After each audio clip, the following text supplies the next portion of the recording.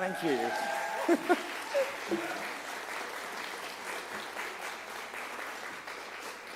Thanks very much. I'm going to keep this really quick. So, good afternoon, conference, and welcome to Festival Makers 2026. My name is Carl Wallace, and I'm Head of Festivals at the Arts Council, for those that I haven't met. And it's my great pleasure to welcome you to Sligo today.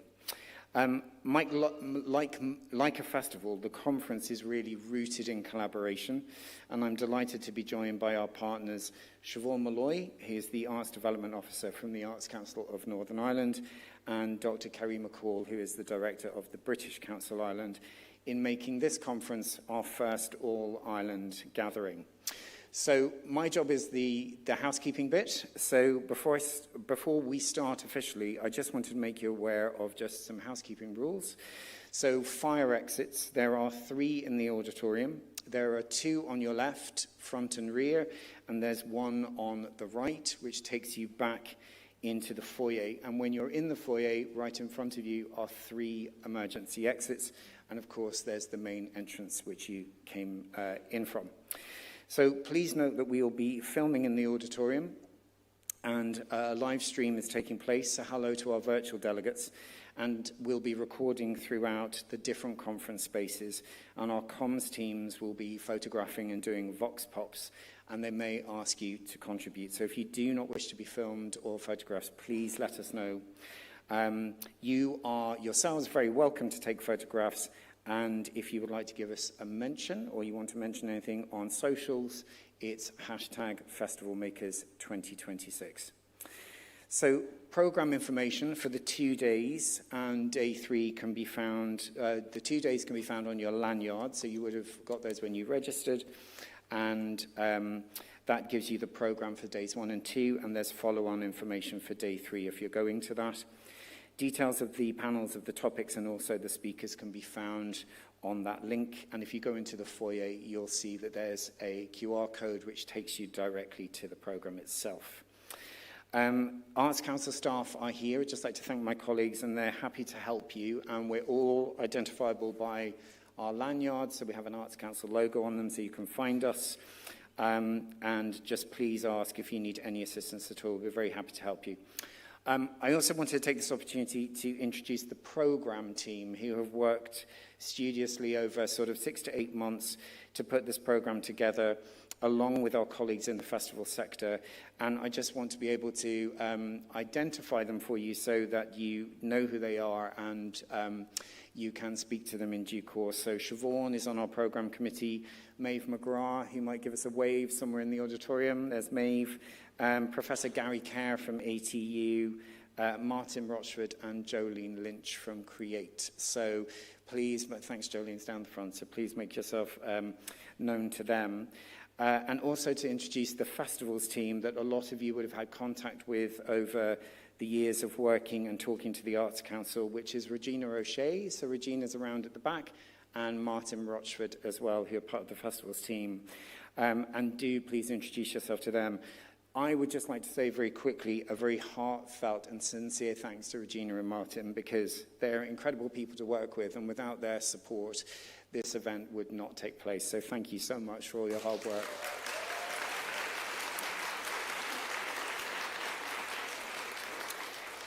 So as you know, putting on events like this are communal, so I would just also like to thank our comms team, who have worked tirelessly and are communicating now as we speak and recording for us. So thank you so much to Joey and Tina and his team and Tina's team. Thanks to Kieran and our tech team and AVA, who are helping us today in the Hawkswell. You've been brilliant. Thanks for all your support. And also to the model and Niall Henry at the factory space, which you will go down to later. And finally, our partners, so who are the British Council and the Arts Council of Northern Ireland. So I would now like to take this opportunity to welcome Siobhan, who is the Arts Development Officer at the Arts Council of Northern Ireland, to say a few words. Siobhan?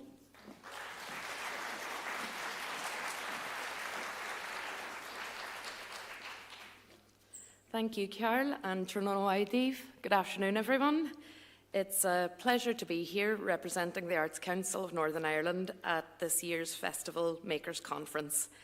I'm thrilled to share the room with people who make festivals happen. Wonderful to have so many inspiring festival organisers and stakeholders from across the island here today. We're privileged to be joined by some incredible creative leaders from Northern Ireland's arts sector, including representatives from the largest community arts festival on the island of Ireland, Féile an Phobal, a hub of culture for almost 50 years, Crescent Arts Centre, one of our flagship traditional music events, Belfast Triad Fest, and the always boundary-pushing Imagine Festival. No doubt there are several other wonderful Northern Ireland delegates and representatives in the room, such as the formidable TDNI, but I look forward to meeting you all, and I'm sorry if I haven't said you by name. As part of the Arts Council's 10-year strategy, some of our key outcomes mirror today's discussion points. Creating an arts sector that's more financially stable, looks after its people, and a sector that is more innovative and inclusive. We're proud to stand today with our long-term partners, the Arts Council of Ireland, An Cóthír Lealainn, and the British Council, Ireland and Peace Plus, all of whom we work with to use creativity as a bridge to connect artists, projects and communities. I'm excited to be here, and I know I will go away from this newly energised with fresh insights, and I look forward to the cultural exchanges to come shared across the keynote sessions, panels and workshops. Festivals are for instilling joy and entertainment, but also they are a key part of the community and culture of this entire island. Please do say hello. I'm looking forward to meeting colleagues from near and far, familiar and new, and I wish you all a great conference. So Guramila Mayogov, thank you all, and now I'd like to welcome Dr. Kerry McCall-Magan to the stage.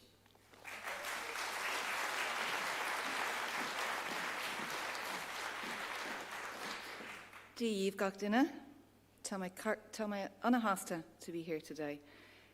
As Siobhan has mentioned, my name is Dr. Kerry McCall-Magan, and I am the Director of the British Council in Ireland, and I'm really excited to be with you all across these 3 days. And I'm very excited to have the conversations that we'll have outside this room, and also to hear all the panel discussions and presentations. I'm particularly excited for Shauna's keynote, which will follow shortly. So, we are so delighted to partner with the Arts Council of Ireland and Arts Council Northern Ireland, working across the border and across communities to support connection, collaboration and creativity in the arts, specifically festivals. As Director of the British Council in Ireland, I work to strengthen the relationship between Ireland and the 4 nations of the UK in my work. The British Council, you might know a little bit about it, but I thought I might mention just a tiny bit, is a global organisation. We work in approximately 100 countries, have reach into about 200, and I am one of 8,000 colleagues who are engaged in cultural relations and cultural diplomacy activity, strengthening the relationships between the country that we're in and the UK. We work with governments, agencies such as the Arts Council, organisations such as Create and Politics in Action, who are our partners, to strengthen this relationship and to engage in meaningful activity in relation to bring people together. Because we believe in something that is very simple, but also very powerful. That when people truly know one another, when they have the opportunity to connect, to build trust, to develop understanding and respect for and with each other, they are far less likely to come into conflict with each other and to go to war. And you might agree with me that that is more important in today's world than ever. Through these beliefs, followed by meaningful actions, we create the conditions for local impact with global relevance. We work to build skills, strengthen networks, stimulate conversations, connections, and open up opportunities that contribute to a fairer and more prosperous world. These beliefs have guided us since we were founded in 1934, and they remain just as relevant and appropriate today. As you all know, the relationship between Ireland and the UK remains a very special one. It has been shaped by over 800 years of complex and interwoven Fitcha-Futcha history. Our relationship as countries is defined by a shared heritage, a shared language, and a shared island. We also navigate a complex and ever-evolving present. You might like to know that in the last census, for the first time, the amount of British individuals in Ireland was moved to second place, and Polish individuals are now the largest group outside of Irish individuals in the census. But that just shows you how many British individuals are in the 26 counties. You might also like to know that in a global context, Ireland is in the top 3 of countries that send students to the UK in terms of application numbers. We're also very high in the rankings in the EU region, of which the Ireland office is part. And in the arts, a kind of a very small known statistic is that 1 in 3 people in Manchester have Irish heritage, including the Beatles. Quite like that one. So people have moved across these islands through arts, through education, and for engagement with each other for centuries. And this continues today, albeit that there have been significant additional complexities in the last decade. Many of us here will remember what life was like without peace on the island. And we know that peace was hard-won and needs to be carefully nurtured. And we also know that it is something from which we have all benefited. In the words of Finnish Prime Minister Marta Ahtisaari, who was one of the architects of the Belfast Good Friday Agreement, peace is not a destination, but it is a journey. And it is a journey that requires constant effort, commitment, courage, and resilience. And ultimately, it is a journey that asks each of us to play a part. And this is why initiatives like the Peace Plus programme are so important and matter so deeply. The project that we will deliver with the Arts Councils and with our delivery partners, Politics in Action and Create, are structured around 3 core strands: Communities Connect, Festivals Connect, and Media Connect. And my colleagues Gabriel and Clina, they have a stand outside. If you'd like to get some more information, please do make yourself known to them, and they'll be happy to answer any questions that you might have. With a value of just over €2 million, the Connect project will provide opportunities, build skills, connect people, celebrate diversity, and empower participants to become advocates and connectors within and across their communities. Through this project, we will reach approximately 3,500 people across these 3 strands. And across the next 3 years, we believe this will make a valuable and significant contribution to life on this island and in a cross-border context. I would sincerely like to thank both Arts Councils, Chair Maura McGrath, Interim Director Dr. Moling Ryan from the Arts Council of Ireland, Nora Dowds, Chair of the Arts Council of Northern Ireland, Director Roisin McDonagh, also of the Arts Council of Northern Ireland. And I'd really like to give a very special shout out to Carl Wallace, Head of Festivals in the Arts Council, and Siobhan Malloy, Arts Council Northern Ireland, and to everybody for all their openness, collegiality and commitment to this project, and for coming together with such heart and such purpose to drive this initiative forward. I have no doubt that the impact of this work will ripple across our uniquely connected cultural ecosystem for many years to come, because at its heart, this work reflects something that we all share: a belief in the power of collaboration, a belief in the role that arts play in this collaboration, and specifically festivals, in bringing people together in partnership, providing skills to navigate change, new horizons, and build resilience. Because ultimately, this is more than a programme or a project. It is about people, it is about connection, and it is about continuing together that journey towards peace. Thank you.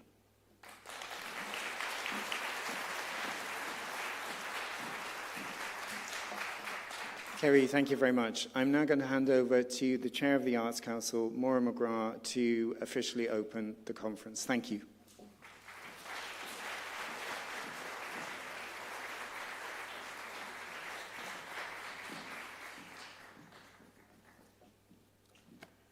Agin Ushla, Acordia, Falcha. I'm delighted to be here this afternoon to welcome you to the Festival Makers Conference 2026. It's truly wonderful to see so many delegates here, so many contributors, for this is our first all-Ireland gathering of this Festival Makers Conference. And where more beautiful to come to than to Sligo, under the majesty of Ben Bulben, in the shadow of Knocknarea, by the glistening waters of the Garavogue in Yates County. Whoever were the organisers to decide to come to this location, I must give you a boolabus.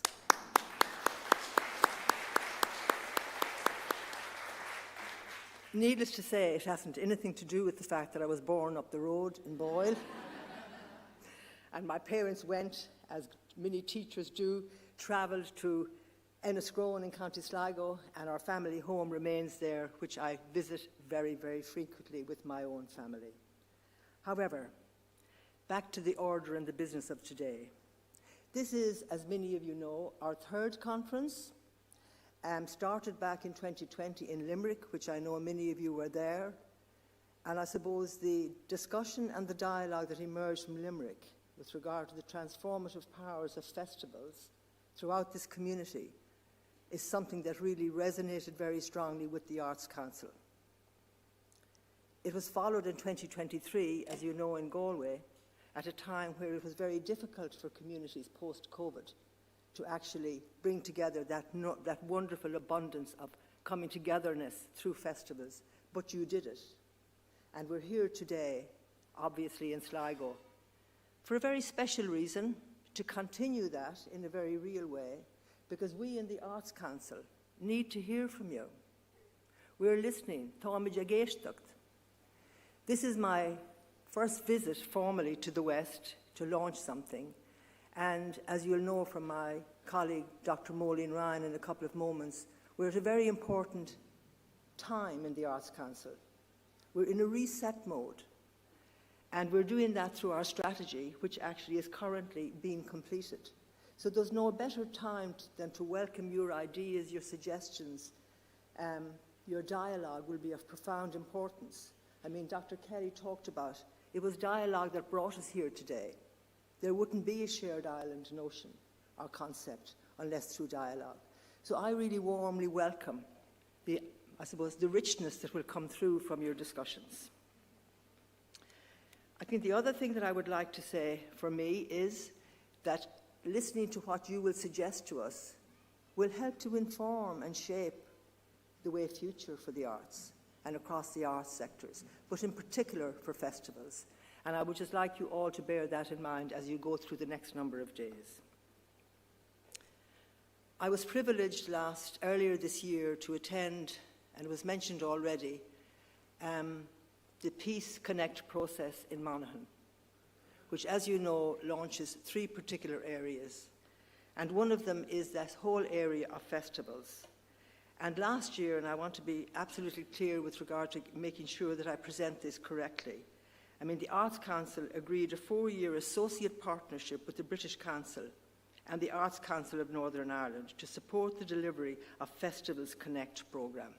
And that's absolutely an amazing, important juncture for us to embark upon. And this partnership, as you know, will allow the Arts Council to strengthen our work with you across all of the arts sector, but particularly in this area with regard to the festival sector, and therefore bring that richness to the notion of our shared island, which is through the arts that will become a real living concept as opposed to just an idea. I can't tell you how important your views will be for us at the Arts Council. My whole life I engage. I believe in the power of engagement. I believe in the power of dialogue, and I welcome you over the next couple of days. Take whatever you have to take to keep you going, but we'll be listening to your views. As you know, as festival makers, I give you, yes, obviously, Moline can take the bill for that, whatever that might require. Okay. I know from Carl and from my team, and from our team rather in the Arts Council, that festival making is a long and energetic process. And you know yourself, those people who support you are really special. And I want to today formally acknowledge the following groups of people, and I know there are many more. But obviously the Arts Council of Northern Ireland, that's a particular area of acknowledgement for us, together with the Atlantic Technological University. And today we have Professor Gary Kerr. Gary has done amazing work in this particular area, and that will be further developed. The British Council itself, and of course our partners Create. So I want to particularly mention now that notion of Peace Plus, because it so happens that there is a particular, I suppose, unit within that called the EU programme body, which Peace Plus and Festival Connect is aligned with that. And a particular 3-year programme has been agreed to ensure that there's a capacity for festivals direct development. And so that's another aspect that will strengthen us as we go forward. So there's some of the major partners. But as you know, locally and more closely to home, it's the work on the team, by the team, the dedicated team, that is really special.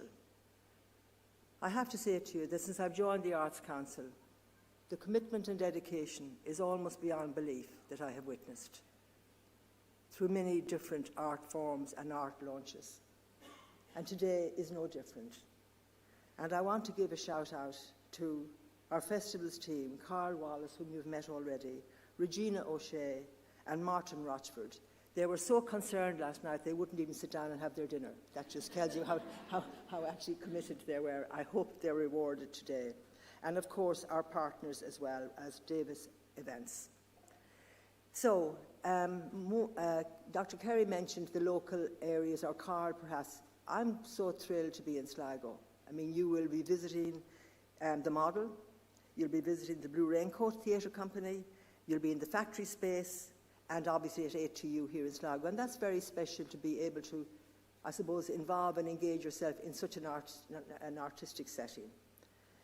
But to you, it couldn't happen without you, the contributors and the delegates. So we just want to acknowledge your attendance, the time and effort that you took to be here, because you will enrich the future of festivals in Ireland. And it's not just in Ireland, it's a shared Ireland notion. And that is a unique opportunity that's presented to us today. So, Gur Míle Maigat, Gunairi an Bóthar Liv I Cundashligach. And it gives me great pleasure now to welcome Dr. Moline Ryan to actually bring the next stage to you. Gur Míle Maigat.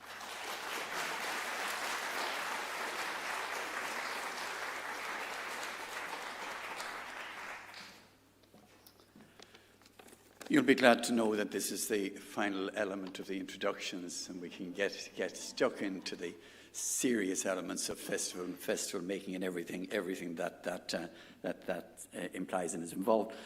Firstly, I'd like to say I'm absolutely delighted to be here today in Sligo. This is my very first Festival Makers Conference, and I'm really appreciative of everyone who has travelled from near and far to attend the event. You're all so welcome to the Hawkswell Theatre as this exciting 3-day programme gets underway. And looking through the programme, I can see the extraordinary amount of work that's gone into it, and I know that the interest and indeed what you'll bring away from it, I think, will be hugely beneficial to you. I live in Naas, and I attended the Bealtaine Festival on Sunday last, and what struck me was the extent of the community involvement, arts and culture being used as a means of bringing people from various socioeconomic groups, various age groups. It was wonderful, particularly in terms of the challenges that we face, to bring that variance of groups into and involved in arts and culture areas. I know the conference has been over a year in the planning, which was mentioned earlier, and it's wonderful to see all the hard work come to fruition.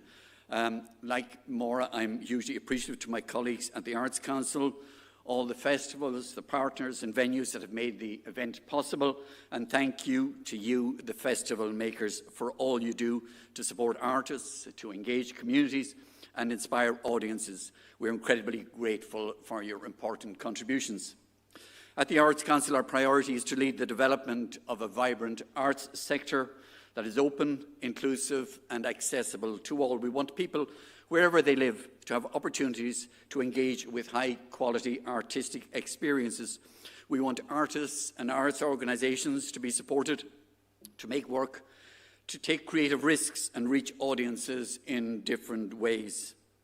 That commitment includes supporting public engagement, encouraging participation and recognising the importance of accessibility. The arts belong to everyone, and it is through a diversity of space and place, programmes and approaches that audiences can discover work that resonates with them. As I'm sure you're all acutely aware, festivals play an integral role in this vision for the arts in Ireland, connecting arts to audiences, fostering opportunities to participate in the arts, and contributing to placemaking. Across the island, festivals enrich our towns, villages and cities and communities, and play a central role in delivering the arts to the public, to offering a chance to experience the arts in unexpected and exciting ways. As audience, through participation and also the act of volunteerism, there are also important opportunities for artists to develop new work and their practice. The very nature of festival making is the act of bringing people together, sparking curiosity, challenge perspectives and creating shared experiences. Last year, in 2025, the Arts Council invested €15.1 million to support over 200 festival programmes throughout Ireland, which is significant. This figure represents the Arts Council's largest ever investment in festivals, reflecting the ongoing development within the festival sectors and the growing demand and appetite for arts experiences across Ireland. Notably, approximately 80% of programming across our supported festivals is free to attend, making these events accessible to a broad range of people. In small festivals, we know that for every €1 of our investment, this is doubled in income from other sources. We also know that the value of volunteering in small festivals is over €1 million.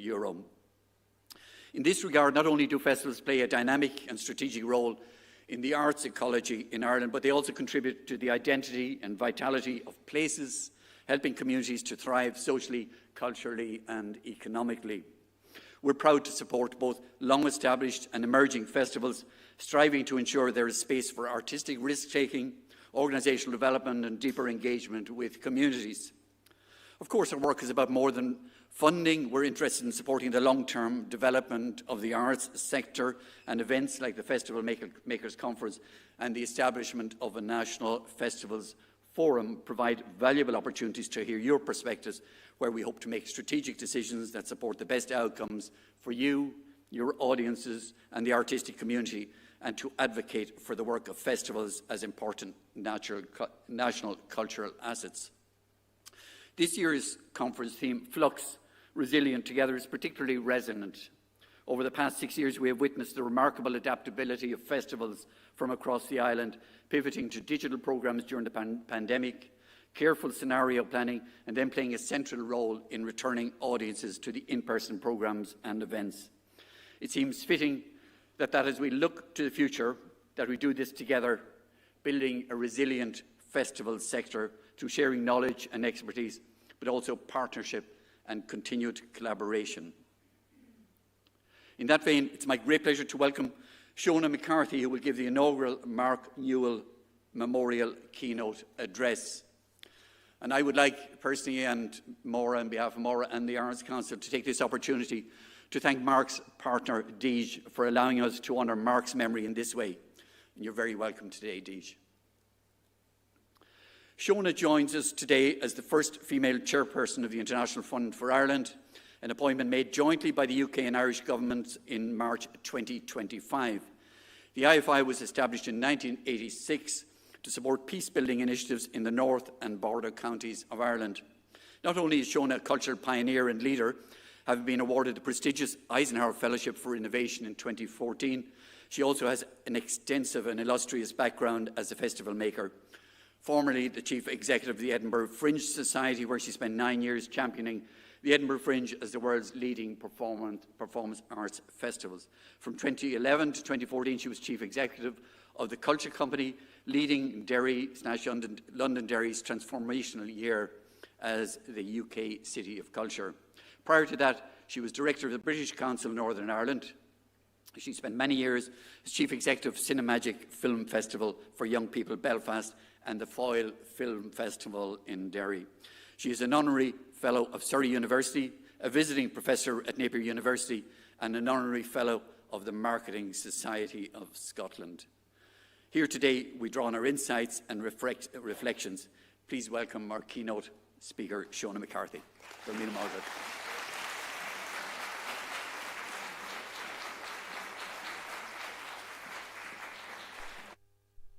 Good morning, everyone. I'm completely in my comfort zone being in this room full of you guys. I am completely out of my comfort zone with this Beyonce microphone. And I've even brought what I used to call my menopausal fan, but I think having 5 years on, I really ought to stop calling it that. But this is not for me to give myself Beyonce hair. It's just I get very overheated in rooms. The first thing I'm going to ask you to do is, you've been sitting for a long time. Everybody stand up. Let's shift the energy a little bit.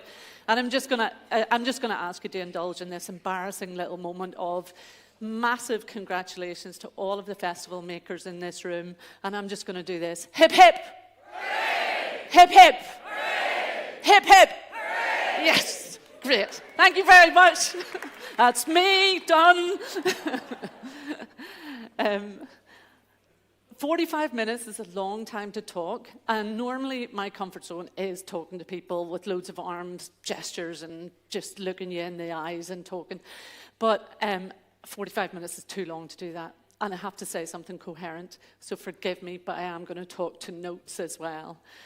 Thanks to the Arts Council Ireland, the Arts Council Northern Ireland, and to the British Council for asking me to do this today. It's huge and massive and an absolute delight to be here in Sligo with all of you.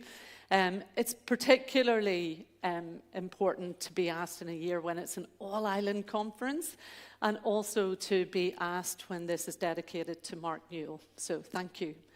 I'm going to start with this slide. This was done by David Shrigley, the artist, when Derry started its City of Culture year.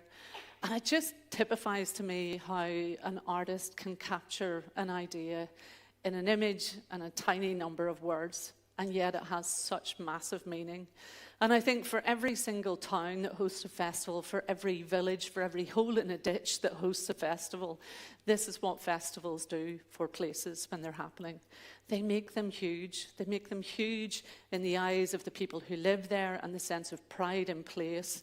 And they make them huge for the people who come to visit and can see what's going on in a small place. So I'm going to leave that one up for a little while. Over the next 45 minutes, I'm going to cover 4 themes. I'm going to talk about FLUX, because that's the theme of this gathering. I'm going to talk about ownership. I'm going to talk about purpose. And I'm going to ask the question at the end of it, are we fit for purpose? And just leave that as something that we might draw on over the next couple of days. And I'm going to do this by drawing on aspects of my own professional life over the years, in no particular order and in no chronology. So let's start with FLUX, the overall theme of this year's conference. Throughout my 35 years working in festivals and the arts, the terms unprecedented change, turbulent times, challenging contexts have been used so repeatedly that I feel the state of flux in the festival landscape and the wider arts sector has been a given in any year.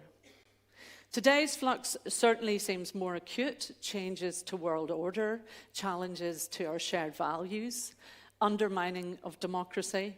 So on top of the normal, there's a bigger picture that brings daily renewed trauma. Wars, extreme political shifts, the yet unknowns of artificial intelligence, which I'm hoping Joe's going to illuminate for us later, and the technosphere.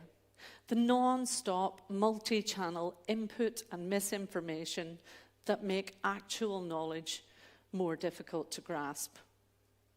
Did someone tell you I was going to be the uplifting bit of this? I promise it gets better. For all of this, we need each other more than ever. For the friendship, the support, the empathy, and the care. And to continue to turn flux into opportunities. So if I have a big message from this keynote, it's to lean into each other.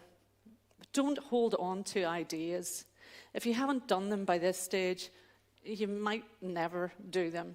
And is it not better to see an idea realized even if no one knows that it started with you?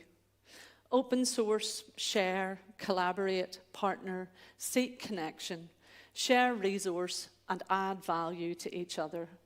What you do is immense and vital, and I am passionate about the power of arts festivals and cultural connection as a force for good in a whole world full of flux.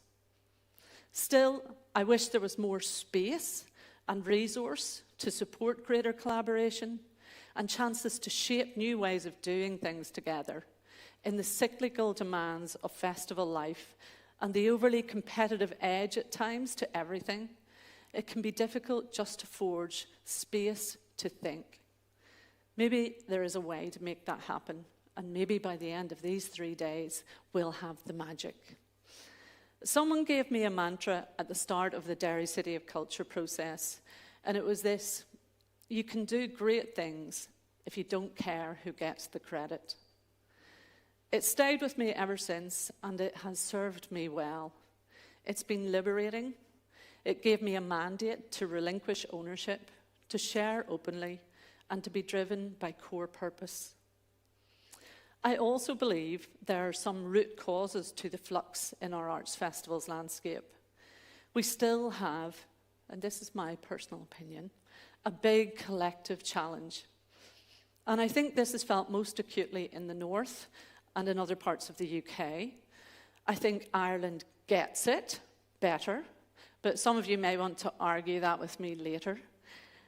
We are still not in a place at a political and policy or even a societal level where the arts are valued, understood, and invested in for the enormous social, cultural, and economic value they bring to all our lives. How do we create a language and understanding for the arts as a collective term that doesn't undermine the idea of arts for art's sake, but also communicates relevance by meeting people where they are at? Many times in my life, I've participated in networks of people from business, from science, from sporting events, from other sectors, and when I talk about the arts, some will assume it's paintings and galleries, some will assume it's classical music and ballet. Within my own family, there are still lots of old assumptions. Oh, that wouldn't be for me. And my sister frequently says, I'd rather hack my leg off with a rusty saw than go to an arts project with you, Shona. And yet, they all listen to music, they read books, they watch movies, but they don't connect those everyday things with the arts. With sport, no one ever says, but what do you mean by sport? But the arts can be interpreted in 100 different ways, depending on the person's own experience. Wouldn't it be great to see art treated more like sport? Given its place, a compulsory slot in every newspaper, wouldn't that be good?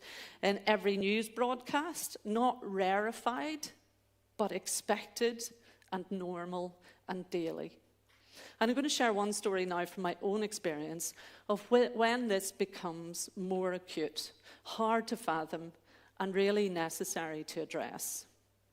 So let me see if I got another wee slide here. So we're going to talk about the Fringe, my lovely Fringe. For 9 years, I was the chief executive at the Edinburgh Festival Fringe Society. This is the charity that underpins the Fringe, holding it together as a single event, when in reality it is made up of hundreds of curators and thousands of moving parts. The Fringe has been running for almost 80 years.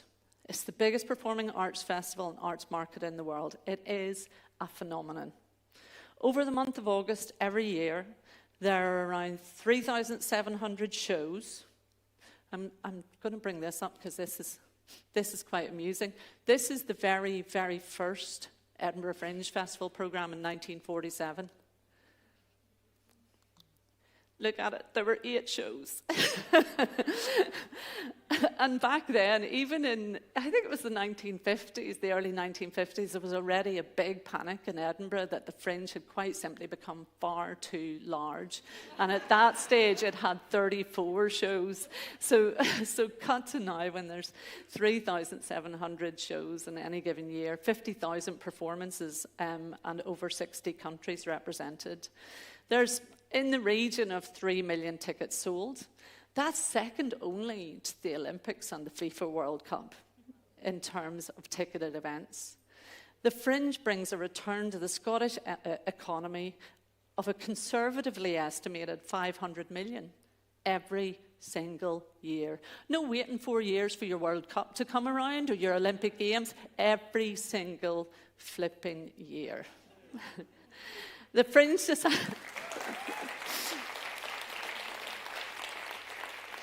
Thank you. The Fringe Society provides all the central services for the festival, including ticketing, and its entire business model is dependent on the show registration fees and a commission on ticket sales. So, when COVID hit in 2020 and the festival had to be cancelled for the first time in its history, our entire income base was wiped out overnight. That's just a little recap of the crazy numbers. And that's just a little sense of Fringe. The Fringe is a global cultural powerhouse. It's owned by the Scottish capital, but it hosts the world. It has propelled thousands of careers and supports hundreds of jobs every single year. For the first time in its history, we had to look for substantive support from the Scottish Government. After months of begging and presenting, and at one stage, I swear, I cried, we were given a £1 million loan to survive that was going to be repayable from 2026 onwards over 4 years.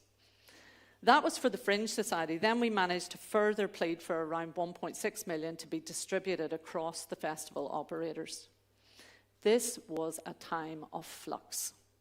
It was fraught with tension as artists, venues, producers and programmers scrambled to survive. We had to use every possible route, as I know many of you in this room also had to do. Redundancies, pay cuts, furlough, rates relief, pivoting to digital, as Moline mentioned, and keeping the festival alive. This continued from 2020 through 2022, when we started to put the show back on the road, all the while being told there were no more public funds to help. In 2022, the Scottish Government found £55 million to host the UCI Cycling Championships. Yes, I'm just going to let that settle there a wee moment. A one-off televised moment. I have nothing against cycling. I cycle, I love cycling. That will go somewhere else in the world every 4 years. I still do not understand. The London Olympics had public investment. I love the Olympics. The London Olympics had public investment of 9.3 billion. I could go on. So as I said, I think we might have an image issue or a value issue when even a festival with a huge annual economic return and a global brand for Scotland and the UK that secures 75,000 per year from Edinburgh Council. Whilst a 4-year peripatetic sporting event will have tens of millions as its starting point, not to mention the temporary accommodation villages that will be built for a golf open or a World Cup or an Olympics. I don't like golf.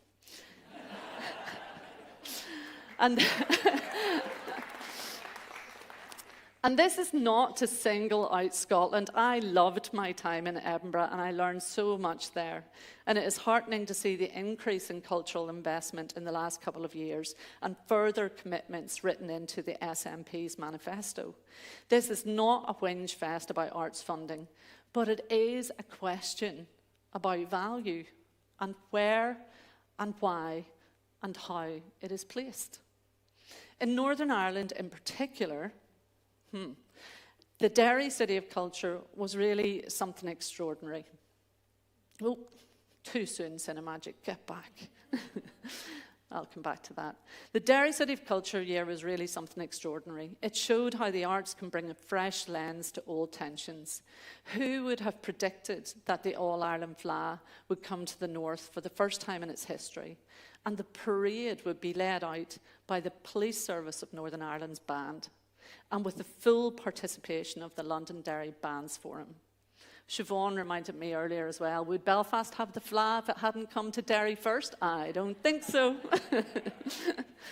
A community worker wrote to me at the end of that year in 2013 and said more had been achieved for peace building in that 1 year than in the 15 years previous. And yet, after the City of Culture year, the Culture Company was closed down with immediate effect. The words arts and culture were removed from our governmental departmental structures.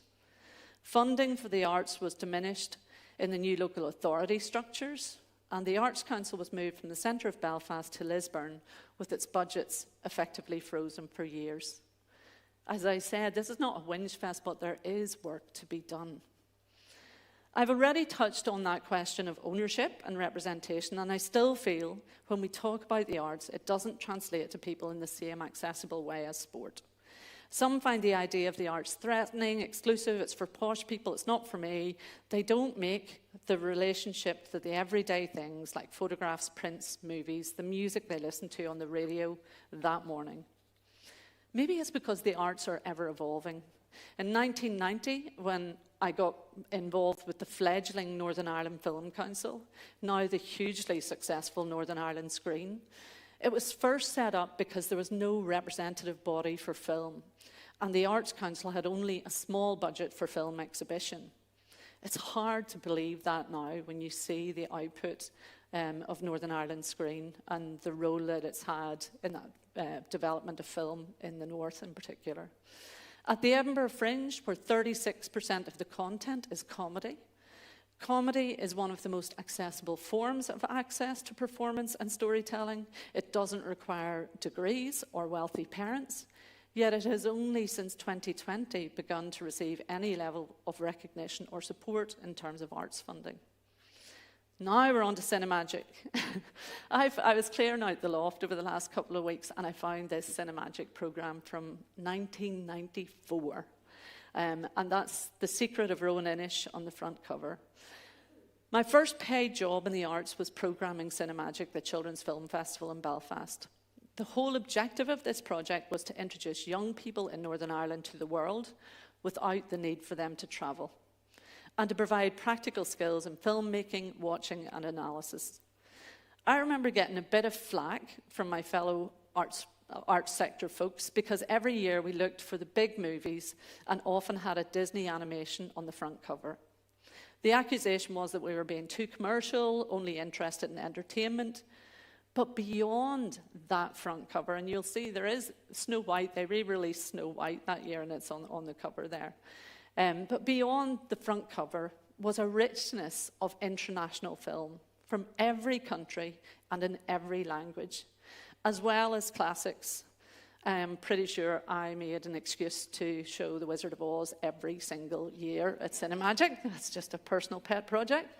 The whole project was about meeting people where they are at, with what they know and is familiar, so that then you can draw them into the rest. And every single year, the Young People's Jury voted for an international or independent film that was non-mainstream as the winner of the festival prize that year. I grew up in a rural area outside the small town of Portaferry in County Down. In my mum's time, it had a cinema, it had show bands, and it had an arty family, just one, the Tommeltys. They wrote plays and acted and sang. But during my growing up, that had all gone. There was a handful of us doing art at school, a brilliant English teacher, and one teacher who was passionate about getting us involved in putting on musicals. But that was it. Recently, an arts centre opened in a refurbished church in the town, and it has really worked because of the mix of programming. There is classical music, but there's also ABBA tribute bands. There's trad, but there's also pop. And there's comedy, and there's literature, and organ recitals, and R&B, and the Ulster Orchestra. And it's just really working. And it's just brought a vibrancy and a place for connection and gathering back into the town. This whole question of ownership, inclusion, and representation became particularly acute in Derry. The bid team had conceptually nailed it with 3 big themes. Joyous celebration, to bring a city that had gone through such dark times into a space of being joyful and being allowed to be joyful. Purposeful inquiry was about not forgetting the past, but looking at it through the lens of the arts and creativity. And edge to centre was about bringing those on the edges of the city's cultural life into the centre of its City of Culture year. Our task as the delivery team was to make good on all of that. How do you begin? With a UK designation in a city that would predominantly see itself as Irish, and see a UK title as a form of cultural imperialism, and a small unionist community extremely proud of the UK title. We had 2 pipe bombs outside our offices in the first year of developing the Derry City of Culture project. That's how passionately people felt about this. But we made a decision not to be caught in old repeated narratives and definitions. We decided not to care if it was Derry or Londonderry. A 15-year-old boy gave us an out from that old dual title when he referred to the city as, to me, it's just legendary. And that became the brand for the City of Culture. Quite literally, it became the brand. There would be no orange and green dividing lines on the programming, and we got the UK government to agree to flexible use of the brand so that it could be used with or without the UK prefixing. It could be translated into Irish, into Ulster Scots, whatever suited. These things were not going to be our stumbling blocks. And we quickly got the input of Irish bodies like the GAA and Cultus, so that those identifying as Irish could see that our definition of culture was going to be inclusive of them, and we worked with the Orange Order and the Londonderry Bands Forum and the police. So once that was all in place, then we could just do arts and music and of every possible kind. And we ensured that the small local arts organisations and community groups worked with world-class choreographers, with musicians, with international artists of all kinds. The City of Culture was a massive collaborative effort where everyone played their part and were respected and included. Crucially, we didn't go for a solo artistic curator. Instead, we believed that if you're going to do a year-long programme that is going to really engage a whole city and appeal to the multiplicity of interests and tastes, then you need a curatorial team representative of diverse interests and expertise. We democratised the curatorial process, setting out big shared themes and principles, and then supported partnerships to deliver. We gave out money and permissions and encouraged others, like the Big Lottery, to give out Culture for All grants to any community group who wanted to deliver their own contribution to the year. To deliver on the potential, it was crucial that the Culture Company were not the sole agents, but a central hub for partnership working, ideas generation, and enabling support. And it worked. This was the very first event that Derry has a real history of the Mayor's Tea Dance that happens once every month in the Guildhall in Derry. So this is the normal tea dance in the Guildhall. And to just signal from January, from the first event, that this was going to be for everybody, we decided to do the biggest, most glamorous tea dance Derry had ever seen. So we took over the venue, this temporary venue that we created as a structure for the festival, and we just made that place gorgeous. And it was china teacups. There was none of your old utilitarian mugs. There was a big brass band, and we sent buses around all of the housing estates in Derry to bus the people in for the tea dance. It was a pouring raining day in January. Our team all went out with giant umbrellas to make sure that as the people walked in, they were covered and protected. And that was our opening event for the City of Culture. Just that message of inclusion, and this is for you. The Turner Prize, the first time the Turner Prize ever came out of England was during Derry City of Culture. It was one of our highlight projects. But it didn't take place in a gallery. It took place at Ebrington, the former military barracks that had been covered with huge fencing and hadn't been seen by the rest of the city for years.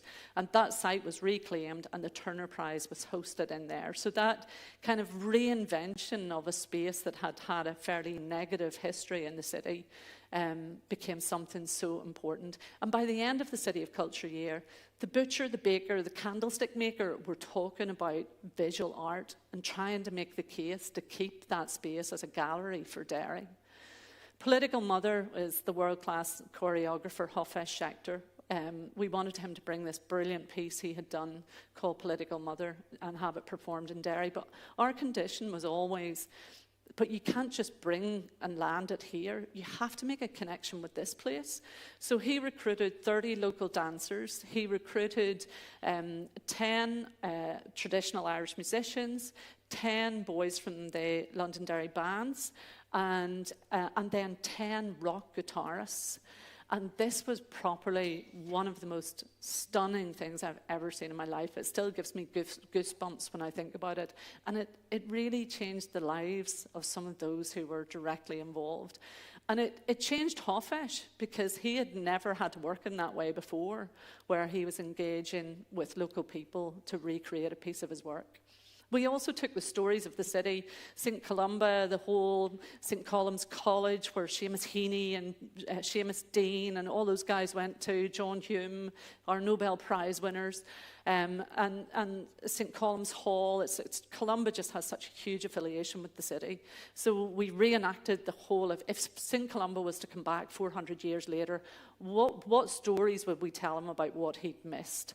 And in that process, Frank Cottrell Boyce, who is currently the Children's Laureate for the UK, came over, and he's obsessed with the lives of the saints, as it turns out. So he helped us to tell this story. And even somebody like Frank, like a successful, celebrated writer, we were going to put him up in a hotel or somewhere, and he just said, no, I want to live among the people. So he rented out a house in the Bogside and lived there for a full month so that he could properly develop stories with the people. And in his readings, he found that at some point, apparently Columba did battle with the Loch Ness Monster. So we brought the Loch Ness Monster, stole it from Scotland, brought it up the River Foyle, and little Columba went out from the Peace Bridge in Derry, supported by all the choirs of the city, were lined across the Peace Bridge to send little Columba on his curragh out to do battle with the Loch Ness Monster in the River Foyle.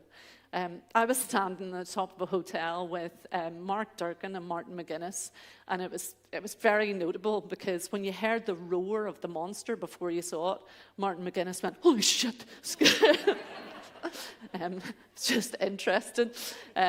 So the FLA I mentioned, having the FLA come to the north for the first time ever was just something extraordinary. It just brought people together, connected people, and we'll have another little bitch that there's no way Belfast would have got it if we hadn't done that first. The military tattoo that happened on Ebrington, this was a big project driven by people from artists and creatives from the waterside who just really wanted to acknowledge the history of service and military connection with the city as well. And again, that happened on Ebrington. The building you see behind you there was part of the former military barracks. It was all about changing the perspective and the perception of a space. We had amazing bands. This is just totally gratuitous. There's no story behind this. It's just Nile Rodgers and Chic, and they were incredible. Artichoke did a wonderful Lumiere project working with other artists from all across Northern Ireland to transform buildings in the city, and that's one of the beautiful illuminations hanging from the Peace Bridge. This was St. Columba's Park, transformed by fire, and one of the buildings transformed by children's drawings and their stories. I'm going to come back to that one. I ruined the surprise. One of my favourite projects, though, was a group of women came in one day and said, we'd love to be involved in the City of Culture. And it's like, well, what's stopping you? What's your idea? Derry has this kind of history of women coming out and getting dressed up, because all year long they worked in the shirt factories and were wearing their factory uniforms. So at the weekends, they just want to get dressed up. And that's kind of still there in the city. Like, I always felt like such a grunger, because Derry women always looked so glamorous. And these women, their idea was they wanted to raise money for breast cancer awareness, and they thought that it would be great to see how many women have their wedding dresses lying in a wardrobe or a cupboard, and could they put their wedding dresses on and just come out for a day of celebration and to raise money for breast cancer. And I was like, this is such a good idea. Of course, why would you not do that? And all they were looking for was permission. Really, all we had to do was put a bit of structure around them, a bit of stewarding, but the whole event they did themselves. And so one glorious sunny Saturday morning, women from the age of 18 to 80 came out with, they were drinking Prosecco, they were drinking champagne, they were rowdy, they were noisy, they were joyful, and it was properly one of the most beautiful things I've ever seen. And why I think this is interesting is because 2 years later, the brilliant Artichoke did a project that was to commemorate suffrage and women getting the vote across the UK. So they organised marches of women in Cardiff, in Edinburgh, in London and in Belfast. And that project had lovely images as well. It cost £3.1 million. And I'm not making any judgment. And one thing is called art, and the other thing is just a bunch of women gathering on a Saturday morning in their wedding dresses. But to me, the impact of this was particularly powerful and personal, and spoke to Derry. So I'll leave you to think of that, what you will. I'm going to show another couple of gratuitous photographs from Derry, and it was because I remember Phil Redmond, who has kind of been the guru of the UK City of Culture competition. Phil Redmond is the producer behind Brookside and a whole load of other Hollyoaks and all kinds of things. And he is still the chair of the UK City of Culture competition. And he had said to me at the start, Siobhan, I've got some advice for you. He said, don't forget, in all of the head wreck, this will be torturous. And it's the hardest thing I've ever done. That's the story for another day, but it was properly the hardest thing I've ever done. And he said, in all of the challenge and all of the fraughtness of it, don't forget to just look at the faces of the people. And I think that message to all of you who do festivals, because I know how hard this work is, don't forget to look at this. And, just every day I went out, that stayed with me, and I was like, this is why we do this. You do it to bring joy. This is, Derry's mad. They aside from the brides and the Peace Bridge, that's the Peace Bridge up behind you there, they love breaking Guinness Book of World Records for all kinds of mad stuff. So this was the biggest number of Annies singing A Hard Knock Life on Everington Square, the former military barracks. I mean, you just got to look at that stuff. It's just, the whole year was just about joy, really. I also want to talk about ownership and representation at the Fringe. That's another Derry photograph. I'll stop doing that in a second. And I guess what drew me to the Fringe in the first place, I wasn't looking to run another festival. I'd just done the Derry thing for 3 years. It was 24/7. It was all consuming. I wasn't looking for a festival position. And then 3 different people in a row emailed me to say, have you seen the Edinburgh Fringe? You're looking for a new chief executive. And I was like, no, blinkers on. What drew me to the Fringe, though, was what it's about. What drew me to the Fringe is that kind of cultural democracy that I talked about that underpins it. Some people love it, some people loathe it. I think it's just extraordinary. Its commitment to freedom of expression, from street performance to world-class theatre. Ian McKellen and Judi Dench you'll see at the Fringe. From a one-woman show in a back room of a pub to the packed hall for Jason Byrne or Sarah Pascoe, or a fabulous contemporary dance piece from Taiwan. From those at the start of their creative process to those at the top of their game, it's all there. And it's one part of a wider festival landscape that includes film, literature, classical music, ballet, opera, the military tattoo, contemporary art, during August, and then a range of festivals throughout the year. But the Fringe can also be a dense landscape, so huge that it's impossible to navigate at times or find your way through. So I have 3 examples of how inclusion and ownership can be forged into even something as massive as the Edinburgh Fringe. Somebody had approached me from Deaf Action at one stage and said, we don't feel this festival is inclusive of the D-Deaf community, hard of hearing community in Edinburgh. So we decided we would organise a conference. And I don't know if you've ever been in a conference where you are the tiny minority. I think there was 3 of us from the team, and everybody else in the room was D-Deaf or hard of hearing.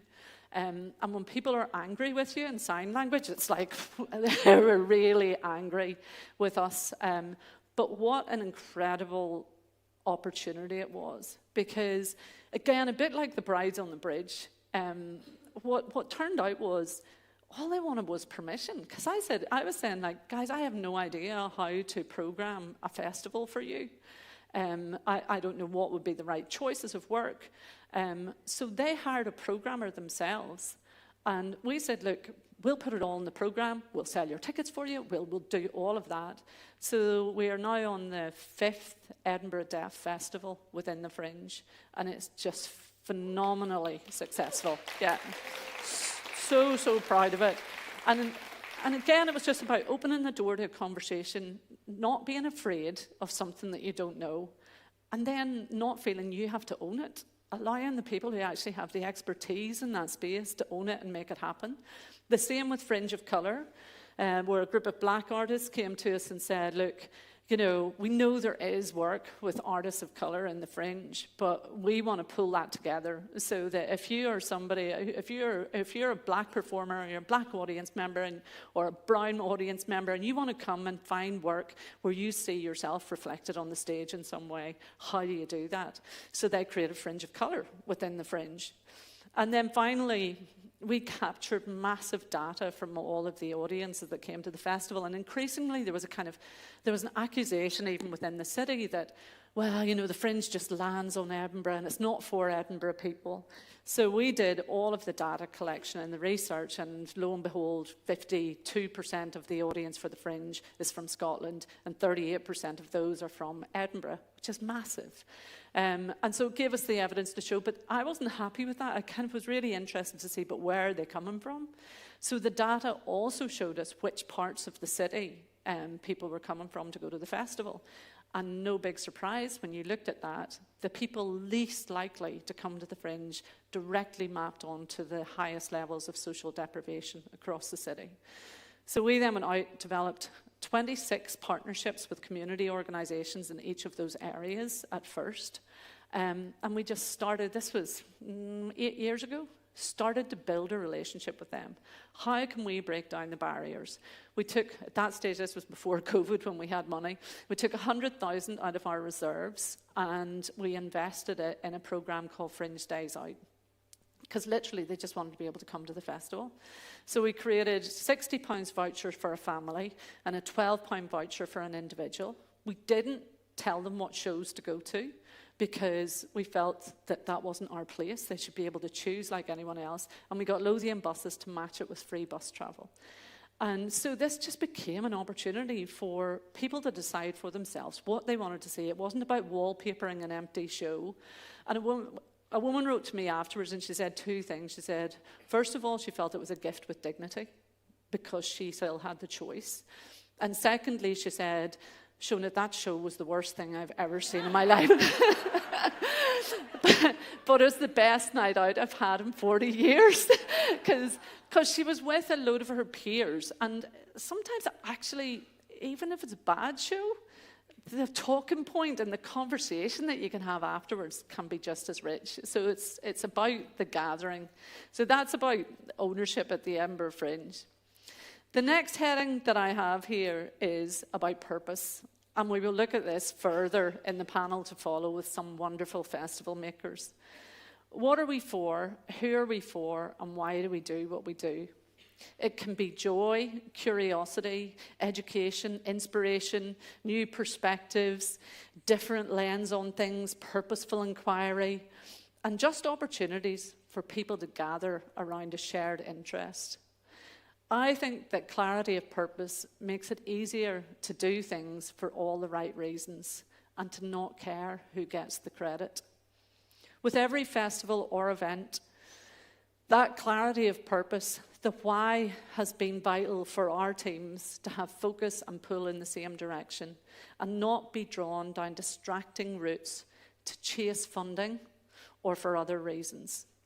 With Cinemagic, as I said, it was about bringing the world to young people without the need for them to travel. And it was about demystifying the screen industries and making career possibilities tangible and giving new skills. And it did. I met people years later in Derry, Belfast, and in Edinburgh, playwrights, journalists, screen industry workers, who told me that they got their start at Cinemagic.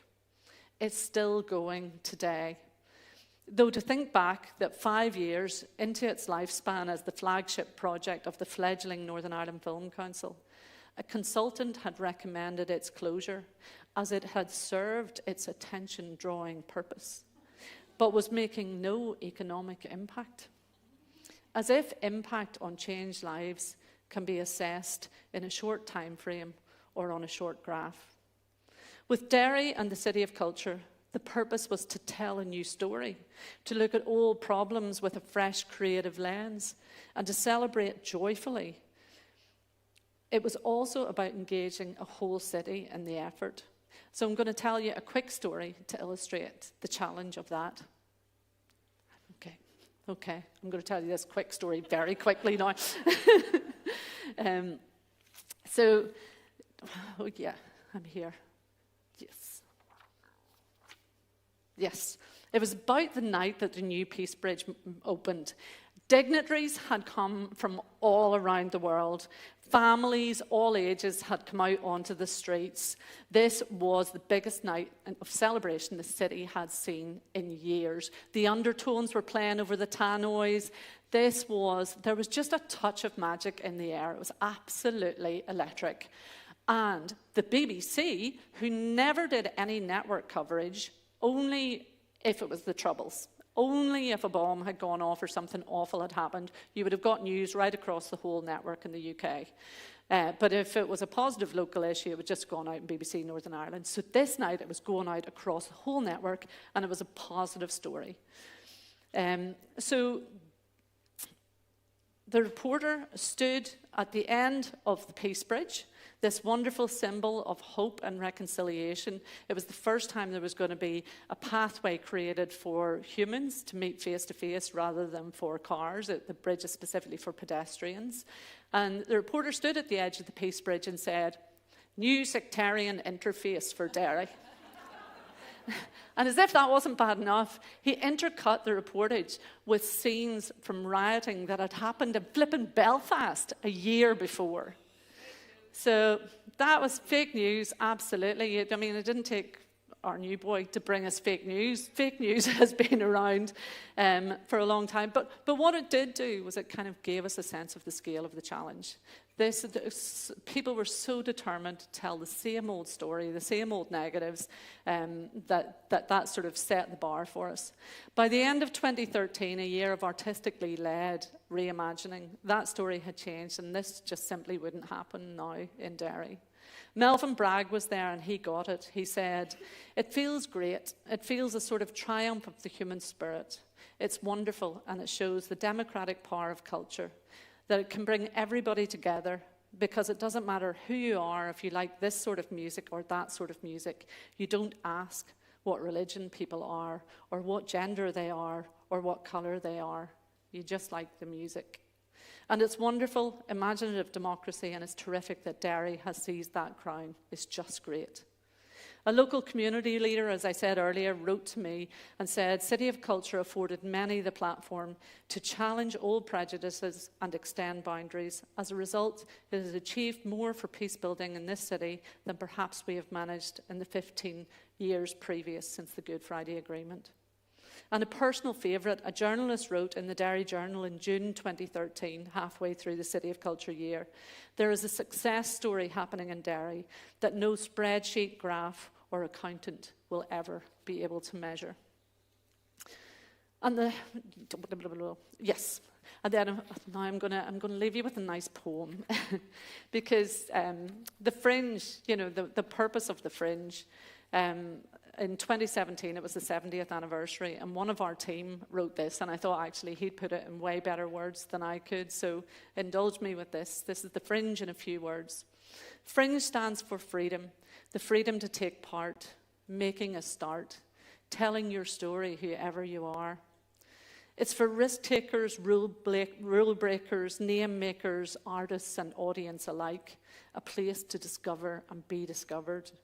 It's an international showcase, meeting place, creative space where anything goes and the world comes to find it. A global stage made in Scotland. An idea so nonsensical no one could explain it, copy, own, predict or contain it. A complex design with human heart, ever-changing and state-of-the-art. The Fringe is groundbreaking, mischief-making, shaping conversations, but never taking itself too seriously. Its birth was an act of defiance, and it will never be shushed. It begins and ends with Edinburgh, its closes and taverns, venues in caverns, and waiting in line for a show. That feeling of belonging in a crowd of perfect strangers. The Fringe that calls Edinburgh home. That's the Fringe.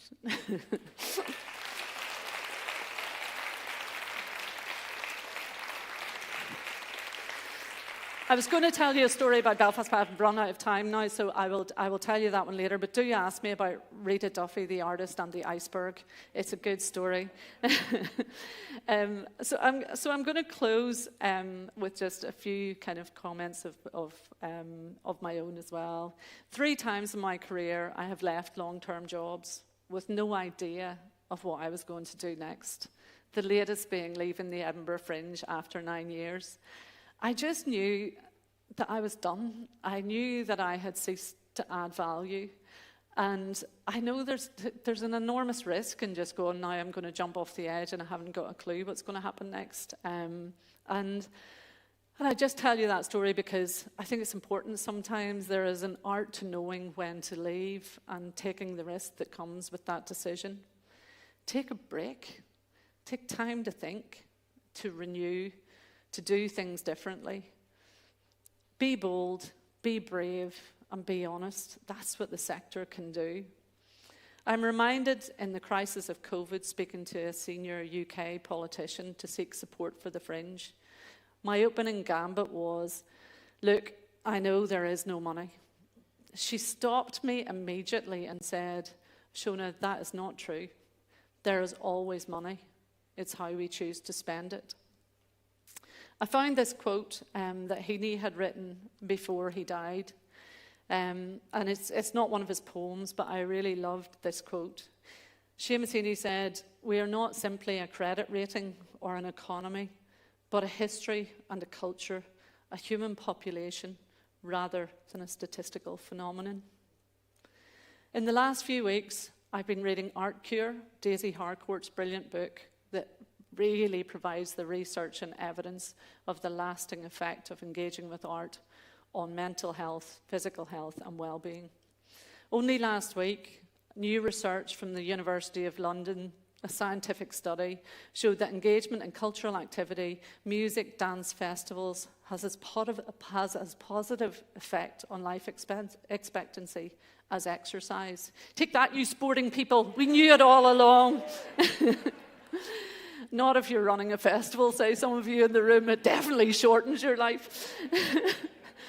But seriously, when people engage in what you offer, they live longer, healthier lives. Isn't that just something? And we know that it is the names of our musicians and writers and poets and filmmakers and actors and artists that give us resonance across the world. What we do, what you do, is vital and life-affirming and offers a lifeline in a world of flux. Thank you, thank you, thank you.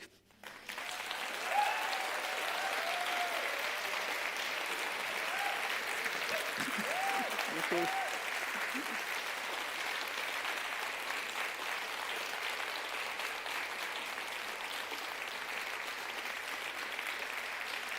Thank you.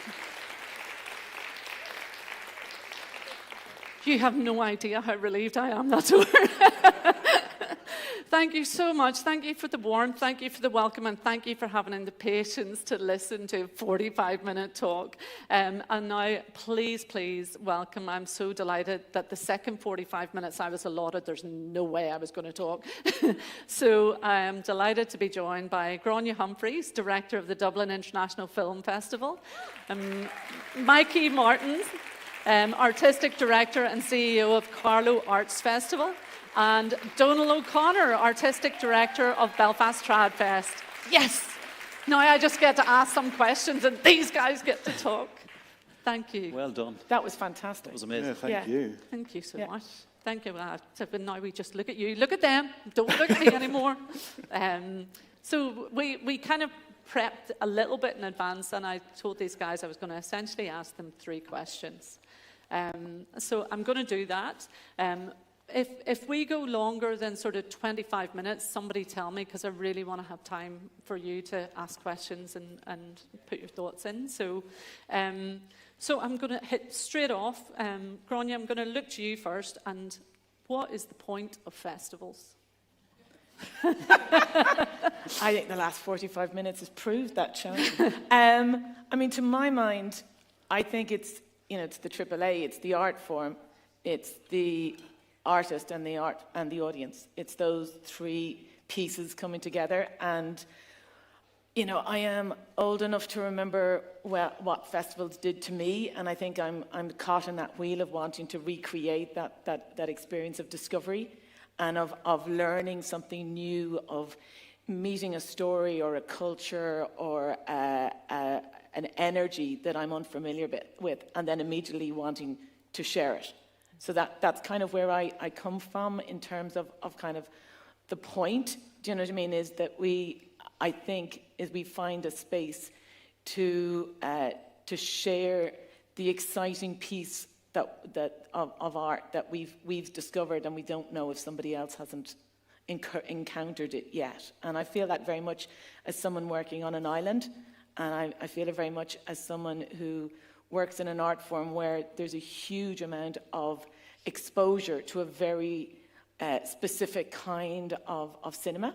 And then there's a huge weight of global cinema that we never get to see. And so I feel like there's a little bit that I'm a kind of a portal, if you like, or a weather vane. Do you know what I mean? Towards, I know the wind is blowing this way, but you'll never guess there's something over here, And then the other side, I would say, just from listening to your fantastic description of the different organizations that you've worked in, it's also about recognizing what the point of a festival is for the people who work on it. I have this 1930s, apologies, kind of musical in my head that we're putting on a show, and that you are working towards a show, and all that backstage kind of drama and anxiety and the opening night and what's going to happen. That is what is part of it. And at the end, you have in the days before, whatever websites, there was a catalogue. I was laughing at you having your catalogue for Cinemagic and thinking, that's all that you have left. Except the memories, as you mentioned, of people who were there and what they saw and how it affected them. But for the people who were involved in it, that's the other side. I love the fact that there are people who will describe working in a festival and what it's changed them, how it's changed them, what it makes them feel about their role, people who come in as volunteers and change and move through the organisation, move to different organisations. I kind of love that. I think it feels like a festival also has that point. Do you know what I mean? That it's an entry point into a community, not just a single art form, into multiple art forms. But that's what it means to me. I also am very conscious that I love the sense of being extremely smart after you do 10 days of a festival, where you feel like you've gone through multiple worlds and that you have those passport kind of stamps of having engaged in these I think that is the most amazing experience that you can have. Do you know what I mean? As an audience member, as a curator, is to feel like, wow, I can't put any more into my head, Yeah. And I know that for season ticket holders, that also is something really exciting, that they get this immersive experience, that they've got a notebook filled with plays, books, theatre, music that they have to then follow up, And I think part of our job, and we'll probably talk about it later on, is what do you do when the festival finishes? Do you know what I mean? What do you do when you've sent your guests home, you've sent your films home, and you've done your final reports? But that's what it means to me. That's what I think the point of a festival is that interconnection between the audience, the artist, and the art form. Beautiful, Gráinne. And I think one of the things that would be great to draw out over the next couple of days, you touched on it there, is the role of the staff, the people who've worked festivals. And I wonder, do we make enough connection for them, enough opportunity across our festivals landscape? Because it was one of the real strengths of Edinburgh was you would see people work in one festival one year, then you'd see them go over to Adelaide and work at Adelaide Fringe. I mean, particularly Fringe festivals seem to have that real kind of movement of people and movement of staff. And I just wonder, is there greater opportunity here for us to do that too? So maybe something that can be talked about over the next couple of days. Mike, same question to you, and an added little one for you as well. Are we missing the point in any way? Well, I think it's a community. I think we've had festivals or celebrations or gatherings of people forever, right? We've always had that. So I always think that fundamentally that's what it is. It's a gathering of strangers, firstly. I always worry about this thing about what we're led by, because I feel like the festival, I have the privilege of seeing lots of amazing work, different art forms. Like I said, I want to bring it to the place where I'm working. That's the selfish part. And then there's an economic impact. Then there's a social impact. Then there's all the other things which happen. I quite often am questioning, well, which are you driven by? And is it okay to just be driven by the art bit, to bring these amazing experiences to people? But I think it always comes back to, for me, it's a gathering of strangers. So the question then is, okay, what do you want to say? How do you want to build that program and have that experience, those different experiences? So I think it's fundamental to society. And as you touched on beautifully in your presentation, it is fundamental, right? This creativity thing. I think the problem is the words and the barriers to access the word art. It's creativity. So creativity is fundamental to society. So a festival is a really good way of quickly putting lots of stuff together and exposing that to lots of people. Yeah. But I think the context, certainly in my experience, the context changes everything. Mm-hmm. So then you have to really kind of read the place you're in and where is that town, that city, where is it in its journey, how does it feel, who is it for? So there's all these other elements which are happening around it. So I think for me, and I have been lucky enough to move around quite a lot, I hope to know when to leave, as you touched on. Maybe that's helped. That doesn't mean everybody has to resign their jobs tomorrow. But I think I've had that real privilege of working in different countries and different places, and it starts with what does this place feel like? And then you have this really lovely thing of you stand on the shoulders of all the people before. And you look back at the festival and you go, okay, so Carlo Arts Festival is 47 years old. Next Thursday, a week today, which is fine. And there's all these brilliant people who have come before, who have built the festival, looking at the context, changing the program, evolving this, trying this, and that. So I think it's important to kind of look back on it and to understand that journey and go, okay, where are we now? Often you need to go backwards a bit to move forward, I find. Yeah.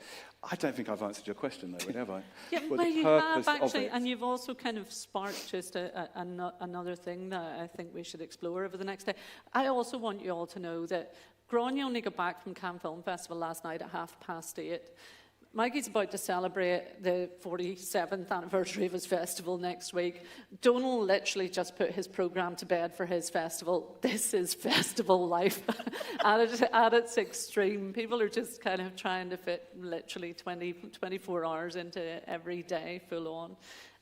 But what you touched on there as well was that social, economic, the impact that you're expected to kind of gather and testify to at the end, usually on budgets that just about cover the actual delivery of the festival.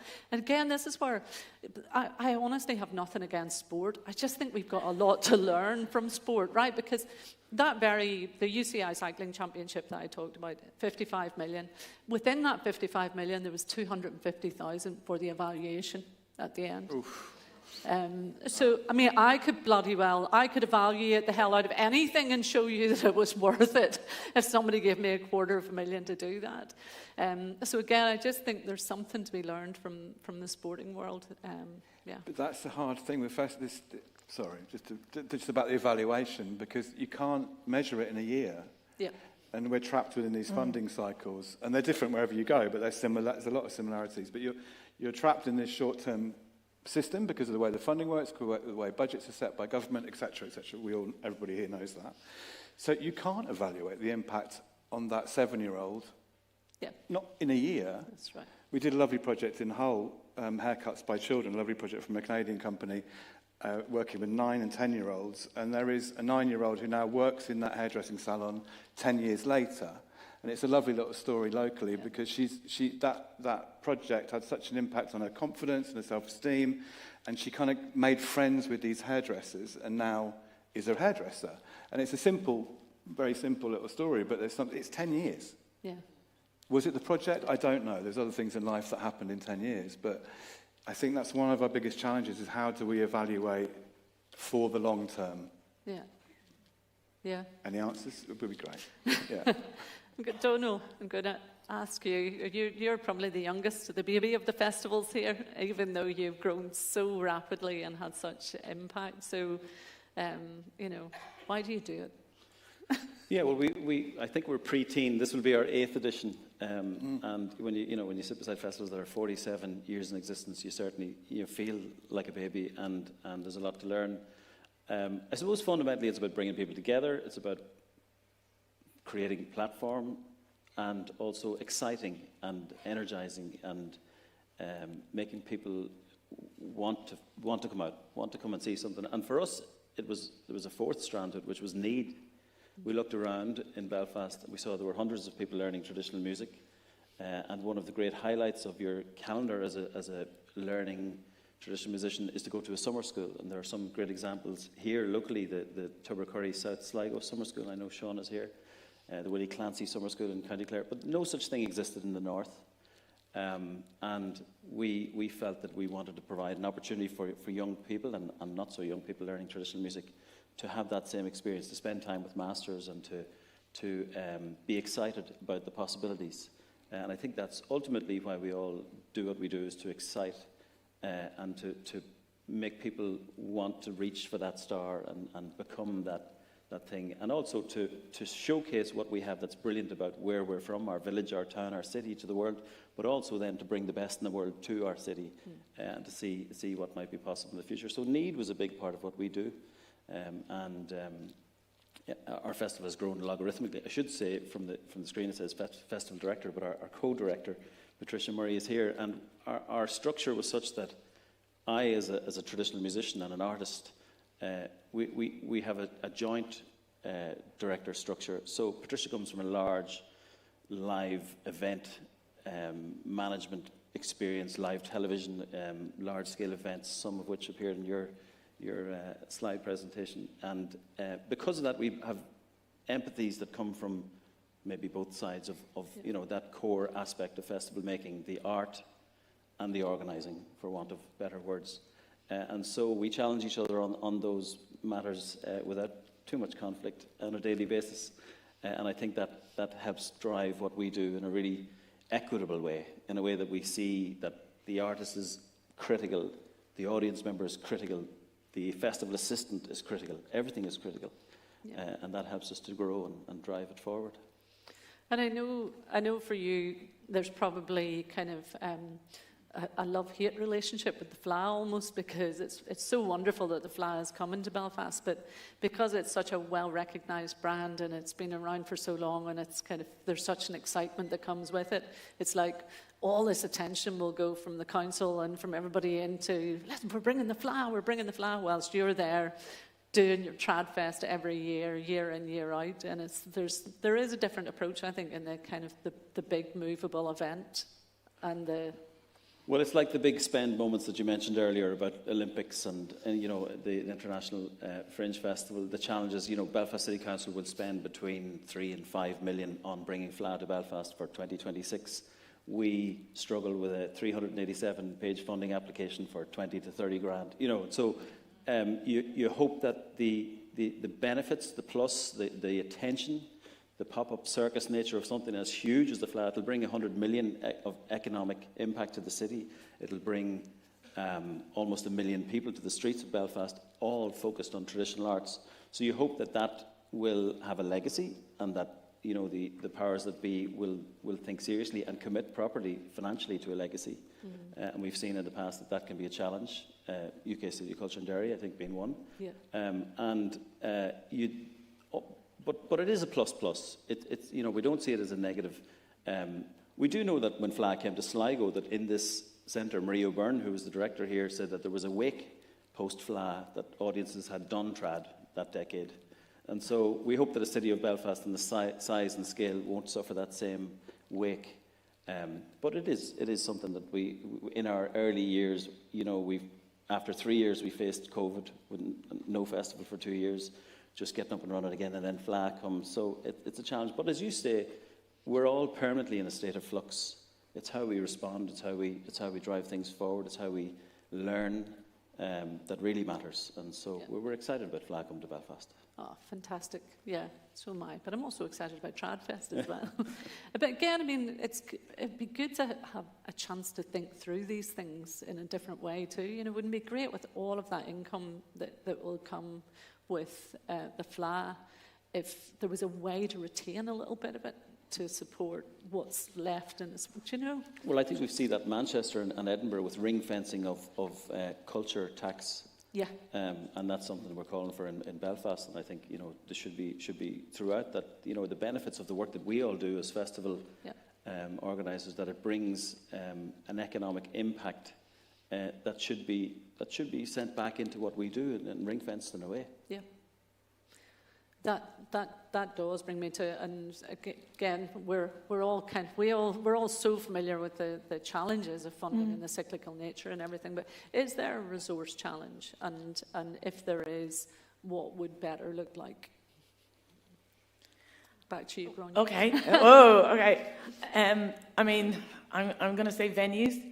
I'm going to say, we were lucky enough to have the complex for 2 years in Dublin, which was an amazing space to really expand our kind of public and our industry events. And then, in the blink of an eye, it was gone. And I think those kind of spaces are really important, never mind actually talking about cinema spaces for a festival like DIF. I'm old enough to remember what it was like when Savoy One on O'Connell Street lit up. That's 860 seats, standing ovation. And we tried to replicate it this year, and we went to the Board Gosh, and anybody who was there was a similar thing, that sheer volume that happens. And I'm not saying we need bigger venues, but I think having access to them occasionally is actually an important thing. I would say a key thing for me, and it's maybe just something that I've been kind of grappling with over the last number of years, is a kind of critical framework or a media or critics, that has changed dramatically in the last 20, 25 years. DIF is going to be 25 next year, so I'm thinking a lot about Michael Dwyer, who was the founder of the festival, with David McLaughlin, and he was a film critic. And the landscape has changed in the way that, what people want to review or the guests that they want to interview, that's changed dramatically now. And if you're looking at new audiences or encouraging ways of bringing people in, maybe for their first or second time into a festival or into a foreign language film, those access points are limited and reducing on such a level that it's kind of terrifying. I mean, we did something this year where we brought a young group actually, the DIF Media Hub. They were amazing writers, podcasters, but that was trying to address this absence, this increasing kind of, or drain, I suppose, of kind of critical voices of reviews. And then I suppose one thing that I would think about is, again, I'm saying the old days, but we used to put on a festival for 10 days. It would take you, if you were good at disguising it, maybe 5 months, 6 months to do it. Now you can't be away from your audience or your artists or your staff for that amount of time. So the resources, if you like, that a festival needs have changed. There's phases that you go through when you're plotting or planning, whether it's partnerships or collaborations or outreach. All of these things now are year round, rather than being in this lovely sort of 6 months on, 6 months off kind of piece. So I would say those were the kind of things, and you mentioned it earlier, we used to take a lot of people from Edinburgh, actually, and that kind of international experience is also something that's fantastic. Yeah. Being able to have people who come in and join you for your festival season and bring a huge amount of knowledge about, you know, databases or delivery, or just have that ability to give you an alternate version of how we've always done this. And I think those are kind of things that I would love to see more of. And there's a price tag attached to many of them, but not all of them. And as you said, you know, it is about what you do with the money. You know, you just have to source it or or convince people that that's the right direction to go. Thanks, Ronnie. Mikey? There's always a resource challenge, I find. And it's ambition versus reality, isn't it, at first? Because you can, you know, we always try and cut our cloth and live within our means, but then you want to do more, you always want to do more. Then there's rising costs, and I don't want to get into a moan fest, but then this is a huge thing. It's a huge thing. And I was just thinking about this on the drive up this morning, and the rising costs in terms of cost of living and the impact on the business of festival, I don't think that conversation is quite happening. It will be when I get back to Carlo, but with the local council particularly. So you've got this kind of all this stuff going on. So there's always a resource challenge. Things get more expensive. The business of festivals has changed, but there's lots of different festivals in the room, and you know, I've mainly worked in the festival sector where we do a lot of work and we give away for free, so we don't have a huge amount of commercial income, which is a terrible business model, but a really brilliant thing to do, because we know why we do it. We want that access to be really real and reach as many people as possible, and public space is a wonderful place to work in terms of transforming towns and cities. But I think the biggest thing I've learned over the years is all about partnerships. How do you maximise those partnerships? And some of that, more recently, I've started to understand, is you don't need to do everything yourself. There's external partners who can do some of that work for you. And that's a really interesting partnership, which is not transactional in a kind of monetary way, but actually it might be marketing, it might be working better with a tourist office, or there might be other ways of helping with that. And then the partnerships, for them to really work, the other challenge there is a stability and a multi-year funding cycle. You know, getting into Creative Europe projects, being able to commit to 4 years of X amount of money. If you don't know what your settlement is from year to year, that's very challenging. So I think partnerships are fundamental, but how you get to that stability where you can commit to these long partnerships, because you just multiply so quickly once you get into those longer partnerships, whether that's commissioning work or touring work or artist development programs, engagement programs have to be long-term. The short-term nature of engagement in the arts is really dangerous, I think, to the arts sector, to its reputation, but also the communities you're working with. If you haven't got a plan of what happens next, it does become parachuting, and that is very dangerous, and I see that happen a lot. Putting that to one side. So you've got to have that stability, that 4-year plan, that you've got to have, that's the challenge. I think the resources are there. I think, as you said, the money is always there. It's just how you can have this stability to build those partnerships, which then start to multiply, and then you realise you don't have to do all of that yourself. I mean, Creative Europe projects for me have always been a hugely important part of that stability, and sharing knowledge, staff exchanges, that, like you touched on. I think there's a lot more we can do in Ireland, working together. Agree, and I'm gonna throw that one to Donal before we open it out to the audience. I'm getting the sign from Maeve that our timing needs to move on. Well, I suppose, look, the elephant in the room is funding, and we're generally encouraged not to talk about it at events like this, you know, and it's a whinge fest of funding if we do. But as hard and as difficult as arts funding is in the Republic, it's 10 times worse in the North. One theatre in Dublin gets the same level of funding as the entire Northern Ireland arts sector from the Department of Communities. So that's a massive challenge. But as Mikey alluded to, multi-annual funding is what's desperately needed. You need to know that you can plan for 2-3 years ahead. Funding annually. And for an organisation like Belfast Tradfest starting out from scratch, to have to go to multiple sources of sponsorship and funding and all of the servicing of all of that that's required in terms of post-project reporting, and everybody here knows that, but you're faced with decisions. Can we afford to go for that funding because we won't have the time to do all the work that's required post-project?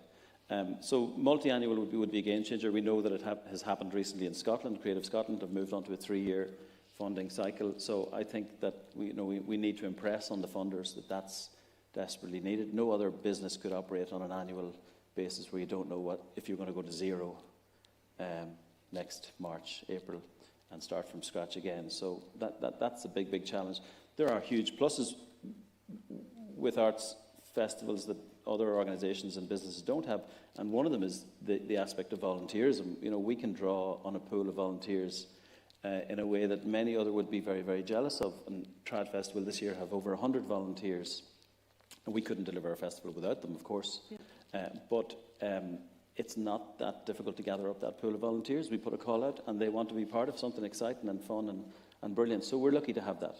And there's great, I know Jane Ali Knight's here, and she's going to be talking on a panel over the next day or two. And Hidden Door Festival in Edinburgh, I know, has a brilliant programme of volunteering there as well. So there's maybe some kind of threads that we can pull out over the next few days that we could talk about and share learning on in more detail. Partnerships, collaborations, how they can be more effective and better, and how our funding bodies can help us facilitate more of that too, because that's going to be such a theme over the next couple of days. But I want to throw it out to our lovely audience who've been so well behaved and so having to listen to us talk at them for a very long time. So does anybody have questions, thoughts for any of us on the panel? I can't see. Has anybody got a hand up? There's one there in the middle. Somebody in the middle. Yes? Guys, do you have roving microphones? You do. We'll just get you a microphone. There's one over here, I think. Look at that beautiful passing. Beautiful. It's like choreographed there. Hi, Shona, it's Jane. Hi, Jane. So this isn't with my Hidden Door hat on, it's with another hat. So I work in the education sector like Gary. I'm a professor in festival management. And what we're seeing, not just within Edinburgh, but across the UK, is a real decline in student numbers of people wanting to come into our sector, which obviously is going to have huge impacts going forward. So I think this is a wider education problem as well. It's not just people don't want to study festivals. I think, the demographic for people going to festivals is people that are going to university and they love it and they want to go to festivals. So I suppose my question is, how do we keep attracting people into the sector? And the second part of the question is, how do we keep them in there? Because a lot of our students tend to do freelance work. They do that travelling circus of going around the world working on festivals, which is brilliant, but then they leave the sector because they can't get a permanent job. So I know it's a really challenging question, but any insights? I was just going to jump in. So I'm lucky enough to teach a class part of the Creative Futures Academy in UCD, and it's called Cinema Creatives, and we bring in filmmakers to talk about their entry into filmmaking and into the wonderful world of cinema. But what's really interesting is when I started the course 6 years ago, I thought they all knew about DIF, and it was a big come down to realise they'd no idea whatsoever. So I consider this class to be a propaganda opportunity. And when you outline the options, so they can be volunteers, they can be be audience members or whatever, and to change that, and then to bring in people to become. We've had a large increase in number of people to be screeners, for instance, to work on the team in terms of viewing films. And it seems that, going back to something you said earlier about the comms piece, is the big piece that people, maybe we are very quiet about how we do what we do, and we need to be more overt and more open about, how you program, how you curate, how you think about a strand. The reason I mentioned that class is because the last assignment every Christmas is they have to design a double bill design a venue and outline a target audience and tell me how they're going to get there. All very helpful for someone who's running a festival 2 months later. But it's also a really interesting course because it's making them think about choices and where the product, I'm desperately not going to make that Miranda Priestley quote about, the people who made the decision for what you're wearing is in this room. But there is a point where, as curators and festival makers, we do need to claim that the cultural landscape is, devised and designed by many of the people in this room, and that people get to see certain pieces because of decisions that are made by people, and that there is something about that career. The only person I can think of on screen is Klaus Bang in The Square played a curator, but there is no persona for a festival programmer. Do you know what I mean? Nobody would know what that's like. They just think it's somebody who just wanders around and picks films or plays or theatre or music. Do you know what I mean? So I kind of feel like there's a piece of work there that might help with what you're mentioning, which is to show that there are some fantastic, brilliant, amazing jobs within this industry. And then the other thing I'm going to say is give them a platform. Give them an opportunity to be on the media. Don't always necessarily talk about the artists whose work is being shown in the festivals. Sometimes give a platform to the people who've made the decision to include that work and that context, because I don't think that happens as much as it should. Sorry, that was just... It's a great practical suggestion. Donal? Yeah, well, I think it's up to us as curators and directors to make what we do a little bit more visible and more transparent and an optical look into what we do. And one of the things we've done at Tradfest is last year we created a masterclass assistance program. So we bring in the world's greatest traditional musicians, Kevin Burke from the Bothy Band, or Mary Bergen, or Joni Madden from Cherish the Ladies, and we provide an opportunity where young musicians who've come to the end, they might feel, of their learning phase, but aren't quite there yet in terms of opportunities at other festivals and teaching and performing. And we give them the opportunity to sit in with the master musician for the week. So we run a 5-day-long summer school, 10 to 1 in the morning master classes. And they sit in and they watch someone like Matt Malloy of the Chieftains or Sharon Shannon and how they approach teaching, how they approach engagement with the students. So providing those opportunities that are a step above volunteerism, a step below performance and participation. But alongside that, sitting in the class, they work with us then as a team in terms of administration of the summer school, in terms of messaging out to all of the tutors and lots of different aspects of it. So that we've had a couple of them that have started as masterclass assistants, end up then becoming festival assistants, come back the next year, and they start to see a kind of a pathway. And I think it's important, it's incumbent on us to provide that kind of an opportunity. Thanks, Donal. One more. Mikey? There's not much work in the arts. Sorry, but it's something that I talk about a lot with artists. It's really hard to make a career in the arts. So, sorry.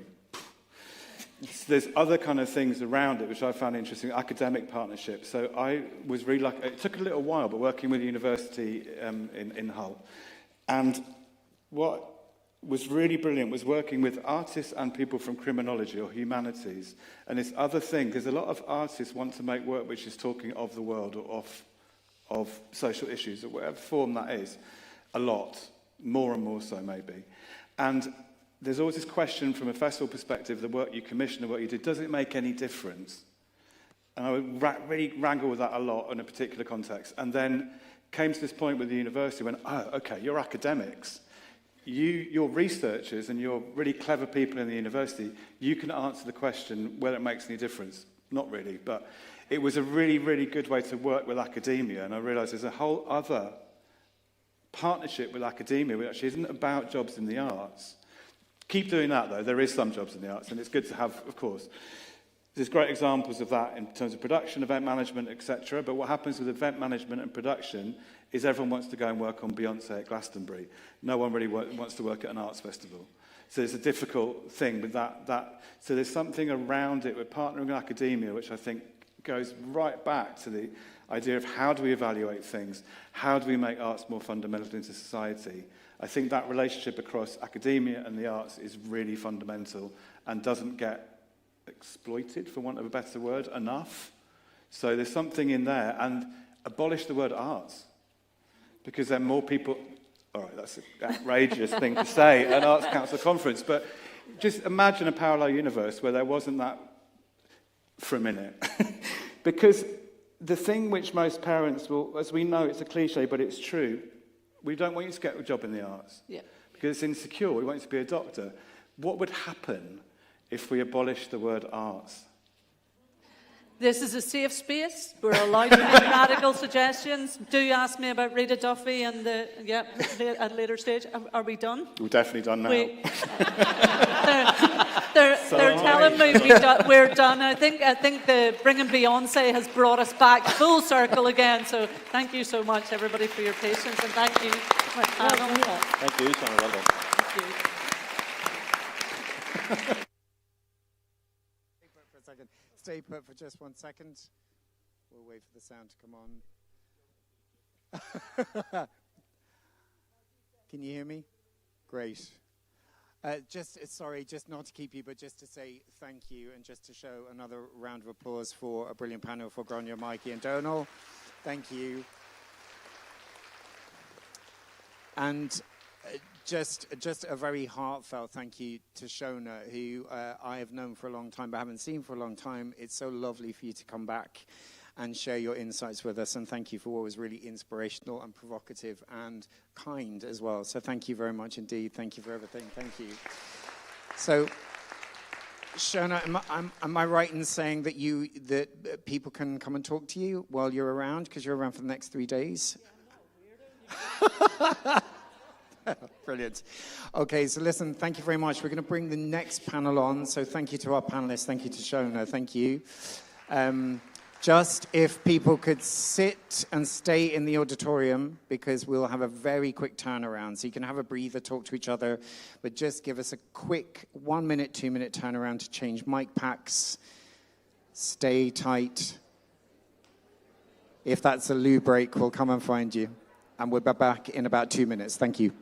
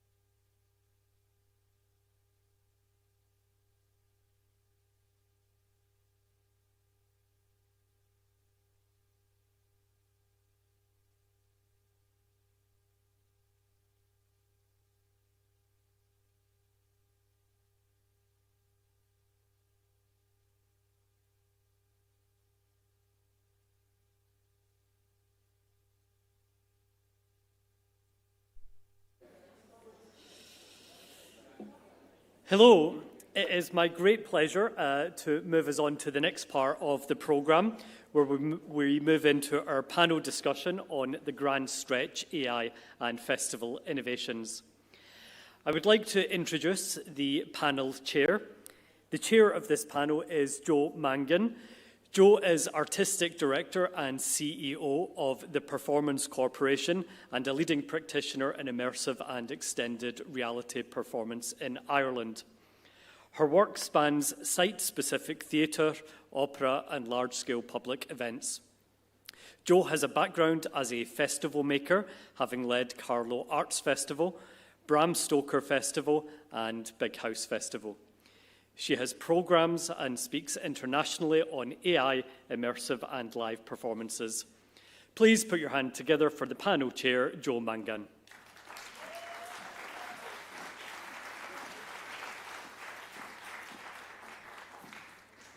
So tempting to bust a move with this headphone on, but not everyone's here, so I wouldn't want people to miss it. We've got a great panel for you all today. We have Conor Roach, we have Ling Heaney, and we have Aisling Murray. So if you'd like to come and take a seat, thank you.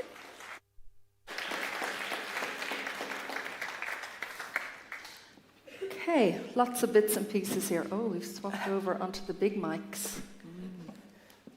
Okay, is that as loud for ye as it is for me? Yeah, that's a bit better, because I'll get louder as I go on. Okay, so that is working. So my name is Jo Mangan. Thank you for the introduction, Gary. And I run an organisation called the Performance Corporation. In truth, we're a multidisciplinary arts organisation, but we can't really call us that because nobody would give us any money.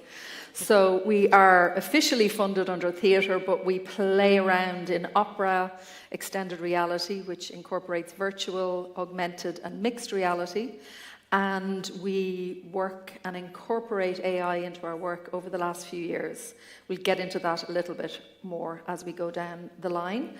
We also run a residency called the Space Programme, which is international, multidisciplinary and focused on arts and technology. It's been based out of the CCI in Paris the last few years, and this year we're taking participants to Venice for Venice Immersive, and Aisling is one of our buddies for our people over there, and we're taking them to Linz for Ars Electronica.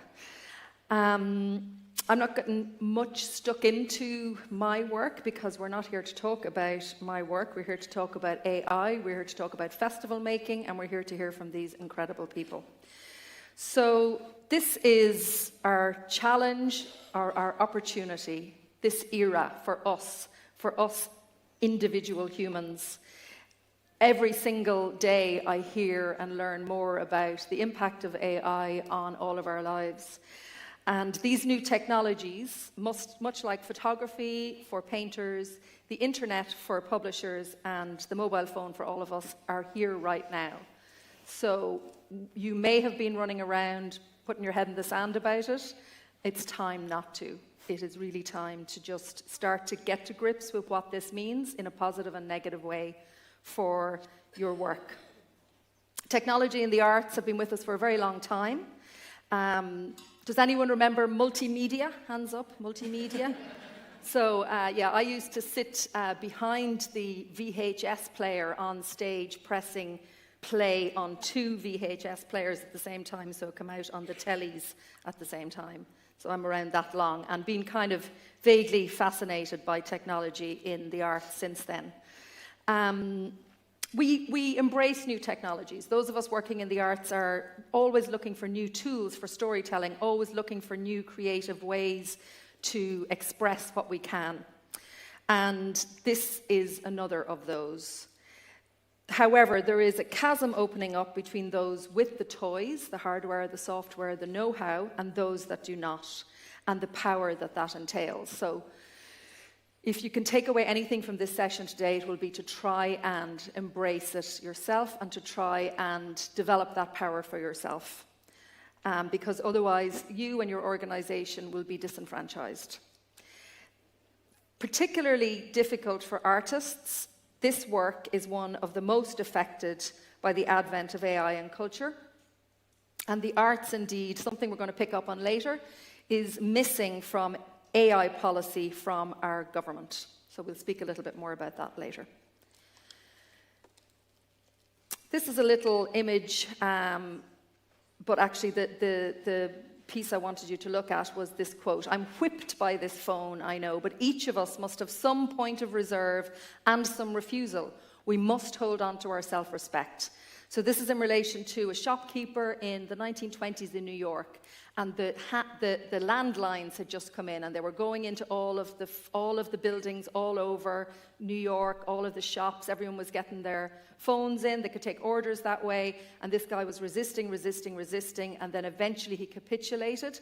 But there's something about, with capitulation, if you regard it as that, you can have reserve. You do not need to dive headlong. I don't know about you, but I'm a tiptoer into the sea, especially around here at this time of year.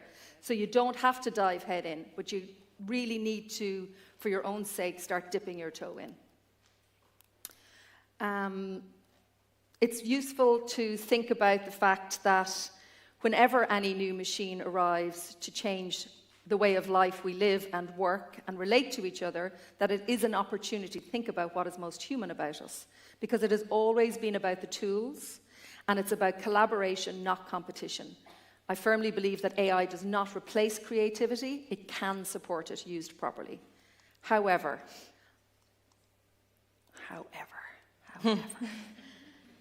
this is something I pulled from someone else's presentation, a choreographer called Quiva Wandel-Brannigan.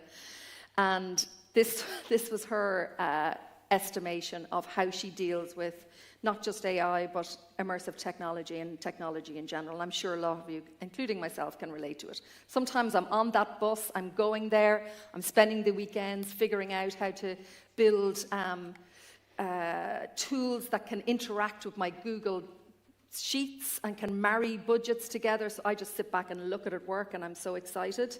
Other times I'm getting it to write event management plans in 25 minutes with my input that would take me hiring an external consultant. They'll still have to be hired because they got to get their bread, but I know exactly what I'm asking them to do when I have my EMP that I've drafted in front of me. These are some of the questions we are asking, I think, as a sector, and that we will try and address here today. We're all flooded with the idea of creative jobs being on the way out. We are looking at stories about writing being automated, about voiceover artists being replaced by browser tabs, designers being on borrowed time, and it's really easy to get swept up in the panic or the evangelism around this. And I think, again, it's just having that bit of reserve, leaning in, figuring out what tools are useful to you, and then trying to take a broad picture with it. Those of us who spent years working across performance, digital media, and immersive know that none of this feels as the headlines suggest. The tools are evolving rapidly, but the underlying questions about authorship, about taste, about values and process are not going anywhere. I'm not a tech specialist. I'm not an AI specialist. I'm a maker and a curator and a collaborator. And my job is bringing people and practices together to explore ideas and make them real. And AI is just another part of that. But it is getting bigger and it is getting more pervasive. Next up is a little bit about artists moving humans in space, computers not yet being able to do that.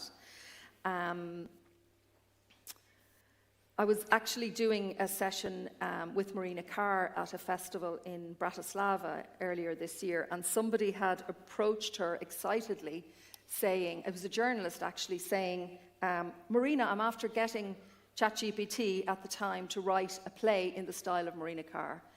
You can imagine how horrified she was at that. So I don't think it was very good, but also, you know, stop that. Don't be at that. It scrapes, you know, we know this. It scrapes authors' work, but it can only help you as a collaborator, I think, as opposed to taking over from what you really do and what you're specialized at. Some of the tools that you might want to watch out for is that AI can skip the design process immediately. It can spit out really high quality work, visually, aurally. Like there's what's that new, not even new, the aural one, Sona, is it, or Soma? Suma? Oh, Suna. Suna. So you can get it to write music for you. I feel a little bit icky about that one, more so than visuals for some reason. But it is homogeneous, it has massive bias, and also there's no uniqueness in it because everyone else can use those tools as well. This is a little duck that I put on the river Liffey as a pitch for something. I'm not sure if he's going to play, he's not, but he's a little AI tool that I used to make this little duck. He's actually a massive duck. If anyone wants to fund me to do that at any point, I'm available for offers. But I used it as part of a pitch and got him moving, got the little duck swimming up the river. It was kind of helpful. Tools can really help us tell our stories when we can only draw stick men. Some of the things to watch out for are that people fall in love with the AI art. The AI art looks believable, looks possible. It feels really special. But then it has its own style, it has its own aesthetic. And if you are not able to embed your aesthetic with that, alongside it, overlayer it, it's just going to look like what everybody else does. So the top two pictures, just as an example, are images that I generated in AI when I was trying to work with a Unity programmer. So that's a game engine programmer. We were building a mixed reality opera for Kilkenny Arts Festival last year. And then what we ended up with was what's down the bottom. So I had all this fantasy, mad stuff in my head with AI, but the reality was what we were able to achieve. So there's still that big gap between what you want and what is possible. And then there's that frustration of working with people who are not able to achieve what you want to achieve. So you have to watch out for that as well. This might be worth just a little screen grab for yourselves. Some of the artists working internationally in AI that are doing really exciting and interesting work that I can recommend you look out for. I want to have a quick word. I think we'll come to it on the couch, but I think funding in the era of AI has to be addressed.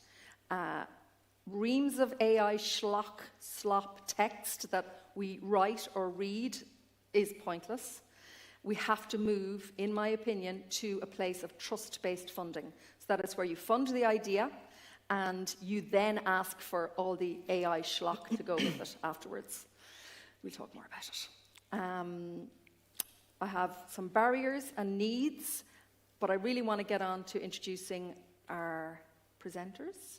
So I'm going to skip over them and we may come back to them later. So today we have with us, not the people in the picture there, you might recognize them, the people who just bypass the ethics because it doesn't matter that it's bad for the planet, it doesn't matter about ownership or copyright, and the fact that only 2% working in AI actually work in safety or risk. We'll just skip all that because we're going to talk to Conor Roach, Ling Heaney and Aisling Murray.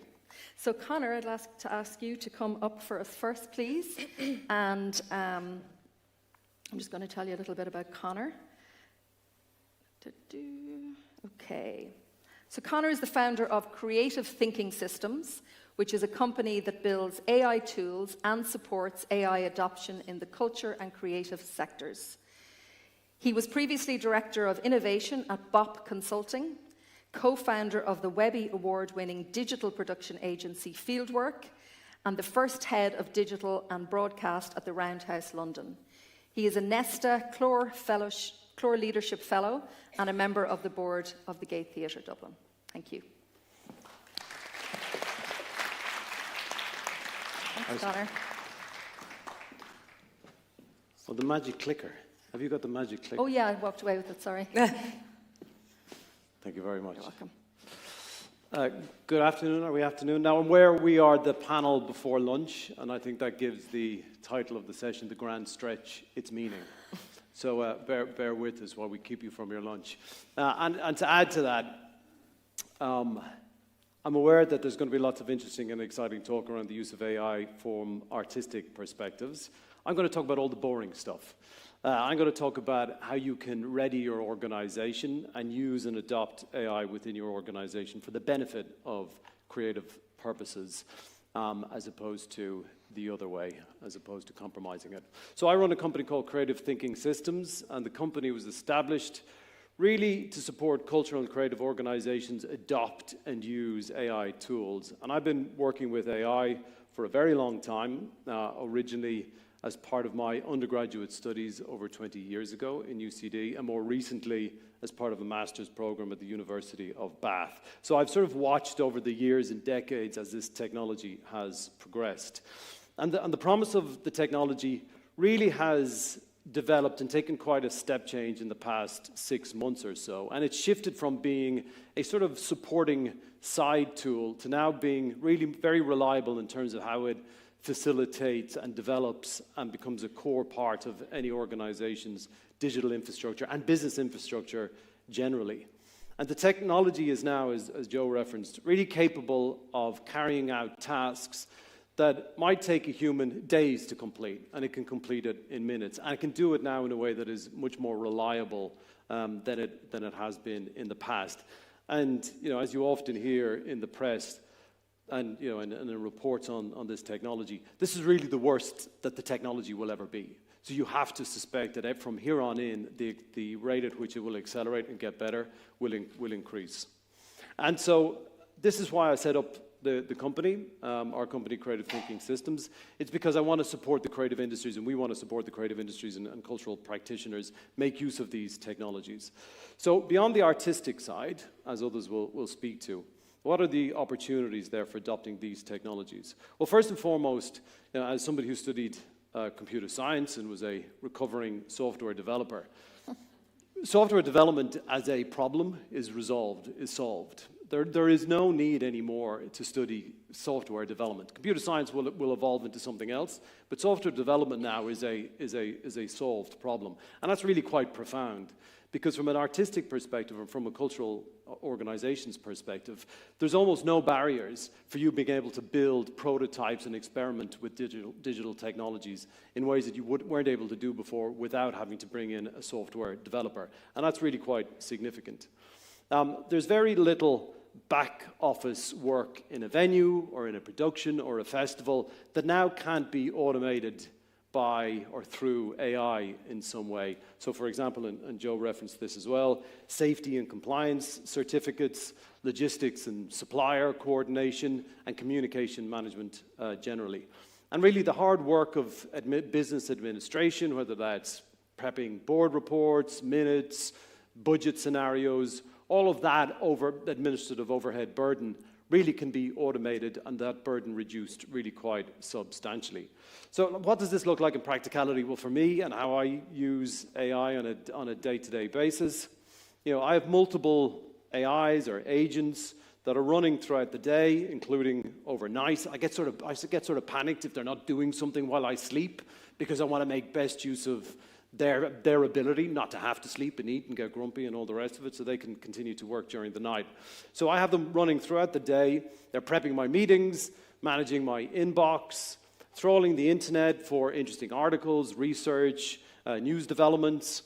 They're managing and maintaining some of the platforms that I run. So I run a platform, and the business runs a platform called the Dead Internet Monitor, which tracks some of the slop that Joe referenced and what I call the slurp, which is the actual AI consumption of the slop. So the dead internet is slop and slurp.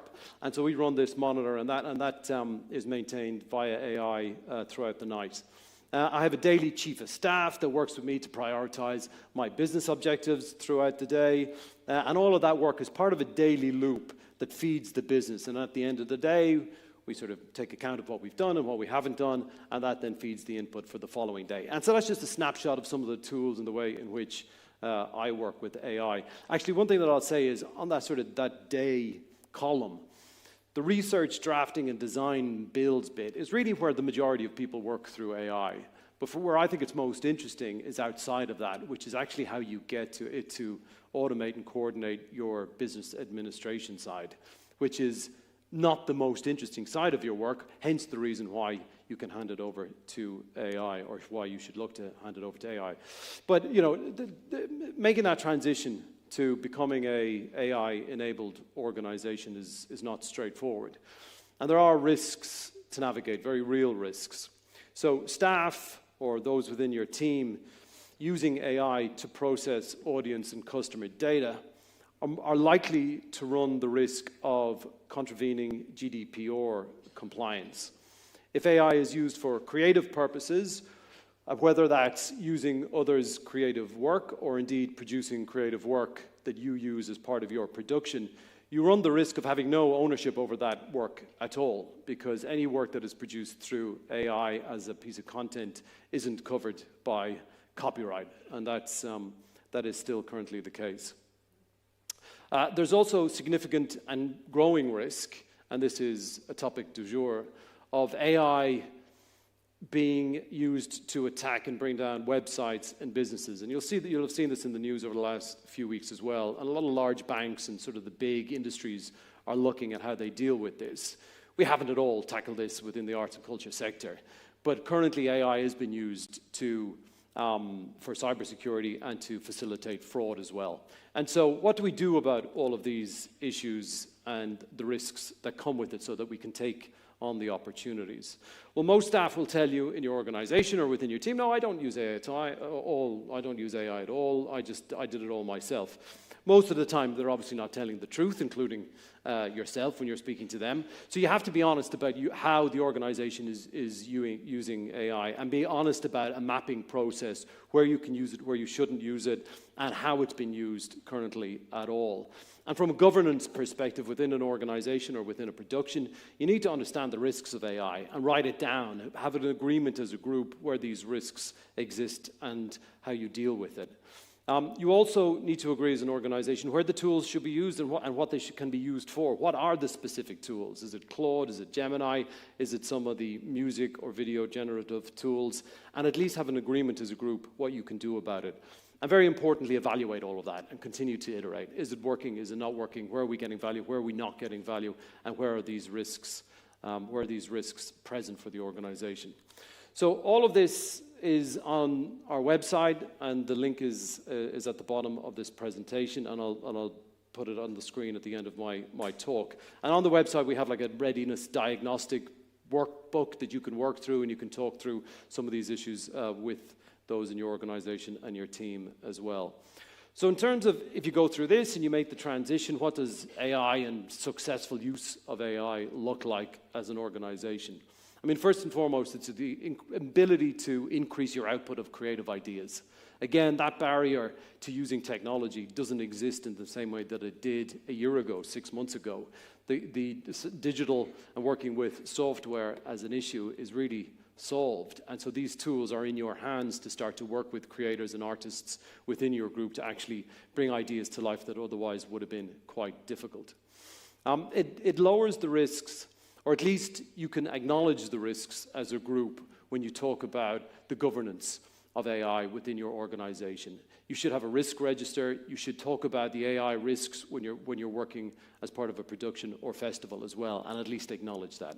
And finally, and this is the last thing that I will say is, look, I've been working for many years within cultural organizations and producing shows and festivals, and a lot of what was spoken about earlier brought back a lot of traumatic memories to my time working within the festivals, and I tip my hat to anybody who continues to do that work.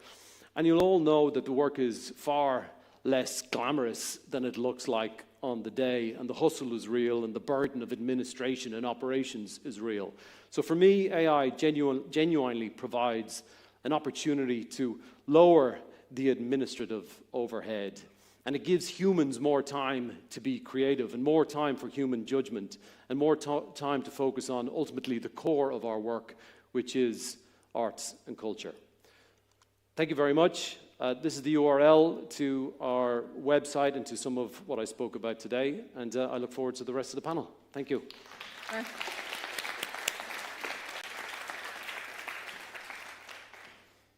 Thanks a million, Conor. Next up is Ling Heaney, and Ling is a multidisciplinary artist based in County Kildare. Her work is presented as immersive, sculptural and screened experiences using mediums such as 3D print and scanning, fabric extended reality, stone, CGI and screen.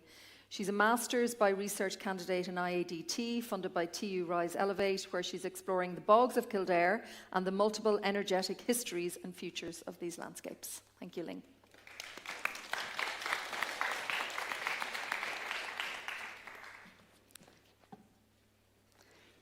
Grab my notes. Hello, so thank you so much for having me. I feel like, as the artist in this situation, I'm like peeking behind the curtain.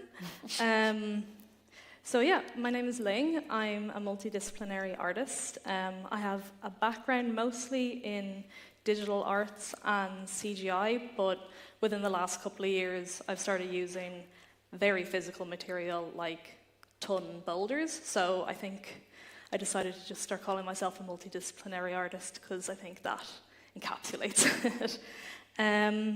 So I'm currently doing a practice-led Masters by Research in IADT, where I'm looking at sort of like the interwoven histories of the Bog of Allen, so like the ecologies, the industry and archaeology and energy. So I, like Joe, have tiptoed into using AI. It's kind of only within the last 3 months that I sort of went for it. So I'm going to talk about the work I've done previously and then sort of how it's led me to using AI now.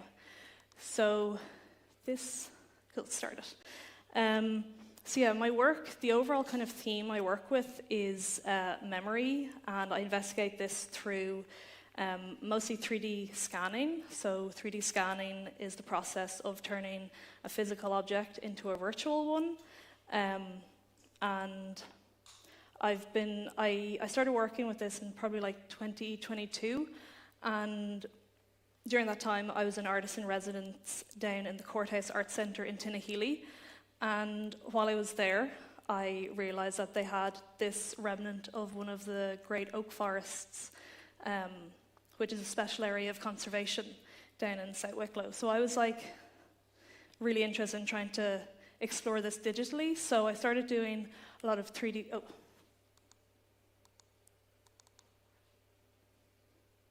There we go. So I started doing a lot of 3D scanning around there, and then I made this exhibition, which was this fragmented CGI film that was across 9 different screens, and it was in the Courthouse Arts Centre, so I turned the whole space into this sort of weird, futuristic forest almost that was sort of imagining like this parallel future of these organic objects. And from that, I had this residency down in Merritts, which was part of the Vector Digital Arts residency from the Kildare Arts Office and the Performance Corporation. And I was working with this technology called the HoloLens, which is kind of like a visor that you can put on your head, but you can see the physical world around you, but see superimposed 3D digital objects on top of it. So I was still using the 3D scans that I was working with and imagining this kind of like ghostly forest. Imagining this kind of ghostly forest that felt very tangible but intangible at the same time. So yeah, that's my background. And what I've been working on at the moment is this project I'm calling Elk Agent. So I'm doing this as part of my master's because I was thinking a lot about kind of 3D scanning and this idea of preservation, and then also really inspired by the bog skin exhibition that was in the RHA. That's what kind of led me to thinking about the bogs as these kind of subterranean archives. And from the RHA exhibition, I was really inspired by the Megaceros hibernicus. And when I was researching that, I was learning all about Irish elks and realizing that the reason why they're called Irish elks was because so many of them were found in the bogs. And so I was like, oh, if there's so many of them, someone has got to have 3D scanned this and put it online. So I just put that into Google, and I found this 3D scan from the Vienna Museum of Natural History. And again, when I was researching into the elk, this quote really stuck out to me, where Barry Cook had sort of considered the antlers as these antennas transmitting something from a pre-civilized consciousness into the future. And then when I was working with the scan, I was kind of imagining this elk sort of receiving that transmission and what its life is like in a digital space now. So that's kind of where I'm coming from with this. And as part of that, I was like, something just clicked. I was like, I want to make it walk, because I have a background in animation, so I could make it walk, but I was like, I want to make it feel like it can make its own decisions almost. So that's what led me into looking at machine learning, which is a subcategory of AI. And yeah, machine learning is just trying to give a computer the ability to make decisions for itself.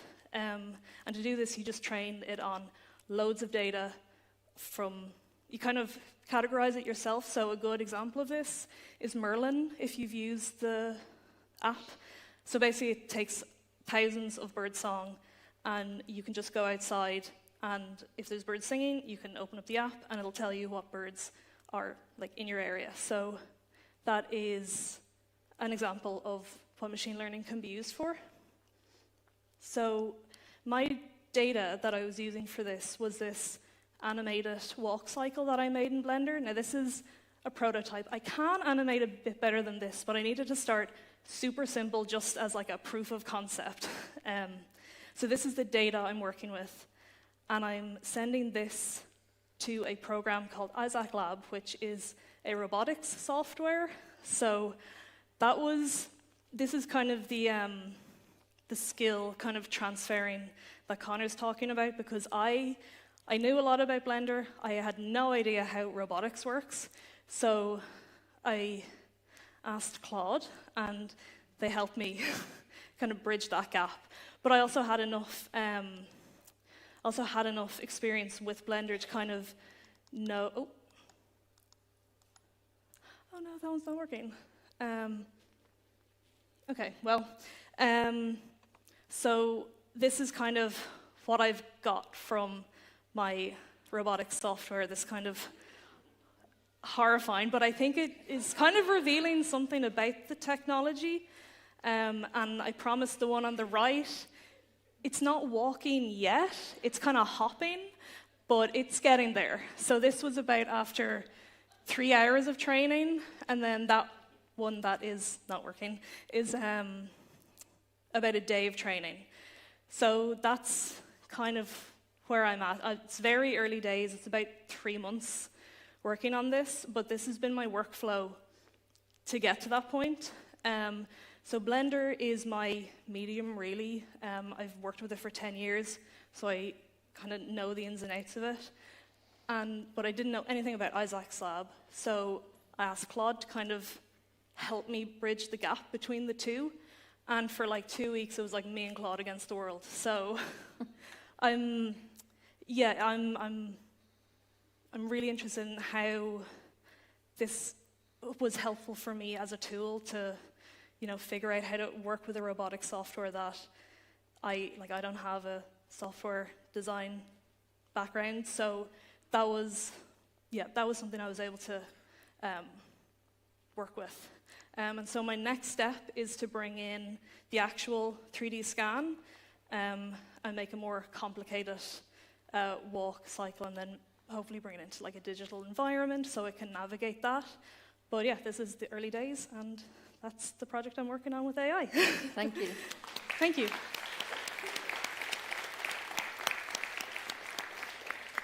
I have to say I love the upside-down bouncing elk. I mean, that's a new animal. I love it. Yeah, exactly. Okay, next up we've got Aisling Feeling. So Aisling Murray. Aisling Murray is a creative producer and curator whose work sits at the intersection of art, technology and society. She's founder of Beta Festival and former head of programming at Science Gallery Dublin. She's spent over 15 years producing work that asks hard questions about the world we are building. She joins us today as a jury member for the Pre-Ars Electronica Interactive Art Plus Award and one of Ireland's top 100 people in tech. Thank you, Aisling. Thank you. Thank you so much, Joe, and thank you to the Arts Council for inviting me to be a part of this as well. It's really exciting to be here. Let me figure this bit out. Oh no. Oh.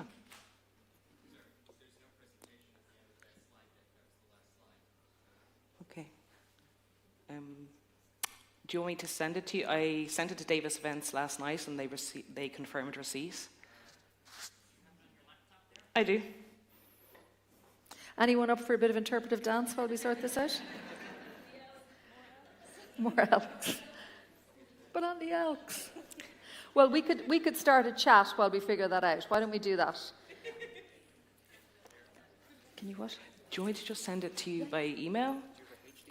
Okay, so I'm going to start a chat here while the guys figure out what's going on there.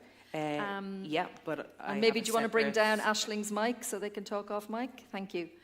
Connor, I wanted to talk about adoption and organisations that are seeking to adopt or considering adopting AI. And wondering, do you meet resistance in those organisations? And if so, what is that resistance about?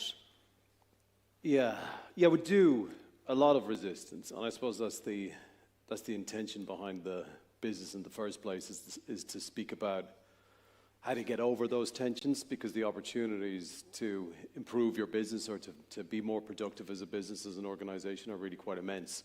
The challenges and the hesitations sit on different sides. One is there is just the technology itself, playing with the tools, adopting it, installing it, running it on laptops.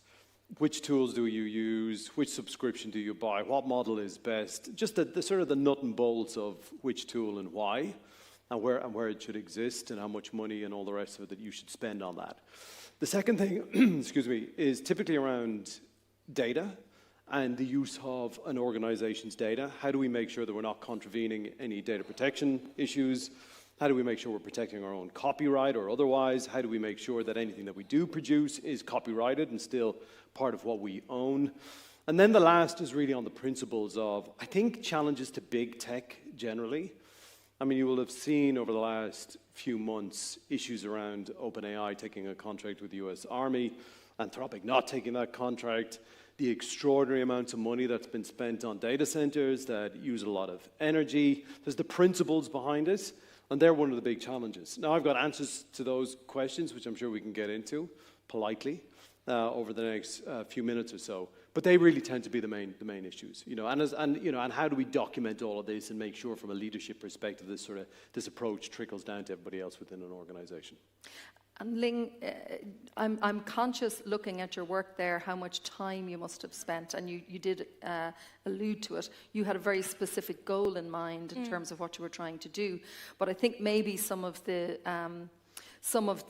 lean back from people in relation to engaging with AI is that time that's required.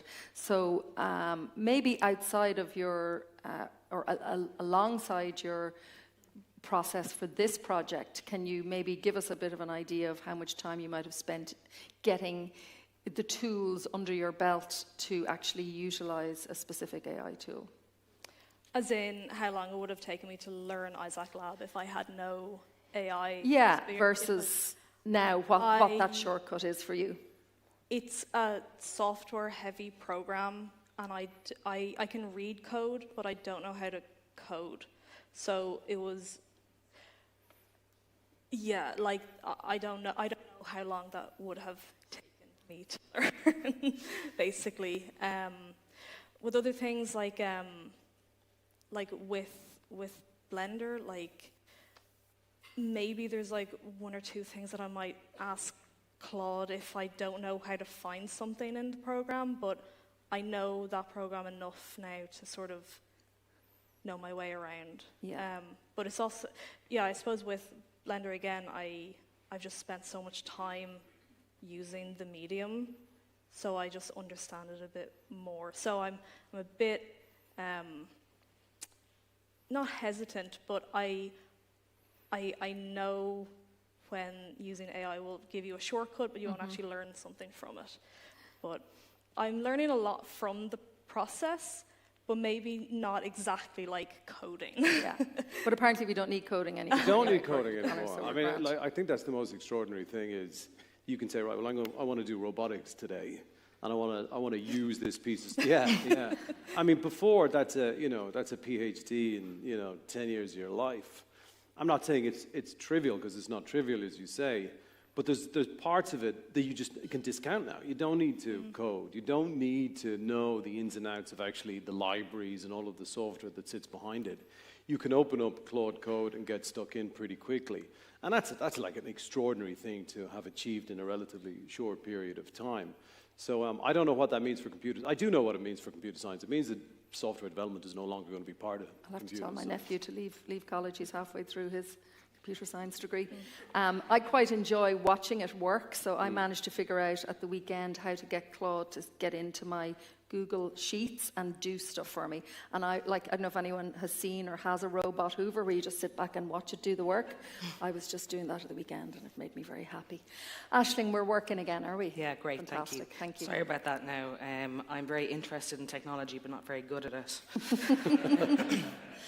So Beta Festival is Ireland's Festival of Art and Technology. It's a relatively new festival. We're only having our 4th edition this year, so a baby by a lot of standards here today.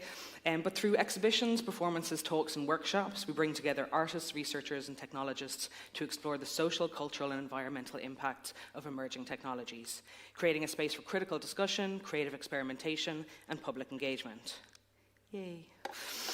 Beta has 2 main areas of focus. So one which is nurturing the artistic ecosystem around art and technology, so digital art, new media art. This would resonate with things like the Arts Council's digital art policy, or even some of the Culture Ireland's Creative Digital Industries Roadmap.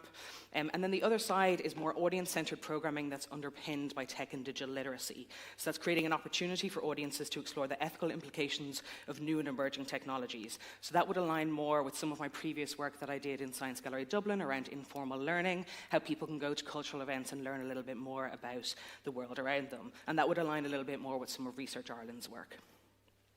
One of the ways that we do this is through a research partnership with Ireland's leading research centre for artificial intelligence and digital content, called Adapt Research Centre, who contribute research and learning to our programme.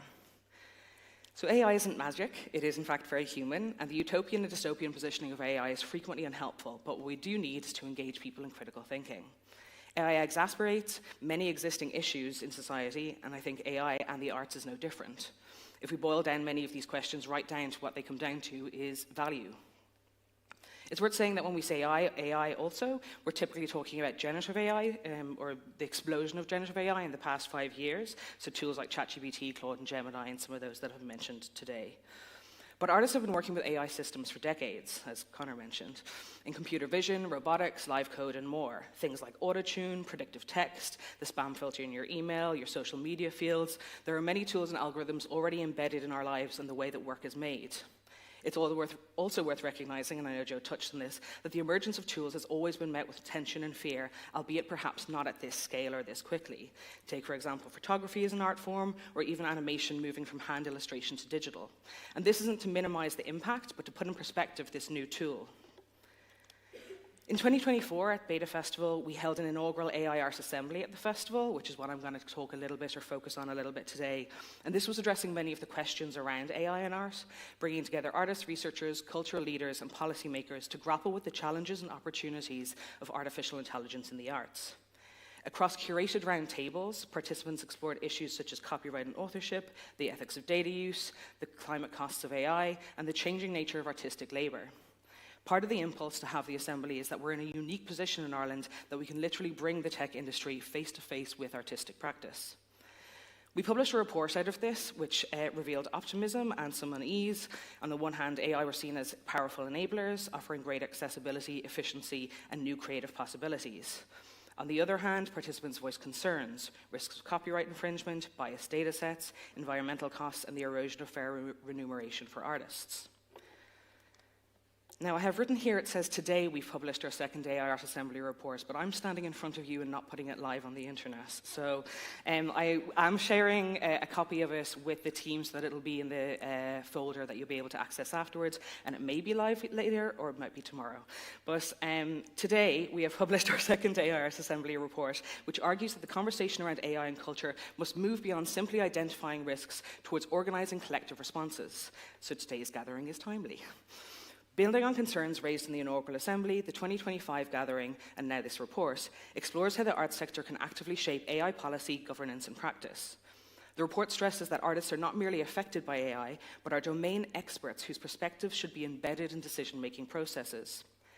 In her keynote at Beta Festival this year, Dr. Una Murphy observed, "You don't have to be an AI expert to discuss the impact of AI in the arts because you work in the arts or you are an artist, so you are already a domain area expert."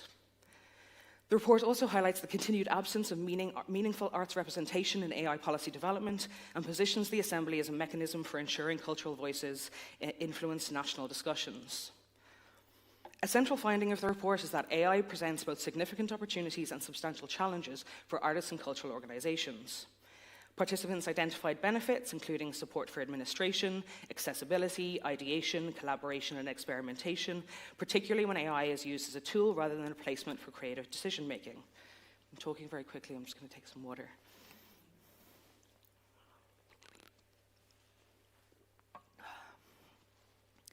At the same time, concerns remain around copyright infringement, unconsented data use, job precarity, bias, environmental impact, information overload, a bit like this, and the erosion of artistic process. A recurring theme was the danger of AI systems reinforcing existing power structures while obscuring accountability, leaving artists to carry responsibility for ethical, legal, and economic risks without adequate institutional support.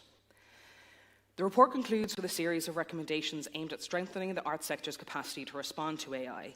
These include establishing an AI advisory council with dedicated arts representation, investing in critical AI literacy programs, embedding transparency and consent mechanisms into cultural institutions, adapting funding models to reflect changing forms of artistic labour, and supporting experimentation with emerging technologies.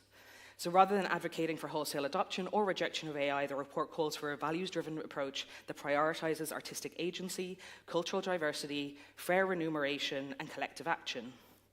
Its overarching message is that AI governance should not be left solely to technology companies or policymakers.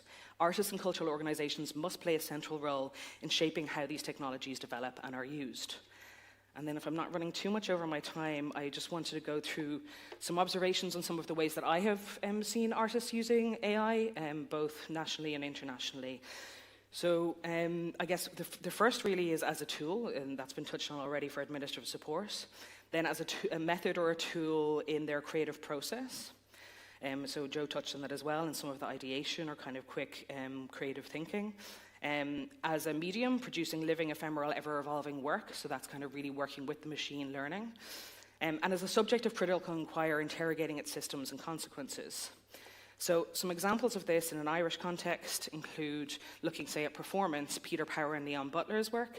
So this piece is a piece called Foolish Flame, which is an immersive interactive artwork exploring climate grief and cultural trauma, which was produced by Beta Festival that premiered at Ars Electronica last year. So it was fusing live performance with machine-driven avatars and audience agency. So actually, you know, Peter and Leon's approach is very much looking at centering the human in the loop and looking at how to use local modeling and preservation rather than extraction. So you'll see up the top there, that's actually the choreographer and dancer Robin, who was designing the choreography for the piece. And then underneath that, Caelan, our creative technologist, worked with the Irish Traditional Music Archive of Sean-Nós dancing to create a local model on Sean-Nós dancing. So then Robin went back in the room and started playing with this AI and pulling against it. And I guess, you know, she was doing dance moves. It was trying to match it to the closest Sean-Nós move. And what it meant was that it created this tension in the way that she was creating movement with her own body. And then this piece itself, so this animated then the very bottom image there that you can see, the avatar. So this is what ultimately animated that, but that piece was interactive. So when the audience would come in and they would move around and try to capture or influence the performance in the piece, again, it would try and match their movements to Shannote, and they would have to kind of pull against it or look at different ways of moving. So I thought this was a really interesting kind of ethical approach to looking at that kind of creativity. Then in terms of music, Jennifer Walsh, obviously, I mean, she has hundreds and hundreds of recordings of her own voice and, again, trained her own local model. I think this is the thing, is that it's looking at when artists can own their own data and train their own models. And so then she reinterprets the sounds that the AI creates based on her own voice and performs those live. So that's another interesting example. And then finally, Joanna Walsh, who uses it as a collaborator and also as an engine. So Joanna is an author, and she creates experimental digital artworks. So this piece, Miscommunication, she trained on the archive and diaries of Countess Markovich to create an AI version of Countess Markovich that you could have a conversation with and ask, and it would pull basically from that catalogue of first-person accounts from around that time to be able to have this conversation back and forth. So again, one of these interactive pieces. So I'm sure I've run way over time. 6 minutes left. Okay, great. Okay, thank you. Sorry. Thanks so much. So, look, I think realistically, we probably don't have time for questions, but these are the people who know stuff. I know there's going to be burning questions there, so please grab people and have conversations. Whether it is, how the hell do I get a bot to sort through my emails so I don't have to, through to how can I, have dancing elks being upside down whenever I want.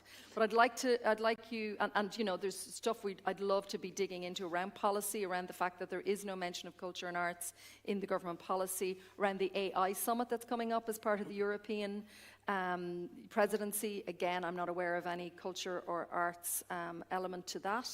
But I'm going to ask you all to just leave us with your thoughts on as festival makers in the room, what is the one thing you would advise them to do right now if they're not already doing it? I'm just going to pick up your point on policy and just Pick hammer that it up. home. Absolutely. The government AI policy was launched or refreshed a couple of months ago, and as Joe rightly said, there was no reference to arts, culture, the creative industries at all. And as Aisling has mentioned, there's really quite profound challenges in terms of artists and their use of AI, particularly from a copyright and remuneration perspective. These machines hoover up all of your great creative content, whether that's writing, images, or else or otherwise. All of that has been used to power these systems. None of that value, economic value, is going back to artists. That needs to be addressed, and it needs to be addressed as a matter of urgency. And for the government not to have picked up that as part of their refresh strategy needs to be addressed, and needs to be addressed really quite urgently. And I would lobby for having a very substantial part of the AI summit being accounted for by arts and culture. The other thing I would say is that this goes against what the European Commission is doing. The European Commission has arts, culture, and creative industries as one of its 11 strategic sectors that it focuses on when it talks about AI and rolling out AI for the European Commission. So we've missed a trick, and we need to address that trick. In terms of what I would say to people about adopting this technology or not, as the case may be, is go use it. You're not going to break anything. You're not going to do any damage. Pick it up and go use it. Go play with it. Its interface is chat. Its interface is English language, Irish language, or any other language you want to use. But it's a simple tool to get access to.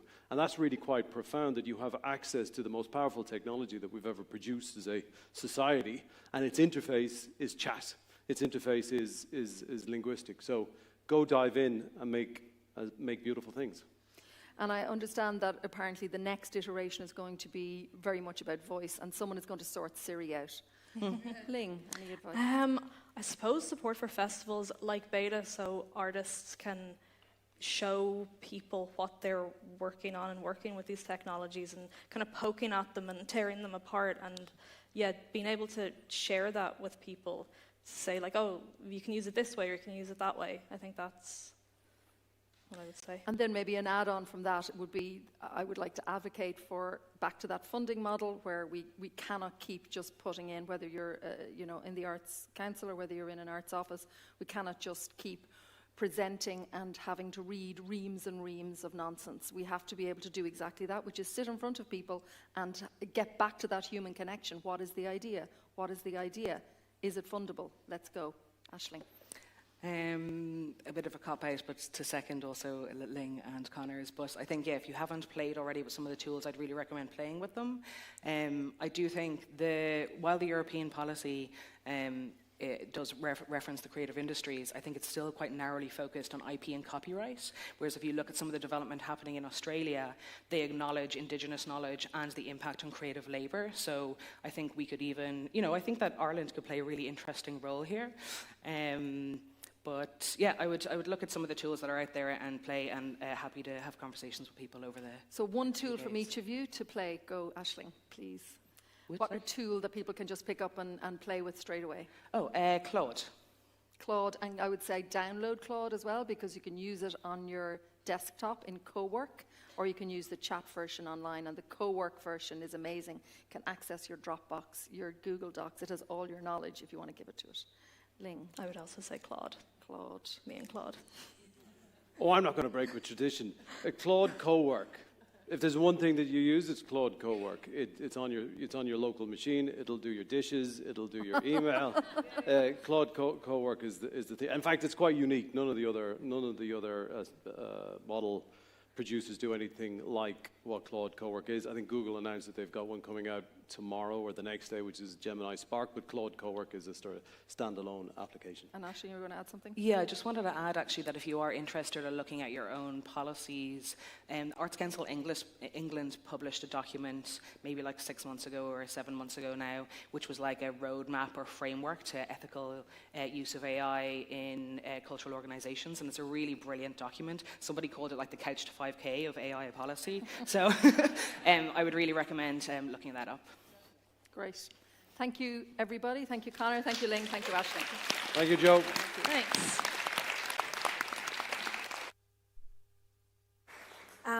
So much to learn there. Claude seems to be the big friend in AI. Thank you very much to panel chair Joe, to Connor, Ling and Aisling for this really informative discussion, which I no doubt will carry on. Okay, there's a short break now, and that is before the screening of Bettina Seitz' film Monk, which was commissioned for Tread Softly 2024.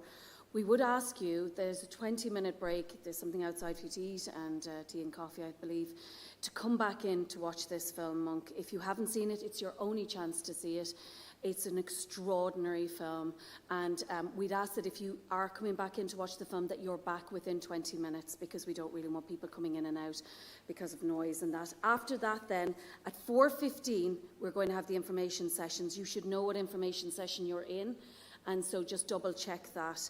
And thank you very much for being here. Make sure you're in the right session, and please be seated. Gurmila.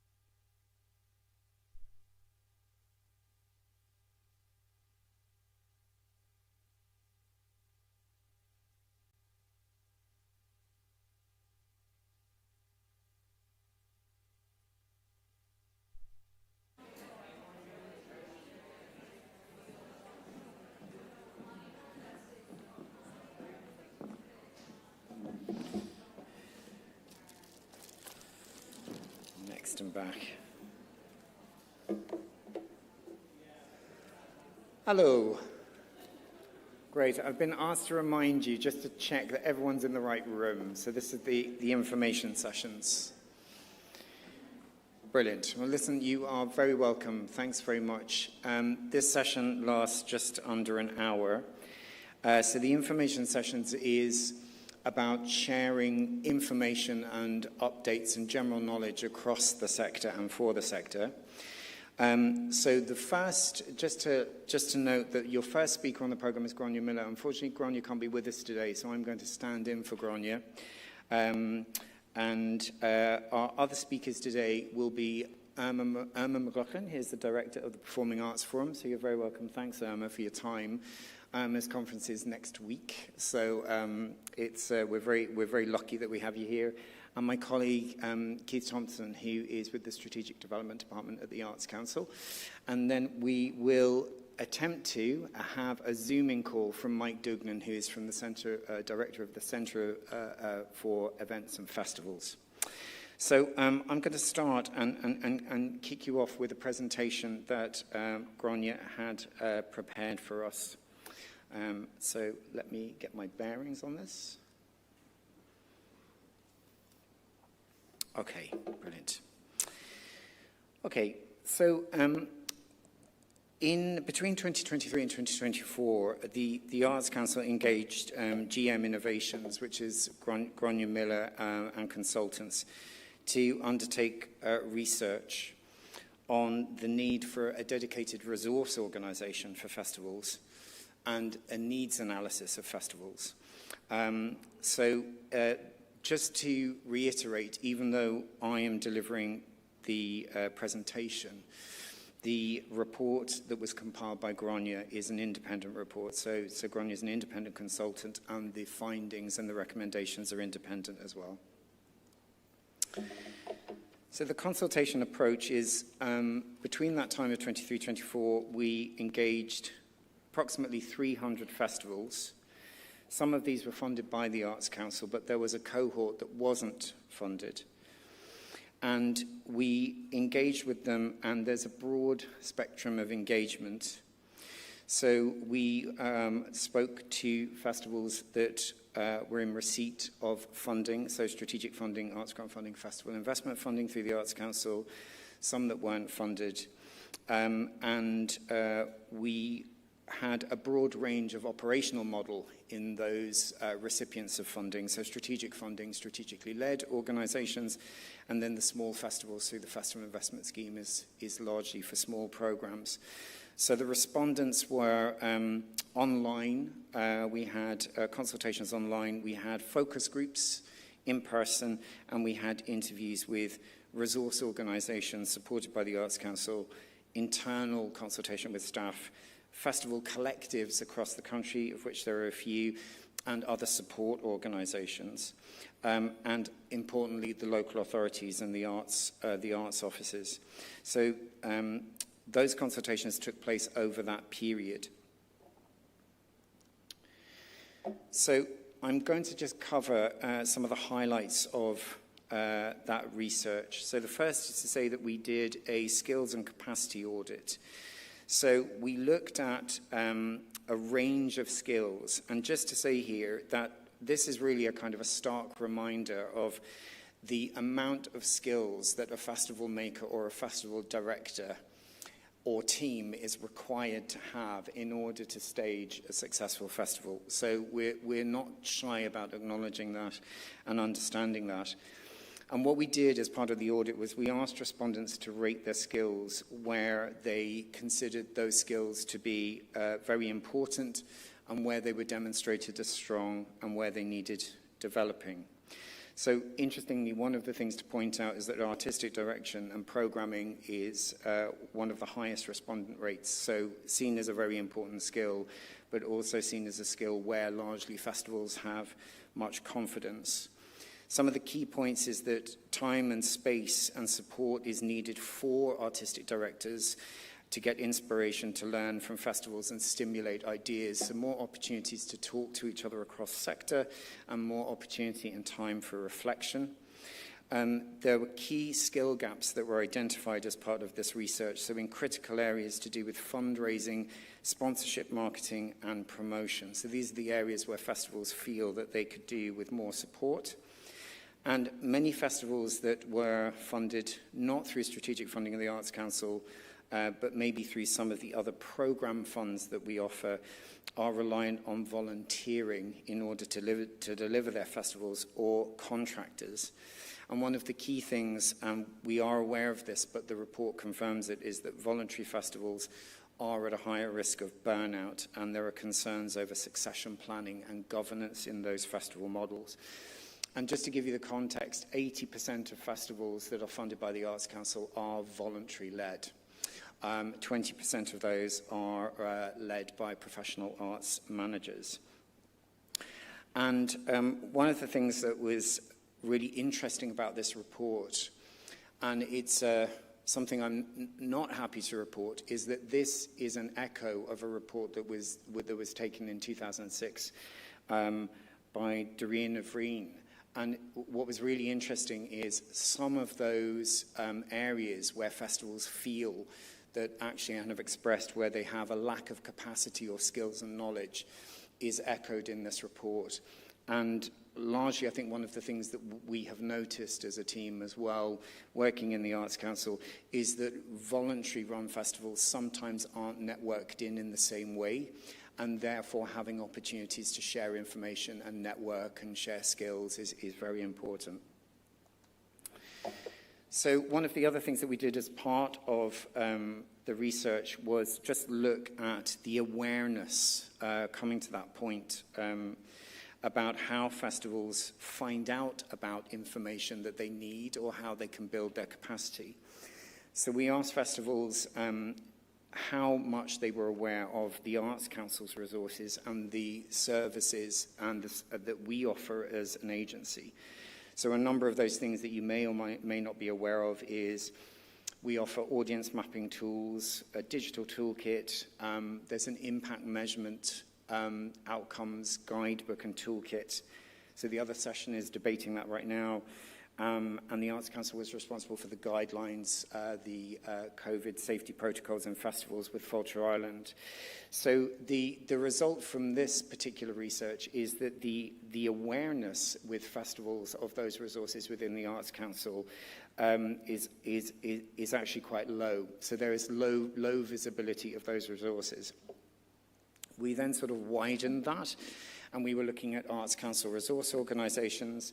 So these are kind of external resources which represent a broad range of a broad range of art forms. And the pattern is very similar, but one of the things to mention is that not all of these resource organisations are relevant for all festivals, so that has to be taken into consideration. And also, the other thing is around the networking opportunities for voluntary organisations as opposed to professionally arts-managed organisations. We also asked those festivals whether they were aware of other supports. So these are supports that festivals might need to lean into, which might be business supports, ancillary supports. So these are kind of organisations that aren't necessarily art form specialisms. So you have a number there. And they cover a broad range of support from LEADER, Fulcher Island, the IBA, Irish Equity, etc. So they're very broad. But the significant finding here is that, and it's noticeable, is that festivals have largely engaged with funding agencies. And in particular, the festivals seem to have high awareness and good relationships with or developing relationships with the likes of Fulcher Island, Creative Ireland, but noticeably the local authority is the key point of contact and the key point of focus for a festival. It's important to say, just for context as well, that the local authority investment around that time the report was written was around 3.6 million, and that is for festivals across the country, and that includes civic festivals as well as arts festivals. But it's also important maybe just to cite that from our reporting, 95% of that support of that 3.6 million is on programs. and 5% of that is on development and capacity building. So it's just an interesting statistic that we have been observing as part of the report, and again has influenced some of the findings and recommendations. So some of the key findings here are that the funding framework and supports that are available to festivals across different funding agencies may need review, certainly in relation to the Arts Council. So one of the things that the Arts Council is working on in the next 6 months to 12 months is a funding review for festivals to look at what supports are required, and certainly in relation to this report. Capacity building and professional development, so shared services training, development and mentoring programs were one of the things that actually came up in the conversations with the focus groups about how festivals build their knowledge. And again, you'll notice through the program today, there are opportunities to talk about those things. And we are listening, so we really welcome you sharing your thoughts on those particular areas. Collaboration was considered important to support consortia of festivals or collectives to create maybe innovation or to support efficiencies across the sector. And when we mean efficiencies, we mean pooling resources. Networking at local and regional level to support those organizations that can actually work with other partners locally, as opposed to not having the knowledge to source other information necessarily across the country. Research and evaluation, so sharing the impact of festivals. Advocacy, addressing a gap at the national level across funding agencies, and internal Arts Council coordination to support greater internal communications in relation to how the Arts Council looks at festivals funding internally. So as you know, some festivals are apply through art forms and some apply through the festival funding itself. So the series of recommendations that came from that report and the next steps is a process of development for the Arts Council to look at ways in which it can better support festivals. One of those is through the development of the new Arts Council strategy, which is an ongoing exercise. There will be public consultation and consultation with the sector.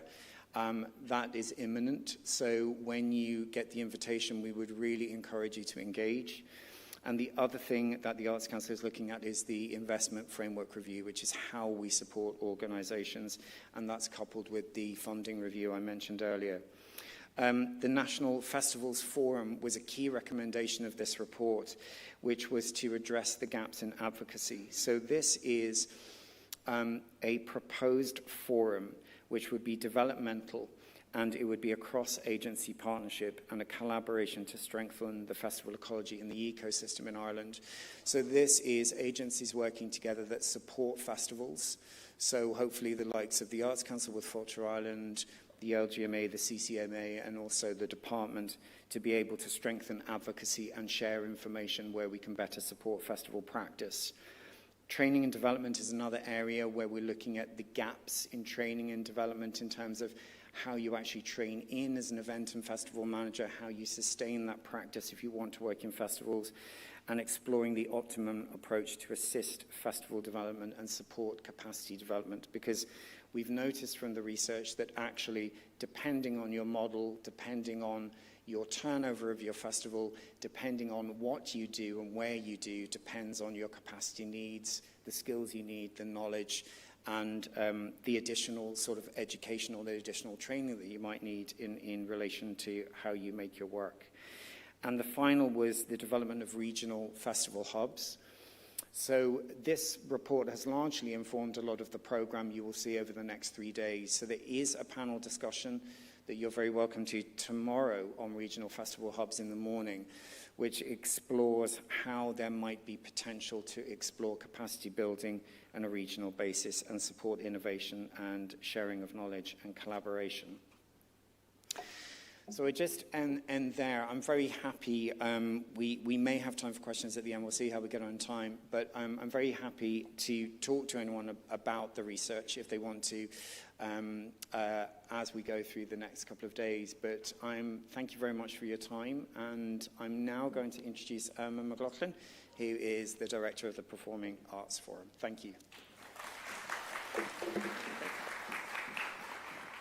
Hi, everyone. I'm Irma. It's really nice to be here, and thank you so much for the invitation, Carl, and everyone at the Arts Council. So I'm going to give you a little bit of a whistle-stop tour about what Performing Arts Forum is. But if you don't remember anything from today, I just want you to remember that we're here and that our door is very open and that our website has a lot of information, so there might be a lot here. So we are Performing Arts Forum. You might have heard of Theatre Forum before. We changed our name in 2024. And the reason that we changed our name was we did a huge amount of strategy consultation, and we really started to think about our membership. I should have said we're membership-based. So our members are art centres, festivals, production companies, independent artists, and arts workers. And I suppose we come originally from a kind of a theatre, dance, opera place, but working more and more with art centres and festivals, we started to really realise how multidisciplinary we were and how the name Theatre Forum was maybe not representative of who we were. So in consultation with our members, we agreed to change our name to Performing Arts Forum. And we did a lot of work on that, and we transformed in 2024. We actually launched that here in Sligo because we delivered our gathering, which is our big conference event. We delivered that here in Sligo in May 2024. So we are Performing Arts Forum. That QR code will take you to our website. But also to say as well, like when we were rethinking who we were as a resource organisation, we really realised that we're not saying we're the resource organisation that knows everything, because we really don't. But we are a place where answers and solutions can get uncovered together. And that's our real strength, because we're bringing people from very different parts of the sector together who are all, and having that kind of level of shared understanding is really beneficial. So one of the key things that we did was we already had an Art Centres working group, which had been going for a few years, but we decided to really think about ourselves almost like a bandstand, and what are the pillars that hold us up. And one of those is festivals. So we have a lot of festival members. Also, I should say as well, if you go on our website, all our resources are open access, so you can access them whether you're a member or not. But we started thinking about festivals, we started thinking about producers and production companies and independent artists, and we felt that we needed to have a working group for each. So now we have 4. And the really brilliant thing about those working groups is that they do this thing which I call Venn diagramming sometimes. So for example, producers and art centres had been kind of finding it incredibly challenging around touring. And then we were like, well, what if we brought them together and tried to look at that problem from both sides? It's the same with festivals. We're working with festivals and independent artists, trying to think about placemaking and different things. So there's a lot of opportunity there. So how we set up the festival working group is that we did an open call. They're all done through open call. And we've been really busy. That one's been in existence since November 24. But we've had some really great meetings trying to establish what we're trying to achieve, what we're looking at. And then we've had some brilliant meetings with Carl and Grania. And we really, really, really do want to kind of bring you all into that as well. We want to start delivering more webinars, information sessions, events for all of you. So it's not just about the working group. But some of the things we've been looking at the working group, I'm going to talk about revenue in a minute, but we did look a lot at revenue and the revenue guidelines. We're thinking about ethical sponsorship. We're thinking about local authorities. We're thinking a lot about Fáilte Ireland at the moment. And we're obviously thinking about the Arts Council and the Arts Council strategy. So they're really good things that we're thinking about, and we're developing a sort of a briefing document that kind of encompasses what we're thinking of when we look at these things. So just to let you know, this is the team. If anyone completes an AAOR, this is 2.7 people. So we're 2 full-time people and 2 part-time people. So we're actually a really, really small team, but we do our best. And then this is our board. So our board you'll know a lot of these people, our board are elected by our membership, and then we have a couple of places for co-option as well. So it's a brilliant board because they are all sector practitioners and they really understand the issues that we're all working with. But what's great as well is that we've got great representation for our working groups. So the boards sit on the various working groups that are applicable to them. So on the festivals one, we've got Catherine Murphy from Dublin Fringe Festival, and we've got Lynette Moran from Live Collision. And then a huge amount of what we do as well, like I said, we're very much about the togetherness and what we can achieve. So we work in partnership a lot. We deliver events with our partners. We deliver this event about once a month called PAF Connects, where we go to see a show together and we do a networking event beforehand. And we've partnered with a lot of festivals to deliver that. But partnership is huge for us. And we've also partnered a lot with local authorities in recent years. I'm going to mention about the gathering, which we're doing next week, but we've been able to really bring the local authorities on board with us to help us fund bursaries to attend our events, and that's been just a really great way to navigate and talk a lot more to them. So I mentioned that we do a lot of courses and resources. On our website, you'll find a whole section around that, and it's got everything from model contracts and fact sheets and all sorts of different things. I suppose the point to make as well is we're very responsive. So if something comes up like COVID would have been a big one for us, obviously, but also the revenue guidelines change that happened. It actually happened in the summer of 2024, but then obviously we had the disclosure window for organisations coming up at the end of January. And so we had to be really responsive around that.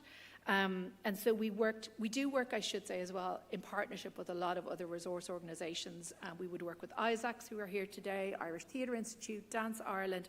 We're all very collaborative and sharing with each other. So in this particular case, for revenue, Irish Theatre Institute and Performing Arts Forum decided to commission a position paper with Arthur Cox. We really felt that we needed really strong legal advice. And so we did that, and we held a lot of meetings. We did a festival-specific one, Arts Centre one, production companies. But we brought everyone together. We had a lot of feedback. I think we had over 90 organisations involved in that. And ultimately, we developed a position paper. We've taken a decision not to publish it, but if any of you email me, and my email is on the website, I'm really happy to share it. But we felt it should be something that is shared via email rather than published as such. But that would be a good example of our responsiveness and our ability to work with other resource organisations and to see a skills gap or a need and to try and really plug that. So again, that's the website, and that will link you through to all those resources onto our emails. I suppose a couple of other things to note that might be interesting for you is that we did the Irish edition of the Theatre Green Book, which has lots of really fantastic information. And we run the Green Arts Initiative in Ireland. That's kind of a part of our overall kind of, it's a project that's part of our overall delivery. We run that with Katrina Fallon, who some of you might know, who used to run Sheem Satira. And we've got a lot of great resources on that, but we're really keen to work more with festivals on that as well. The gathering is next week, so we've 400 people, some of you I think are coming, hopefully, to Belfast next week. We're in the Lyric on Tuesday, and then we're in Queen's on Wednesday, and that's going to be 400 people. It's a two-day event. It's curated this year by Ruth McGowan, who you would all know from Dublin Fringe Festival days. But again, it really encompasses who and what we are, which is we are about bringing people together, and we are about that whole idea of connection, creating change, and bringing people from different parts of the sector together. And I think one thing that's interesting to note on that as well is that we've been very lucky to be able to develop a series of bursaries around that. So this year in Belfast, we will have 90 bursaries for independent artists and arts workers to attend, and so they receive an honorarium and as well as their ticket. And we're really proud of that because we feel we've really changed who's in our room, which feels very valuable. So that's next week, and it's sold out. But next year, so you have the dates, it's in Wexford. And we're going to be in the Opera House in Wexford. We're also going to be in the Arts Centre. We're hopefully going to use that gorgeous library space as well, and we'll be doing something really interesting. So keep those dates if you can. And then just a couple of other things, because I mentioned partnership is important to us. We partner with Dublin Theatre Festival, and we have for a very long time. We deliver the Next Stage with them. The Next Stage sees about 15 practitioners who get to see every show in the festival and have a meaningful interaction with each show. We're incredibly proud of that programme. It's funded by the Arts Council, but that would be a good example of us in partnership.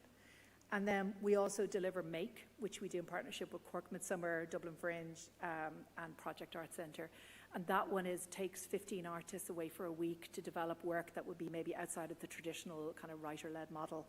And again, we're very proud of that one, and it's a really good example of working in partnership and what we can achieve when we do that. I suppose I should say as well, In terms of those resources, we do have really good audience research. We go through all your audience figures with Heather Maitland and Katie Rains. We've got a lot of information on that, and there's lots of ways to get involved in that going forward as well. And we do a lot of pay and conditions research as well. I forgot to mention those ones. So that's the end. That's our mailing list. That's our Instagram as well, where you'll find a lot of information about it. But just to know, we're here. We're very keen to support you. Our door is very open, and please don't get in touch with me next week when I'm in Belfast. But after that, normal service will resume. And yeah, great to be here. Thank you.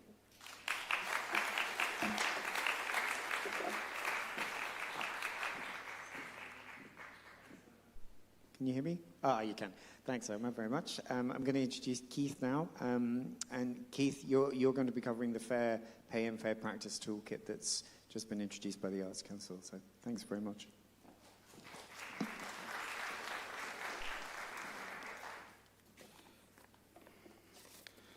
There we are. Oh, do you still have the clicker? Oh, sir. Under my papers. Right, good afternoon, everybody, and thank you very much for joining this session. Thank you, Carl, for the introduction.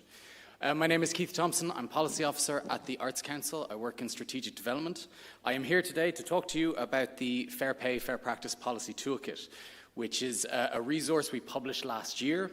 It's designed to help arts organisations such as yours to create or develop your own policies on how you contract and pay artists and freelance arts workers. Now, a bit of background on this first. This emerges really as a commitment within our own Paying the Artist policy, which we published in 2020. And that laid out the principles that we adhere to and the practices that we try to continue in order to ensure fair and equitable pay and contracting of the artists that we employ. It also outlines the ambitions we have for the sector and our aims. We want artists to be able to make work of ambition and quality. We want them to have productive, rewarding, and sustainable careers. We want them to feel empowered to expect better pay, better working conditions. Now, a little bit about me. My main role is on implementing the Paying the Artist policy. That involves just engaging with arts organisations or individual artists with queries around fees and pay. And I recently was engaging with Paul and Errigal Arts Festival there on their paying policy. So that is normal. And then I also involved in delivering projects such as research and obviously the Fair Pay, Fair Practice Policy Toolkit.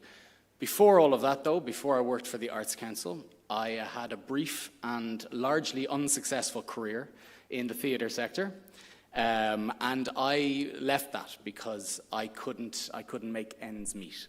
I couldn't sustain that career. So I think, like many of you here, I have both a professional and a personal knowledge of the challenges to making a career in the arts, and those challenges are significant.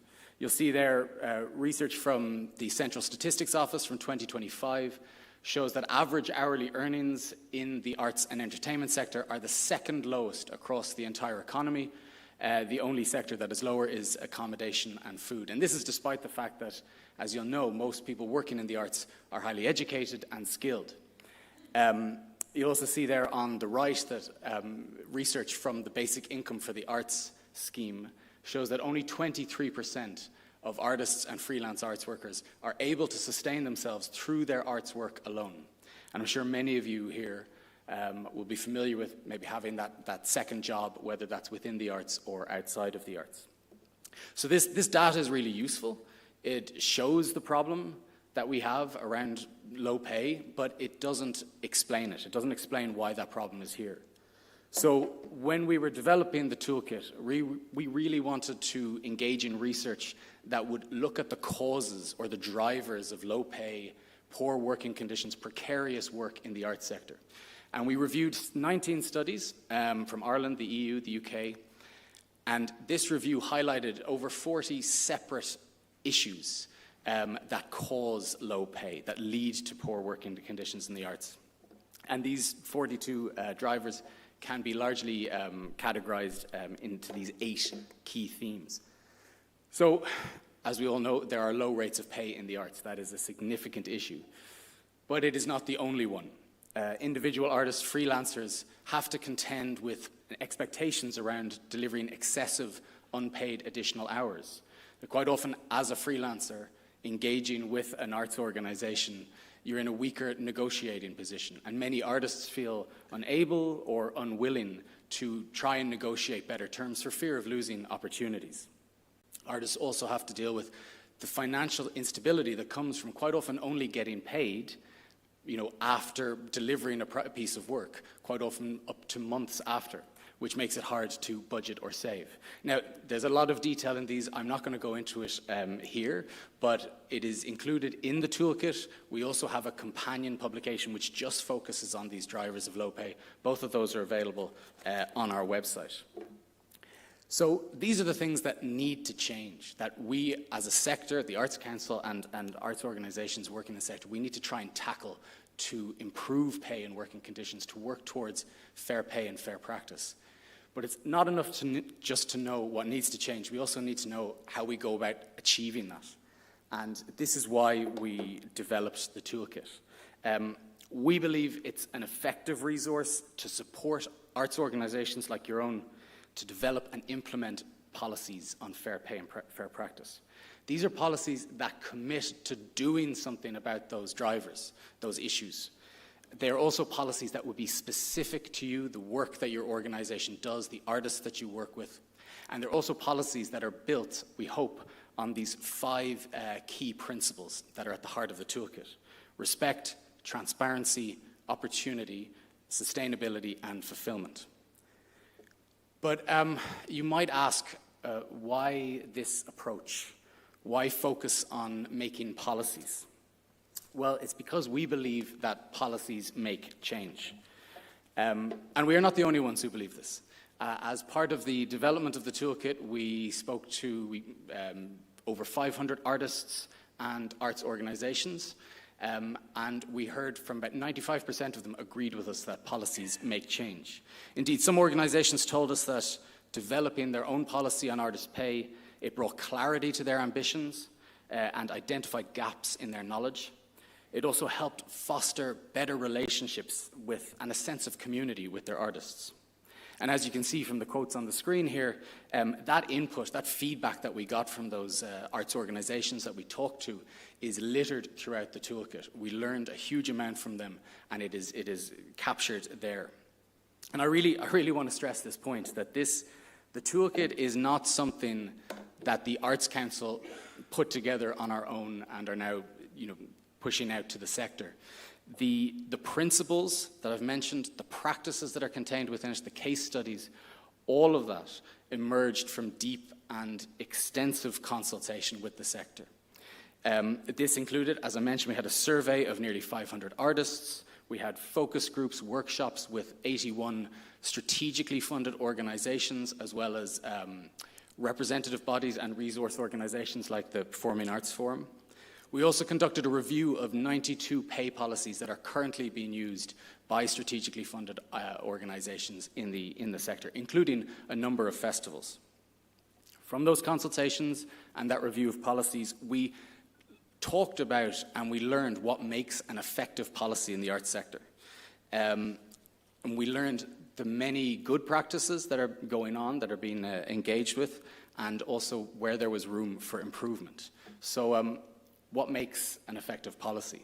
Well, where we saw policies were lacking was in not having a stated ambition to improve pay and working conditions, or to address those drivers that I mentioned earlier. A lot of policies we saw relied very heavily on our own policy. But, and I might be showing my age here a little bit, but as Dawn French used to say in those Terry's Chocolate Orange ads, it's not Terry's, it's mine. That policy is ours. It's about how we contract artists, and we want arts organisations to make their own. I think almost because, or an element of the focus on pay, many organisations just talked about what they pay artists without thinking of the broader spectrum of things that they could do to support artists. And across the board, we knew that lots of organisations were doing good practices. They were hiring artists, they were negotiating with them, but they weren't actually writing that down in the policies. So there was one of those issues that we thought we could improve. Where we saw good practice was where organizations had embedded change throughout their organization. So everyone from staff to the board were all working towards the same goal of how they engage with their artists.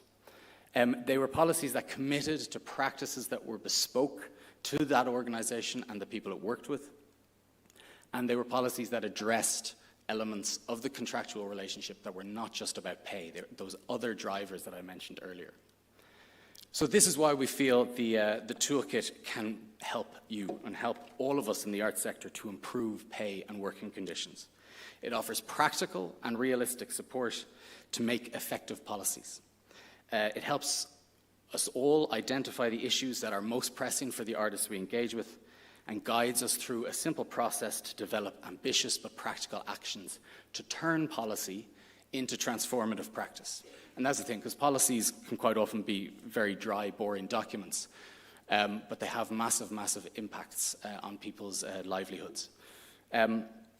So for the last few minutes, I'm just going to show you a little bit of the toolkit, and it's a resource that we would love all of you to peruse, have a look at, and see if it is useful to you. So we start in the toolkit with a definition of those terms: fair pay and fair practice. What do we mean by that? And importantly, we give equal weight to both. It's not just about the rates of pay, it is about how that engagement is conducted and undertaken. We then outline the 5 key principles that we hope will underline all engagements in the arts sector. And this is the core of the toolkit. It's the most important element. So we talk about respect, which is about valuing artists, freelance arts workers, their time and their work. About transparency, being open and clear in communication with them and allowing them an effective voice in negotiations. Opportunity, ensuring fair and equitable access to work and career development opportunities. Sustainability, thinking about what we can do to advance careers for the long term. And I know that might be trickier in the shortened time frame of a festival, but it is something to think about. And finally, fulfillment, enabling artists and arts workers to do their best work, to think about their well-being, their motivation for their work. Under each principle, those 5 principles, we lay out what would it look like if these were adhered to in contractual engagements.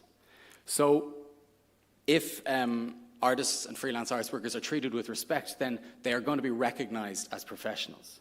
They're always going to be paid for their time and their expertise. Fair pay for them is going to be prioritized in budget, so that if there are shortfalls in other parts of a project budget, it's not the creatives who will suffer. That pay will be ring-fenced. To ensure that rates of pay will recognize their skills, their knowledge, and their experience, and that the pay they're offered will reflect the actual time spent on every activity, so there isn't this excessive unpaid hours.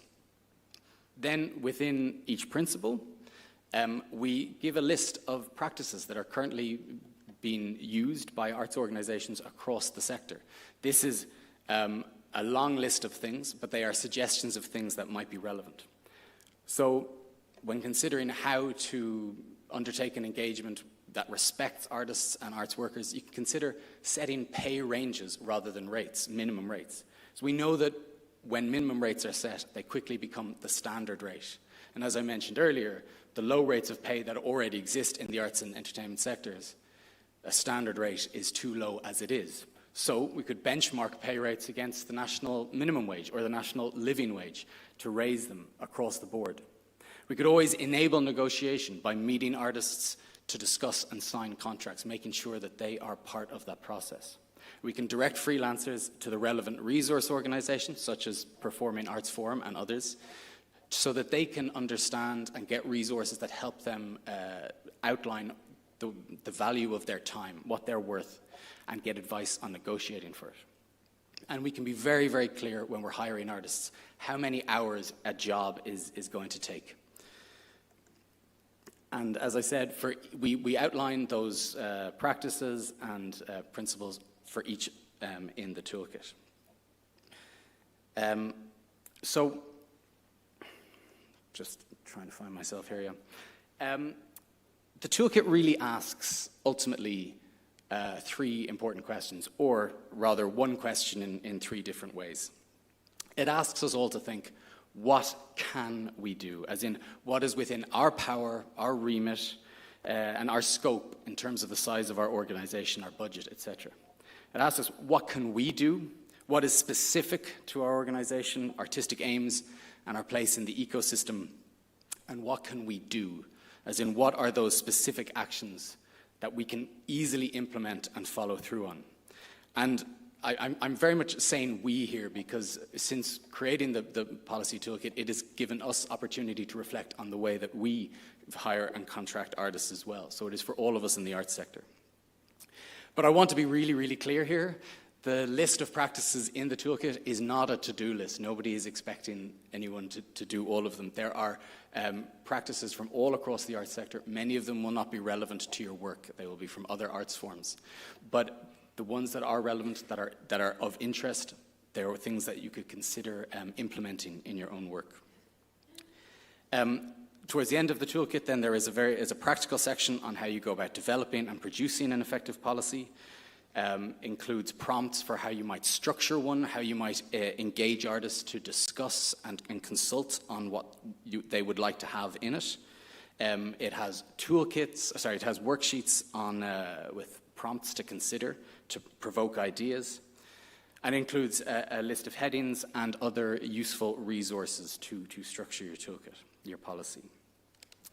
So to finish, I'd really just like to leave you with some of the thoughts of those organizations who contributed to developing the toolkit. We heard from them the value of having a specific, bespoke approach to contracting and paying their artists. We also heard from them a clear and an overwhelming desire and willingness for collective action from all of us to drive meaningful change to improve artistic incomes and careers, and also a desire for the Arts Council to show leadership in this. So we offer this toolkit as one way to do that. And we hope it can support your organizations to create a policy and to be a part of the change in delivering fair pay and fair practice to everyone working in the arts. So thank you very much. That is available on our website. Thank you.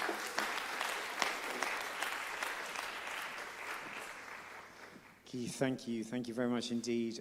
Thank you to Amber as well. It's really fascinating to hear the work that you've both developed, over the course of time, and especially with Performing Arts Forum. And your session is next week, so you're going to be very busy. And Keith, you're happy to engage if anyone has questions.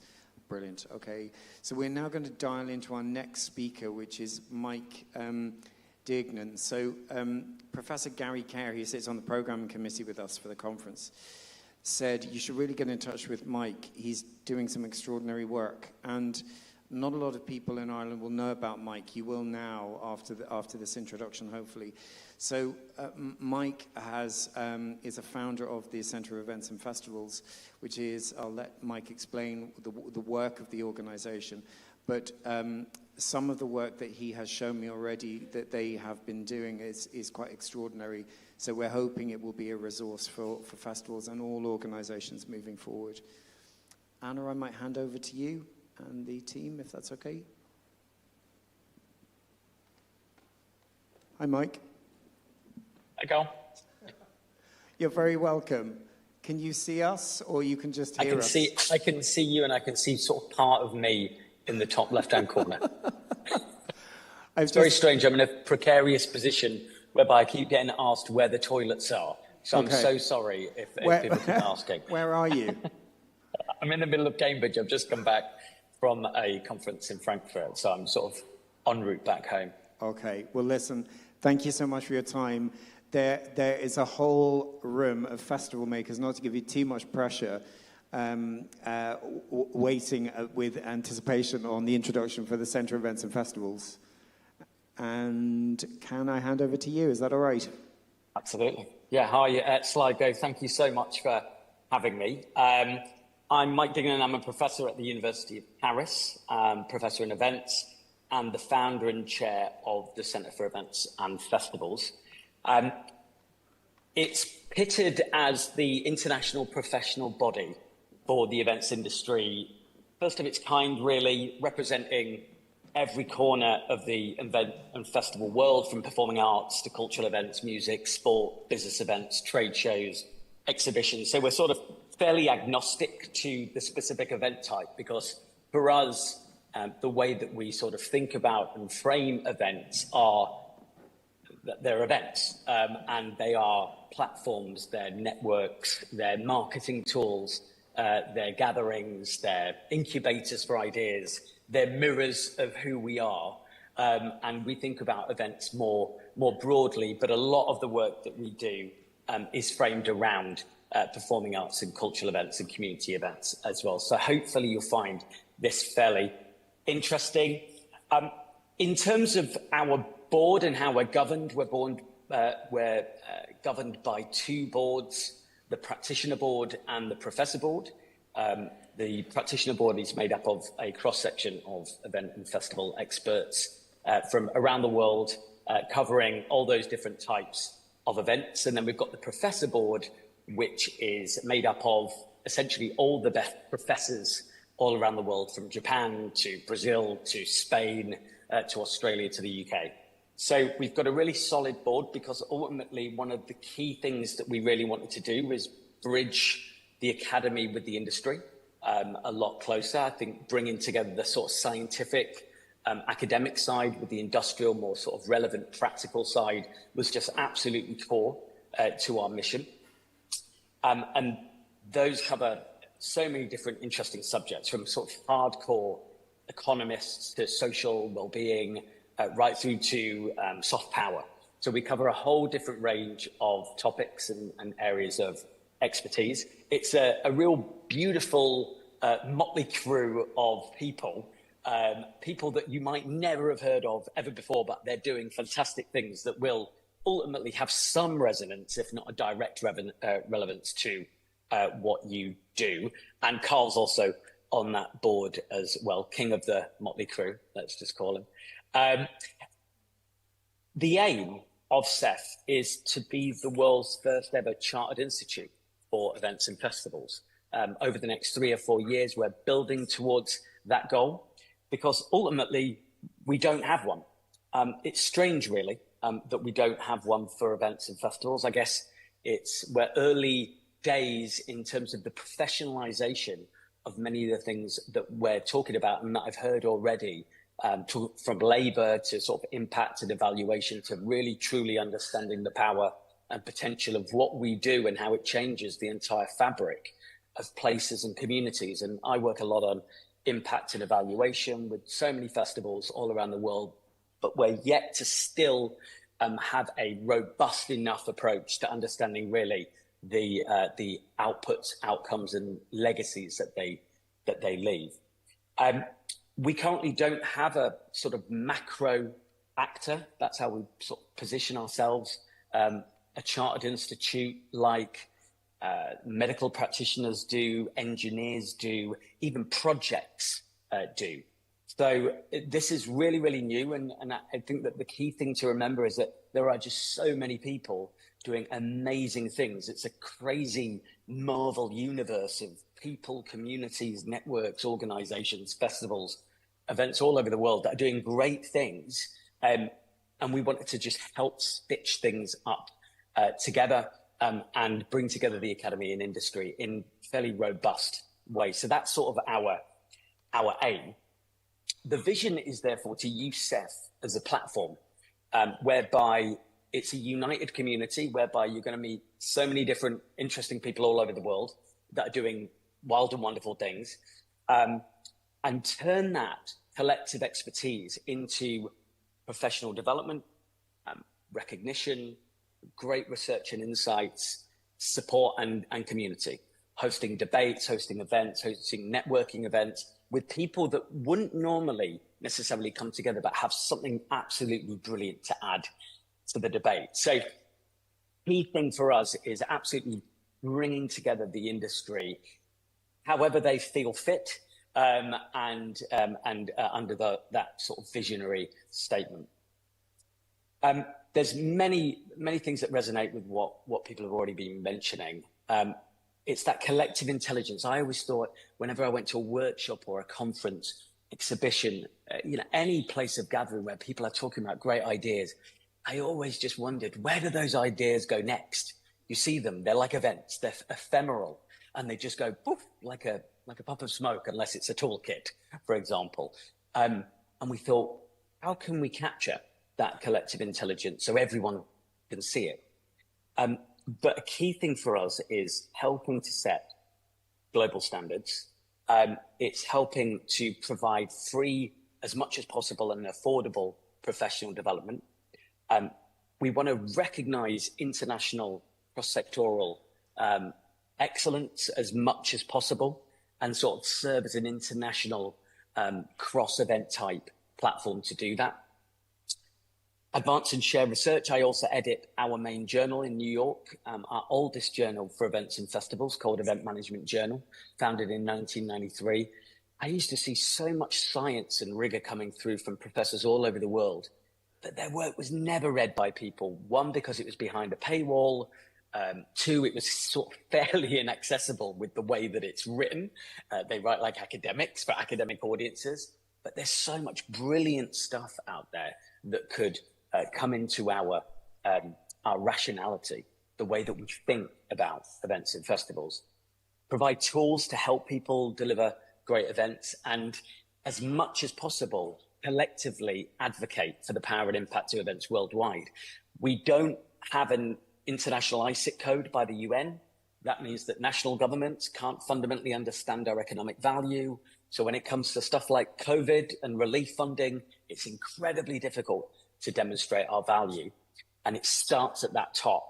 And that's why we've taken such a global perspective. And we want so many people to be involved in that advocacy part.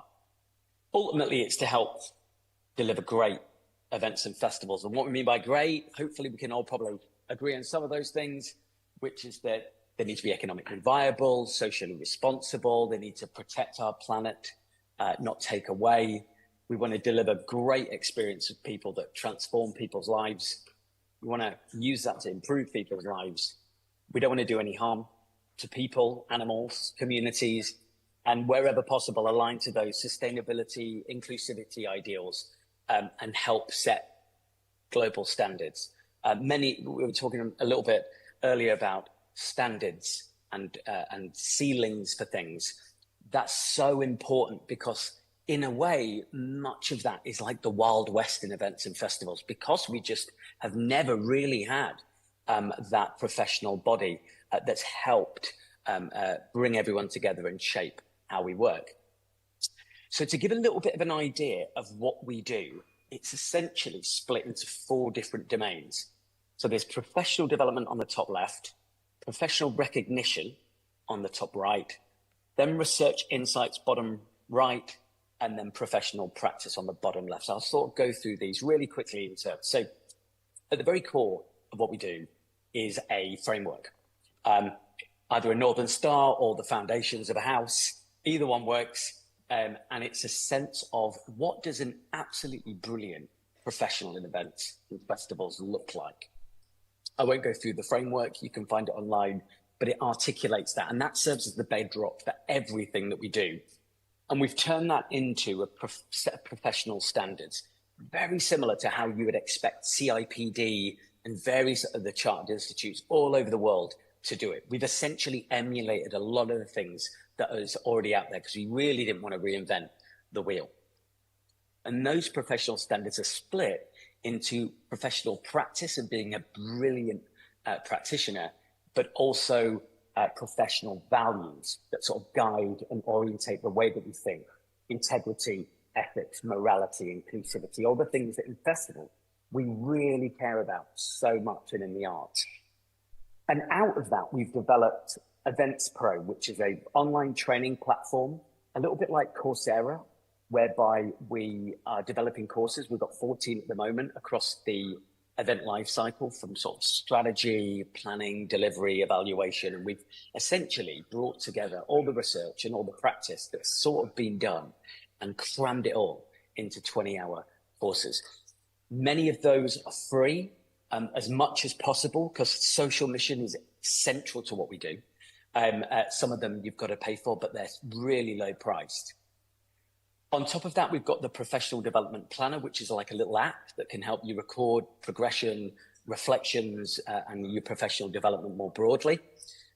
We've opened up a new app called Event Mentor, because this is huge, especially for people just getting into the industry, whereby they want to work with and get mentored by senior professionals at all the different levels, and meet people from around the world and get mentorship from people that you might never have even thought that you might get some useful mentorship. You can sign up to be a mentor, or you can sign up to be a mentee. We're also working on a big apprenticeship scheme as well across the different levels, from level 2 to level 7. So from GCSE right through to master's level. So we've got a sort of university alternate, much more practical route into the industry that is pretty much fully funded. We're working currently in England and Wales, boo hiss, but we're going to be branching that out in Scotland, Northern Ireland, and the Republic of Ireland. So we're going to be moving that out when we've tested it in England and Wales first. Then we move on to professional recognition. So these are essentially our fellowships. And I've got a little video to show you what the fellowships are. I promise it's not too long.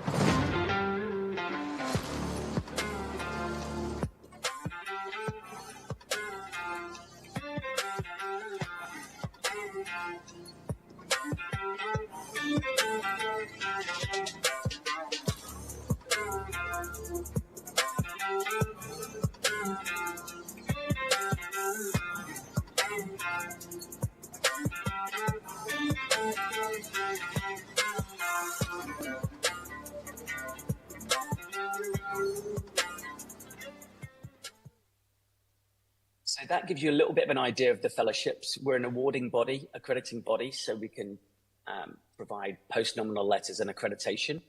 And we've got essentially 5 levels.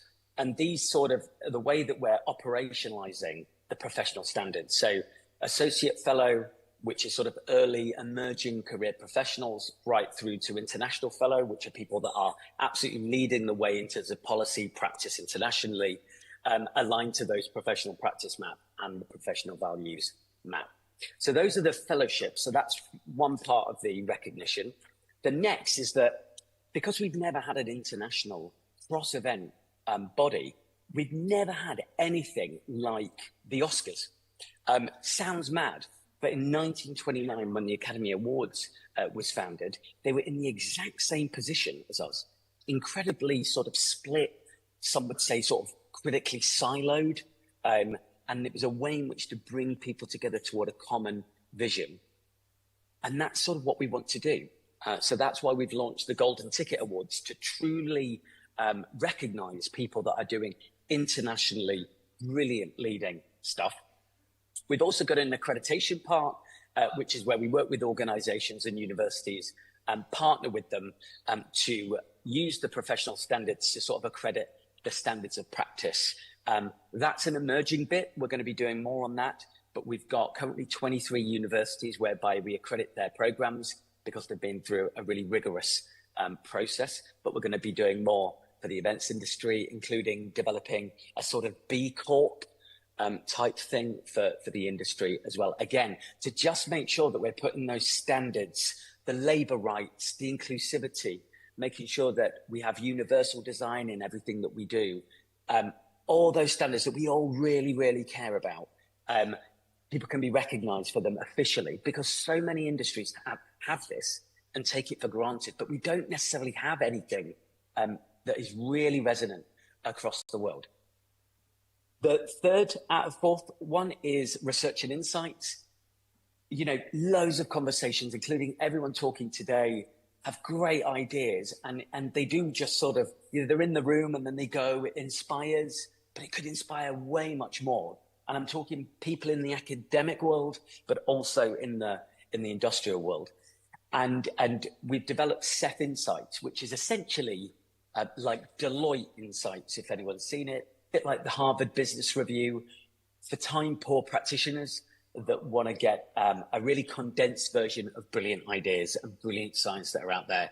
And we've had some fantastic arts organisation. We've had Shona McCarthy write about why is it that sports organisations get way more money in funding than arts and cultural organisations, and dissected that a little bit, right through to Lindsay Jackson, also previously of The Fringe, talked about what makes a brilliant experience. We've got, on the experience side, we've got Tim Hill at the University of Bath, who's been working with Liverpool FC Anfield, talking about what it is that enables a co-created atmosphere that enlivens crowds, and the entire science behind that. There's just fantastic stuff on there. We've published 76 or 7 over the past year since we were launched on the 1st of May, 2025.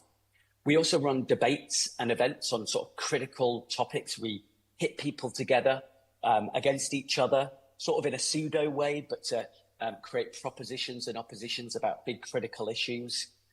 We do our own survey work. We've just done one on AI use, and now we're doing one on burnout. The first one was with the University of Ottawa, which was just fantastic. And we're working with loads of organisations around the world who are specialists in areas to bring together free research for people to use that's incredibly rigorous. We've got Event Advocate, which is a live global advocacy database, because ultimately our advocacy efforts, they're good and they're getting better, but we need big data sets. Like the other industries, they go with weapons of war to governments to justify why they exist, to get that funding. We don't have the big data sets at the moment. So we've got a platform on CEF's website whereby you can tell the entire story of your event, festival, your organization. You might even be a destination and a host level that has a portfolio of events. We're just trying to collect as much big data and essentially present it in national ways, sectoral ways, by specific types of impact, and there's 11 different types of impact. One thing that sets us apart is that we've got our own journal, the oldest in the world, event management journal. 1,000 articles plus have been published in there over the last 30 years. Great research. Most of it's paywalled, slightly annoys me. We're trying to bring as much of that as possible in easy to understand ways and free. And we've also got a book series as well, trying to get experts in the room, like now, all over the world to talk and share their expertise and write a book and get it into Waterstones, Barnes & Noble if you're in the US, and high street retailers. And we're not going to stop until we've got lines of books on shelves, even though the books are a bit old school, aren't they? Mike, can you hear me? Is it possible, we're just pressed for time. Could I hurry you a little bit? Would that be okay? Promise. I'm right at the end. Thank you. Sorry to interrupt. Everyone says that, don't they? And then they go on for another 15 minutes. But I promise I'm close to the end. So final bit is professional practice. Essentially, to do that, we've created a Willy Wonka-style factory of tools and apps called the CEF Lab. On there, you'll find loads of apps and tools that help you do stuff. So we've got Access Plan, which helps you map out all accessibility needs. We've got an impact calculator based on as much rigorous evidence as possible. It's a really comprehensive calculator, completely for free. For those that are advocates of theory of change, and every festival and event should have a theory of change, really. We've got Impact Path, which helps you do that with lots of guidance. We've got Crew Cycle that helps manage your workforce from beginning to end. We've got loads of stuff on there. Again, all free. And that's really important to us, that as much of this is free. So you can go on www.eventsandfestivals.org. You can create a profile. You can access all the resources entirely for free. And we'd absolutely love it if you'd consider to become a fellow and join the professional recognition movement, because its social legitimacy around the world is completely dependent upon everyone essentially buying into it. So I'll stop there. Thanks, Sorry Mike. for going on. No, thank you so much. That was really fascinating. Thank you. We'll give you a round of applause. Thank you very much. Round of applause. I love that. I know. Get the pause out. I love that. Yeah, thanks. So, Mike, sorry, with conference timetables, we have to whiz into another session. But we just wanted to thank you so much and just encourage everyone to look up the Centre for Events and Festivals. Just thank you for your time. Thank you to Keith. Thank you to Irma. Thank you to you for listening. And we're going to move on to our next session. So if you are In the 8x5, stay in the auditorium, and if you are the local authority festival strategies sidebar, then move upstairs into the next space. Mike, thank you very much. Safe home. See you soon. Thank you for having me. Take Bye-bye. care, everyone. Great Bye. work. See you later.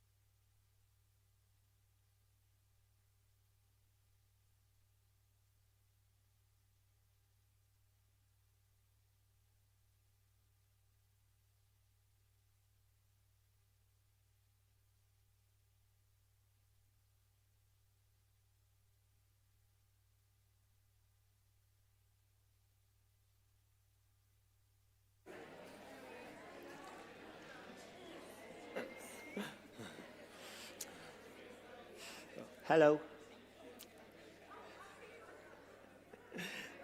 Oh, it's even brighter.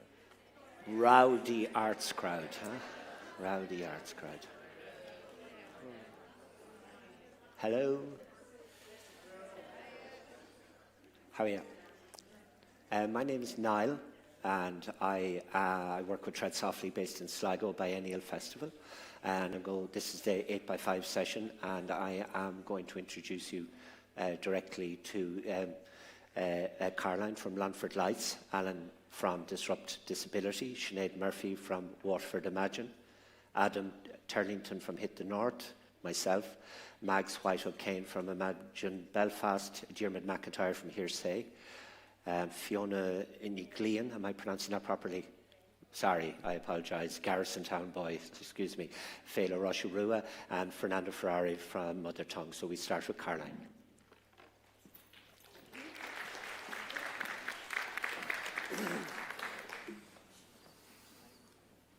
So, hello, I'm Caroline, and I am here to talk about the amazing Longford Lights. Is it going to play my video? Yes. 30 seconds. FLUX Lights is mainly about community. There's so much community participation. There's almost 2,000 people that are involved in the making of the art. Each individual piece you see represents a different person in Longford that's contributed to this, from the very young to the very old, from all sorts of different communities. The festival's nothing without the community involved. We have local artists, we have national artists, we have international artists, and they all come to Longford for 2 months and they make all of this fantastic work.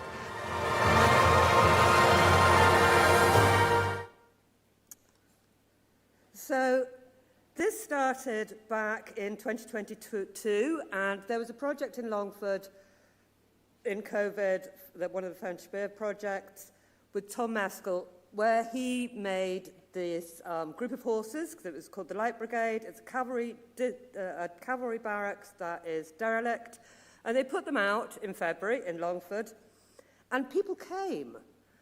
And Shane Crossan, who was at that point the assistant arts officer, thought, there's an appetite for this. People are interested. Now, Longford is a depressed place. There's not a lot that happens there. And the fact that these people came there, sorry, Longford folk,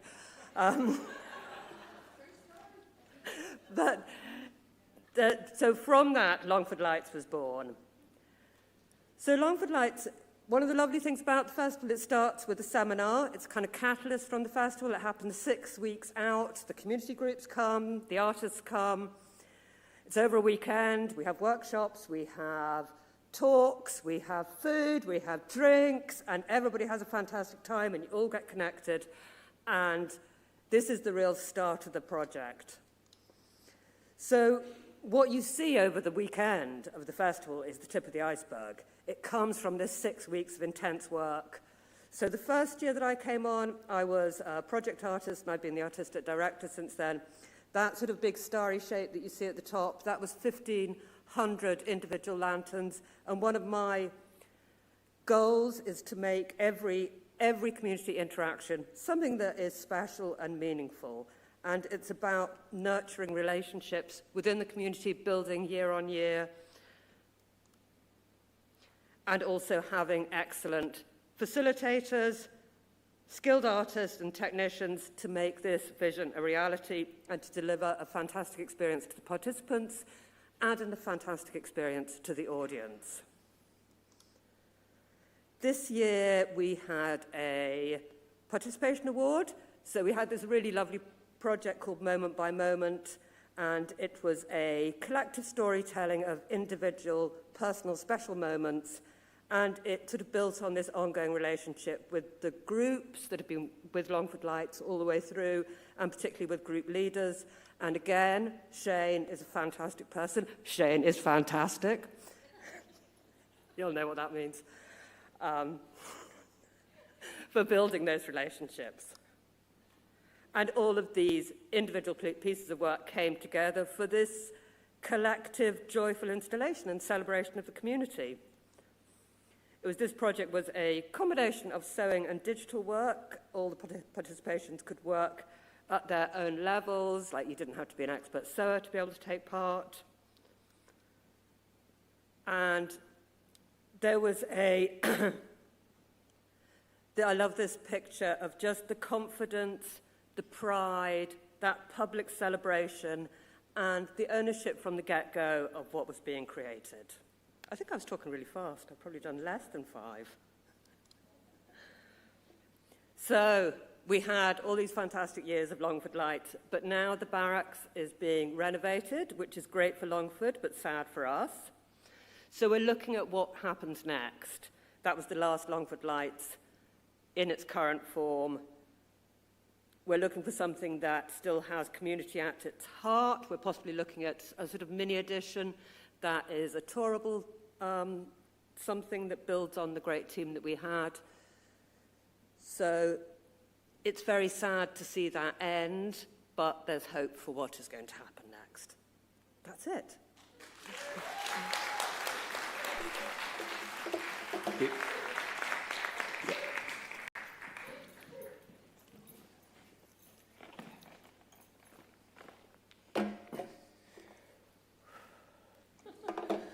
Hi everyone, I'm Alan. My name is Alan because I only wear shorts all year round. I'm the director of Disrupt Disability Arts Festival. I'm here to talk about starting a festival in the disability arts sector and the kind of opportunities and challenges that arise, not the disability arts sector, but in an underserved and under-resourced sector. And the opportunities and challenges that arise for the need for the blur lines between festival making and being in a resource organisation. Disrupt started to fill a gap in the arts festival ecology in Ireland to provide a professional, sustainable disability platform for disability artists and communities across the island of Ireland. Once we started back in 2024, we quickly got a swell of attention from artists, communities, organisations, festivals, art centres, or funders, because there's a historic and systematic failure to support disability communities. That there's a dire need for support, resourcing, and upbuilding. There is other organisations out there, have supported us to get where we are, but there's just not been enough. With that attention, and with that lack of resources, that lack of toolkits, that lack of guidance, we had to kind of create ways of being a festival that served a historically underserved community. How did we do that? We listened. We quickly understood we had to listen, we had to respond to sectoral needs. We had a privilege to be able to start this festival. We were giving an opportunity, we were giving resources and the space to start a festival, so we had to respond to that need. We started immediately having to upskill everyone from admin support staff to photographers coming on to photograph our chronically ill artists. We had to create toolkits of how to work safely with deaf artists, with visually impaired artists. We had to balance to support leadership within the sector. And actually, crucially, I became very aware that in order for me to step down as director, we had to build up the knowledge and have people to be able to lead that on. So that legacy, so I quickly had to start planning a legacy plan whilst in having our first year, never understanding how a festival works before. And also we had to do it, we had to become a resource, we had to blur the lines of resource organisation because of the funding structures. There's more funding to be a resource organisation. There's very little to be a young, new, fledgling festival. So in order to sustain ourselves, we had to blur those lines, or embrace those lines. We learned that we had to grow steadily and slowly. We started off with a really strong base of access and providing care for our audience and artists, but we needed to understand how can we grow but not overwhelm ourselves.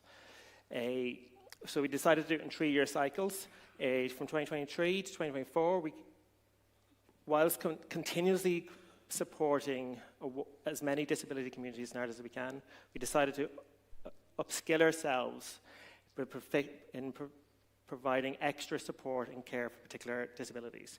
So 2023-24, we focused largely on neurodiversity. 24 to 25, deaf and hard of hearing, 25-26, deaf and hard of hearing, and 27-28, blind and visually impaired.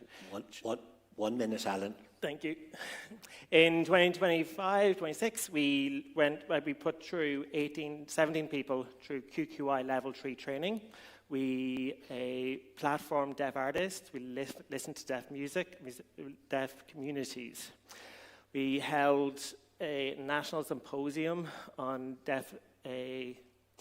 with deaf arts in Northern Ireland on how to better support deaf artists across the country. We had to quickly learn that BSL and ISL is widely spoken across the island, and that our shows need to incorporate both. This year at our festival, we had 56 ISL bookings, 66 individual sign language bookings across across ISL, International Sign Language and British Sign Language. And lastly, what we're going to do is we're going to take a breather next year. We've realised that next year is going to be our busiest year, which is the need, as when you grow and swell this much, that you need to take some time to reflect and think. Thank you.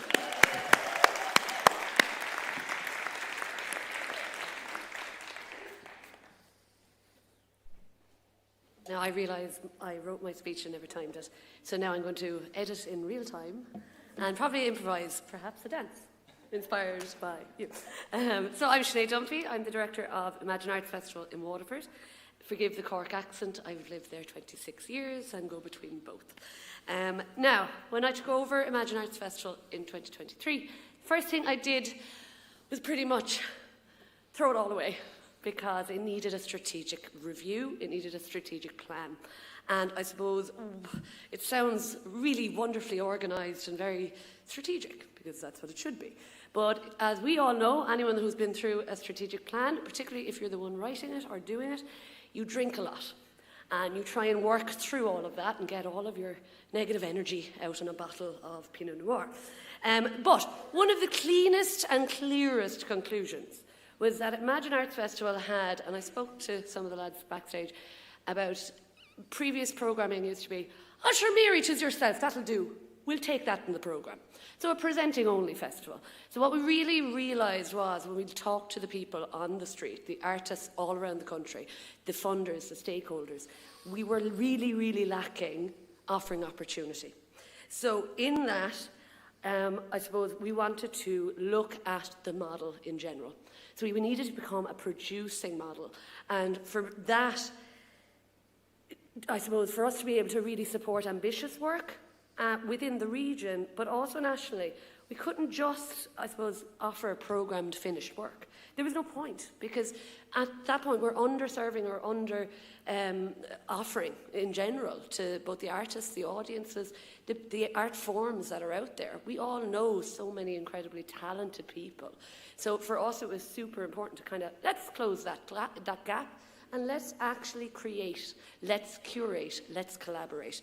And I think one of the things is when you create a shift in model change so drastic, you learn quite a lot, because it's changing your curatorial practice, it's changing the organisational positions, you're getting rid of board members left, right and centre, you're fighting with everyone, you are the bad bitch in the room everywhere you go. But suddenly it makes sense, because you're getting an open call process for the first time ever for the festival, and this year is the 25th anniversary, and it's going to be, we're just part of we're shortlisted on our 3rd open call policy. And what we're seeing is now we have artists who never knew about the festival coming through our doors. We have people coming from all over Europe, from the States. We are getting noticed for the right things, not for looking after Mary down the road. So, did I do that? I did. There we go. So that is the thing. From presenting to producing and developing, I just realised I forgot to check the time. What do I have? You're doing good, you're doing good. Yeah, all right. Okay, again, editing. No, I'm still on the first page, lads. This is gas crack altogether. So, yes, the year-round artist engagement, and that is from the open call. because it's not only giving us a chance to see what else is out there, but we're actually talking to people. Suddenly the model is allowing us to be relational in how we're actually approaching everything. And when we're doing that, we also introduce the idea of, what if we went a step further and introduced artist in residence programs? So we take two individual artists from two completely different disciplines who have usually not ever worked together. Last year, they actually had done. But one of them, this is one of the images actually, this is Ksenia, as part of her showcase, because we brought two different people, one from music, one from dance. They work together for the full week. They deliver masterclasses, skills workshops in their own disciplines, but then they come together. So throughout the week, they're talking to audience members, they're talking to festival makers, creators, curators, and general kind of the audience coming in and seeing how they work, which is, it's an incredible opportunity. But what comes at the end of the week is they offer a showcase showing what they explored. The year before last, we had two different artists, Kathleen Doherty and Kathy Purcell. What they created, it was a show. They created an hour-long show after working together for 1 week. This time, we had an exploration of process, and they allowed the audience in, which resulted in the most incredible Q&A and learning for absolutely everyone in the room. And that's the thing, we're starting to listen a little bit more. Is it? Oh, crap. Okay. Right. So that means we have to give support, and support doesn't necessarily just mean financial. We're not allowed to talk about the money stuff. But it does mean feedback, advocacy, connecting artists, facilitating collaboration, creating visibility, and simply giving permission to take risk. So that's a huge part of it. It's 8 by 5, not 8 by 7. Shit, okay. I can skip all of that. Look, capacity, sustainability and boundaries. You can read, it's great. They are challenges that we're going to see. Beyond presentation and enabling art, I'm going to cut to, are we gone? We're done. I'm so sorry. But from the presenting to the, I suppose, producing, the one thing we have learned, and we will continue to learn in Imagine Arts Festival, is that perhaps we can be places where art is not just presented, but where art can become possible, where we can imagine. So thank you. Sorry.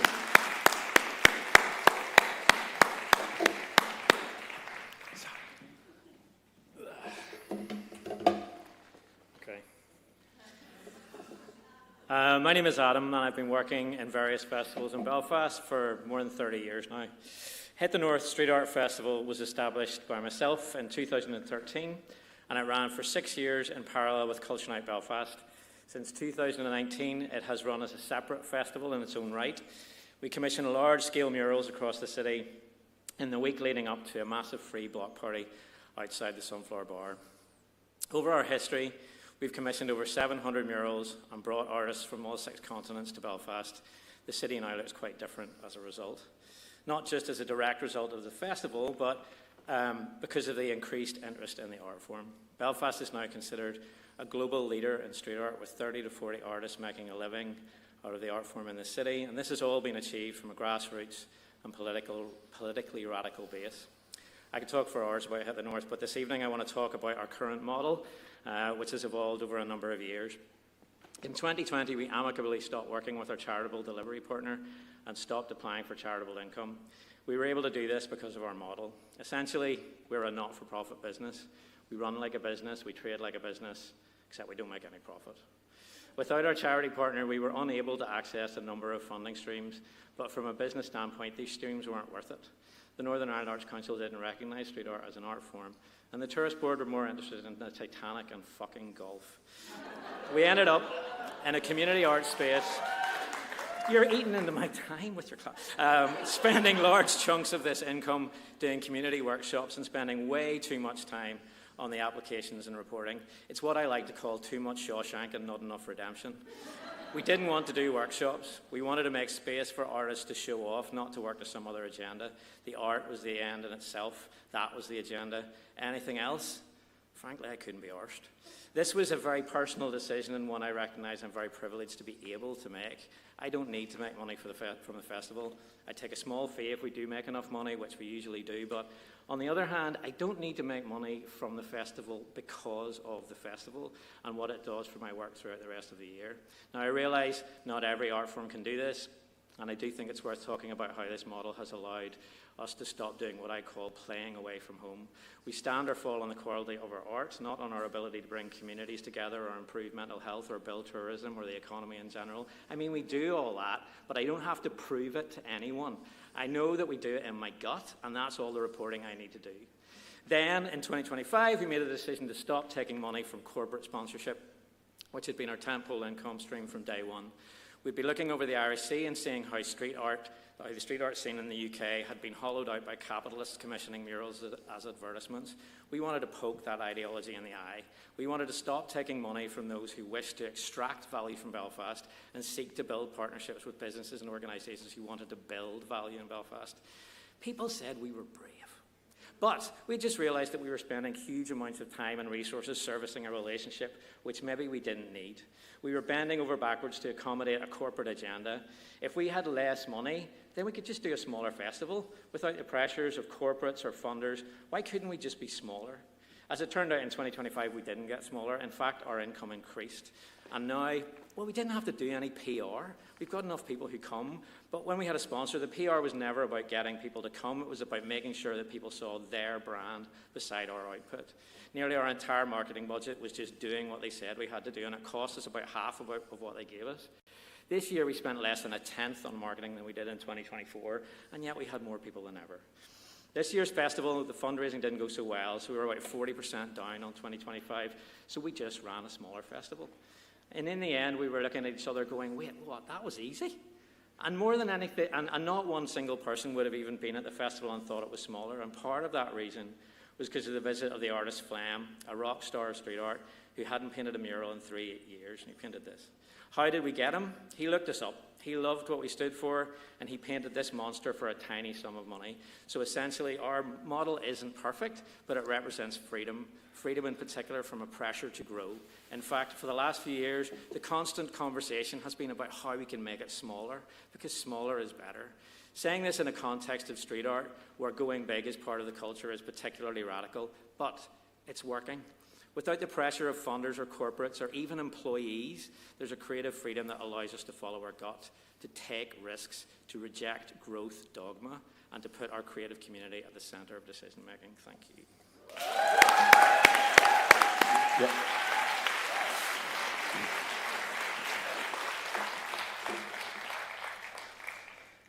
Hello.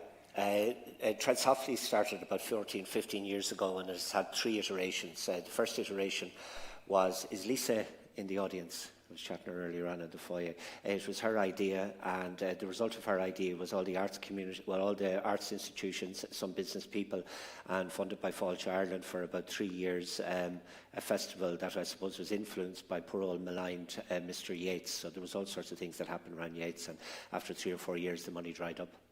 And there was less groups involved. And then for about 3 or 4 or 5 years, the model, the Hawkswell and Blue Raincoat, as best they could, sort of co-programmed Tread Softly. And there was we didn't really have a direction because there was nobody really in charge.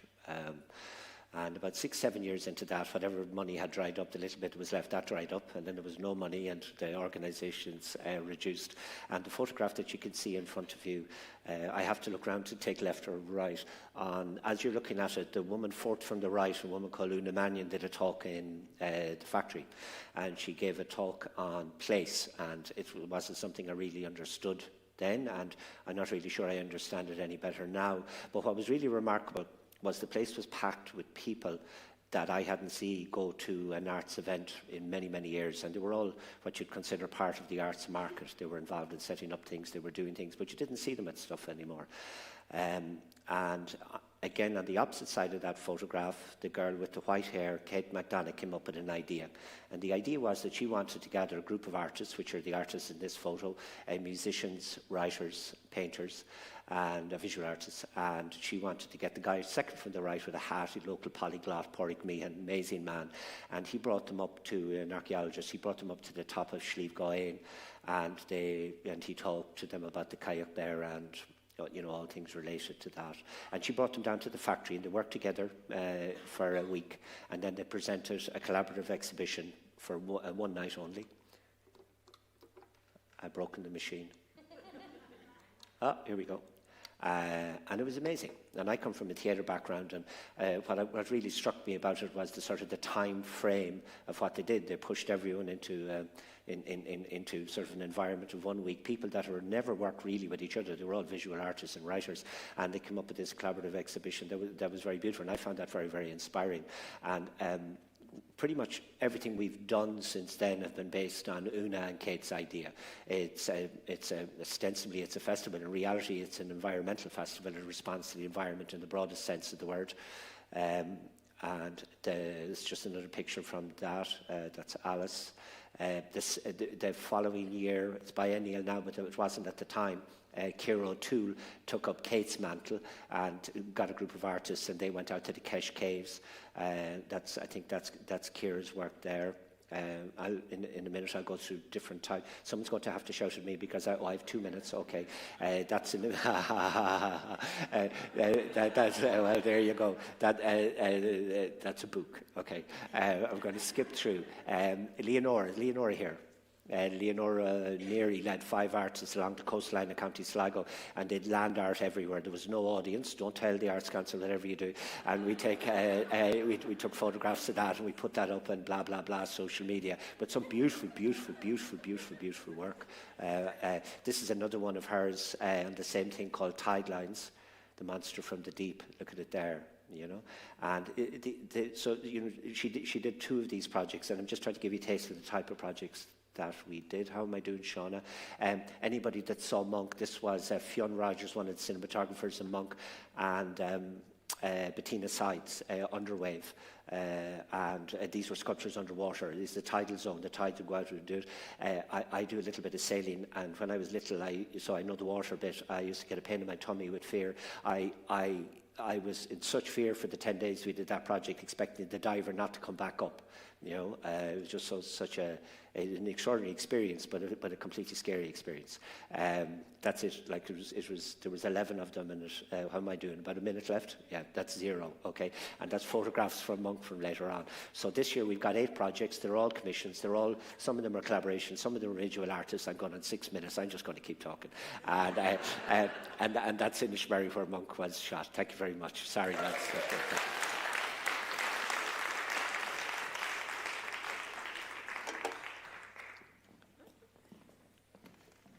Okay, there we go. Right, timer. Nice one. Okay, so the Imagine Festival of Ideas and Politics began in 2015 with a straightforward but ambitious aim to create a space for imagining the future of Belfast and the wider world. So for over a decade, we've hosted high-quality showcases that explore new perspectives on politics, culture and activism. So a typical programme is a mix of visual arts, comedy, panels, music, theatre and workshops. And in our most recent edition, we delivered 133 events across 56 different venues in Belfast in 7 days. Most importantly, the festival belongs to the city, though. Each year, 70% of our programme is built from an open submission process. So we invite arts organisations, community groups, academics and ordinary citizens to pitch their ideas and to help us build our festival. So this co-curation model makes sure that our audiences see their own lives and concerns reflected in our stages. They're not just spectators, they're the people who make the festival what it is. So how do we build a programme with the public, the absolute general public, not all artists, not all experienced people and all of that? So what are the challenges and the opportunities of that? So here are a couple of images of some events that we had just this March past.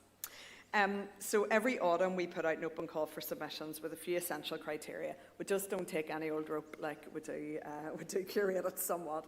We prioritise fresh ideas, alignment with our core values, and a commitment to promoting equality and good relations. So we actively seek out underrepresented groups, and we give priority to voices that haven't had a platform with us before. So as the director of Imagine, I'm the only core permanent member of staff. So the process is really time-consuming. Depending on the incoming organiser's experience, it often involves a lot of hands-on mentoring, everything from balancing a budget to tech requirements, venue and artist liaison. So despite the workload, the rewards are vital. It allows us to platform stories that might otherwise go unheard. So recently, this has included a patient's perspective on the social challenges of chemotherapy, a multidisciplinary event on the philosophy of John Moriarty. We've hosted a one-man autobiographical play about a Pakistani-Irish upbringing in Belfast, and a panel on how refugee children are finding community through Gaelic sports. So to better support our community organisers and build on this spirit of civic advocacy, we're currently developing a new 3-year initiative, the Artivist Academy. So the Artivist Academy is the next natural step for us. It's the tangible output of our philosophy. So if we want a festival that truly belongs to the people, we have to share the know-how of how to build it. So we're not only interested in the art or the social issue itself, we want to provide a practical toolkit for the next generation of community event organisers. The Academy is where logistics meets activism. So we want to take the mystery out of things like budget management, basic tech and promotion. By teaching these behind-the-scenes skills, we're helping people turn their idea into a professional public event. The model's built on continuity. Cohorts join us on an annual basis, and those who have come through the programme return the following year as mentors for the new intake. So over the next 3 years, this will grow into a permanent community of 15 groups who will continue to present and contribute to the festival. This isn't just about training, it's about building a self-sustaining network of civic advocates. So ultimately, we believe the tools of event organising, coordination, clear communication and the ability to hold space are the fundamental tools of civic advocacy as well. When a person or group knows how to organise a platform for their community, they have a powerful way to make their voice heard and push for social change. So, nearly there. This ties directly into the theme of this conference as well, because in a world of constant flux and uncertainty, how does a very small micro-organisation like ours stay resilient? And for us, the answer is ensuring power with our audiences. A festival is built by citizens is inherently more durable because the community feels a genuine sense of ownership around it. They won't let it fail, or they don't want it to fail because it feels like it belongs to them, and it does. Every year, in addition to our audience evaluation, we survey all of our community event organisers to evaluate the impact of our model. And here are a few responses from this year. Well, came out okay. So our vision is a future where artivism, this blend of creative expression and social organisation, becomes the standard skill set for community leaders across the city. When we share power, belonging as a form of resilience, we build a foundation that can weather whatever changes come our way. So to close, I'd suggest the most powerful idea that any festival can present for social change isn't just what happens on the stage, it's the empowerment of communities. And there's another quote from an organiser this year. When audiences, artists and collaborators see that they have the agency to shape the cultural life of their own city, that's when the magic starts to happen. So thank you very much for listening, and if anybody wants to talk to me about Imagine or the Artists Academy, just find me. Thank you very much.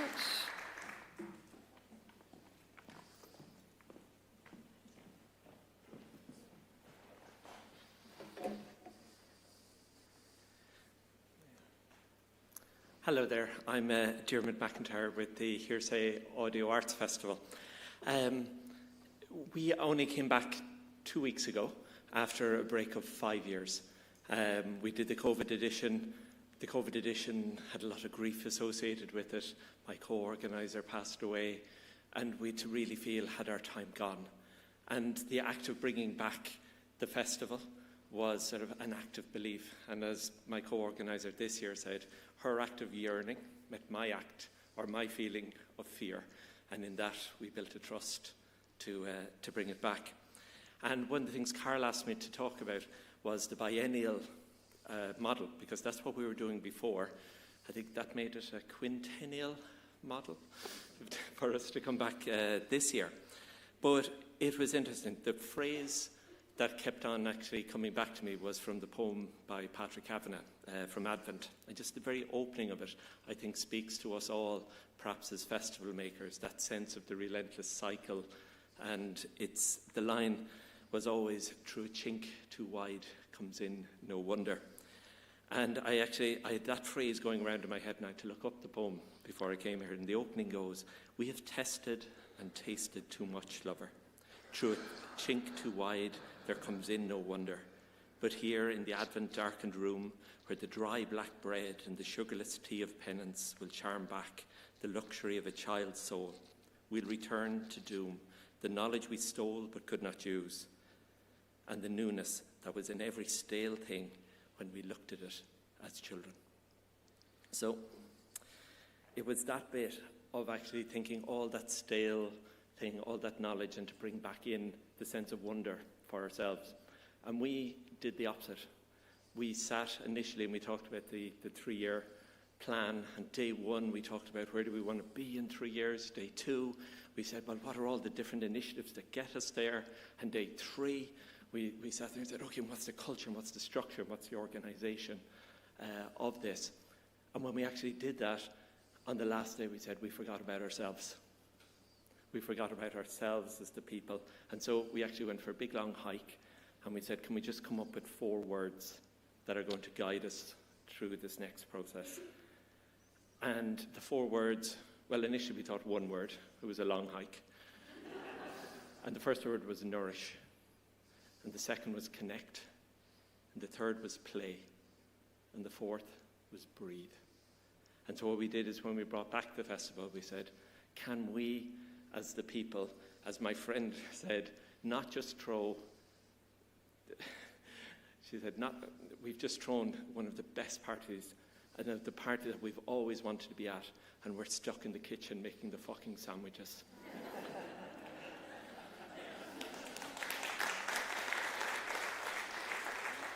And so what the Hearsay Festival is the festival of 2 communities. And in those sort of 2 communities, it's my village community in the mountain village of Kilfinnan. That's actually the view from the edge. And we picked the rainbow. This was the motif because the festival's all about actual place, but also about gathering people from the international creative audio community from all around the world. So it's radio features, film sound, sound art, theatre sound, crafted podcasts, new music, audio fiction, and more. And also distinct, like the audio culture in Norway is utterly different from America. It's different from France. It's like the cinemas that existed in the 1950s. But it's also about 2 communities, the Ballyharrow community centred in my village, also the creative audio community. But our core one is, what we want to do was not make it about. There was hints from about the not for, but with.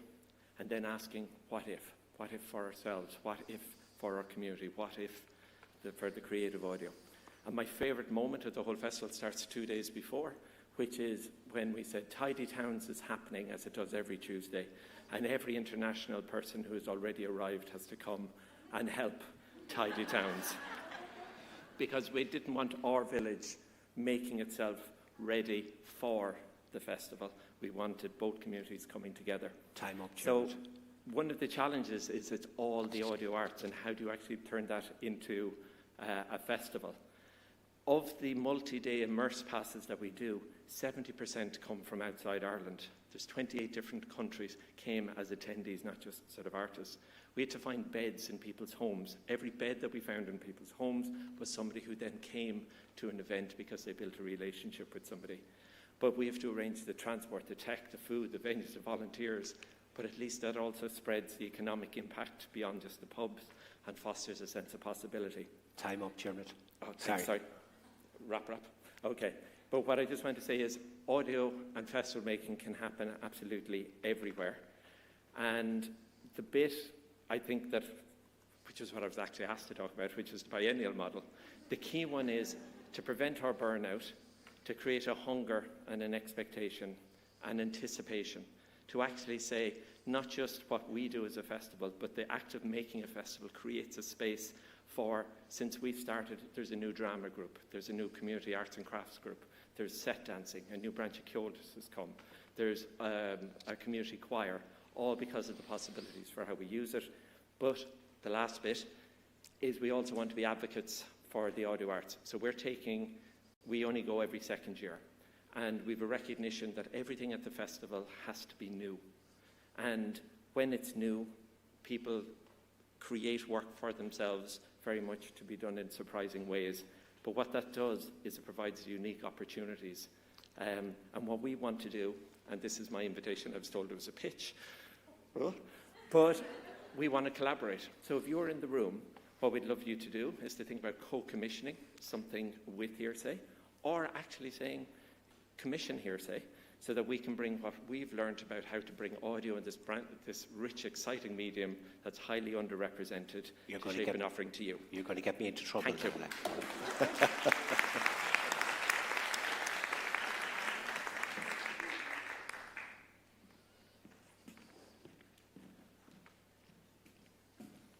Díomh. Hello, is Misha Fiona Ní Glynn as Ilan Arnmór agus tá mé anseo ar son Féile Rásharua. So my name is Fiona Ní Glynn, and I am delighted to be here on behalf of Féile Rásharua from Arnmór Island in County Donegal. It's been really great to be here and get all this inspiration today, so I want to thank the Arts Council for inviting me here today to enjoy this all. Also, I'd like to say Carol Wallace only asked me to do this the week before our festival, which was last week, and I'm still in recovery from that since Monday and doing the application for next week, so excuse me if my eye is twitching or I'm running out of words. So I'm going to talk a little bit about festivals on islands and the challenges and opportunities that brings about. Our festival is completely volunteer run. Nobody gets any money from it, and it happens annually. It's very much a community-based festival. Arnmór would be ranked as a highly disadvantaged area by the Public Deprivation Index. So we really wanted something that would maybe shine a new light on all the talents of the local people on the island, and maybe help them to have an appreciation for what they have and what we have on the island. It is a Gaeltacht island. Most of the people there speak Irish, but they might be embarrassed to speak Irish because they don't have book Irish, for example. They sing beautiful songs, but yet the main other festivals that were happening on the island were country festivals or American music. So there was, maybe people didn't realise how beautiful their own music was. So this festival is honouring the legacy of a lady called Rásha na Nóran, or Rásharua. She was recorded back by Sean O'Huchy RTE back in the 30s, and all her recordings were almost lost on the rooftop of the GPO in the rain. This is true, and they were discovered then last minute by Cathal Gowan from RTE, who managed to salvage some of the recordings, and that's why we still have her songs. And then lots of artists went on to record these songs. But yet, again, many people from the island, including ourselves, didn't really know a lot about this lady, and she ended up dying in a poorhouse. She had nothing of material value.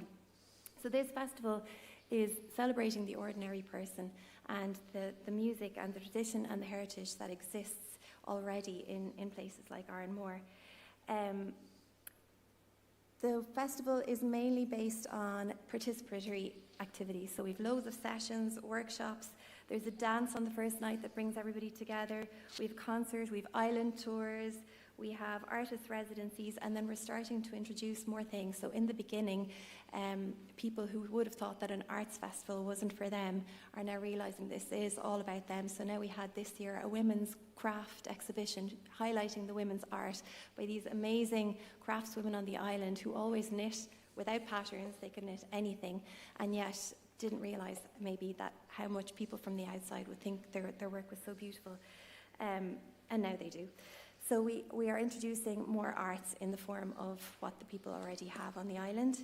The challenges of doing a festival on the island, naturally being an island, we are dependent on ferry services.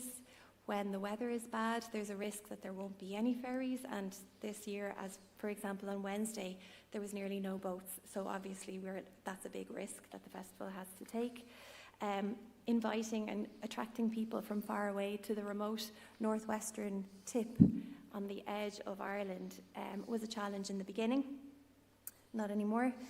But obviously still getting people there is a challenge.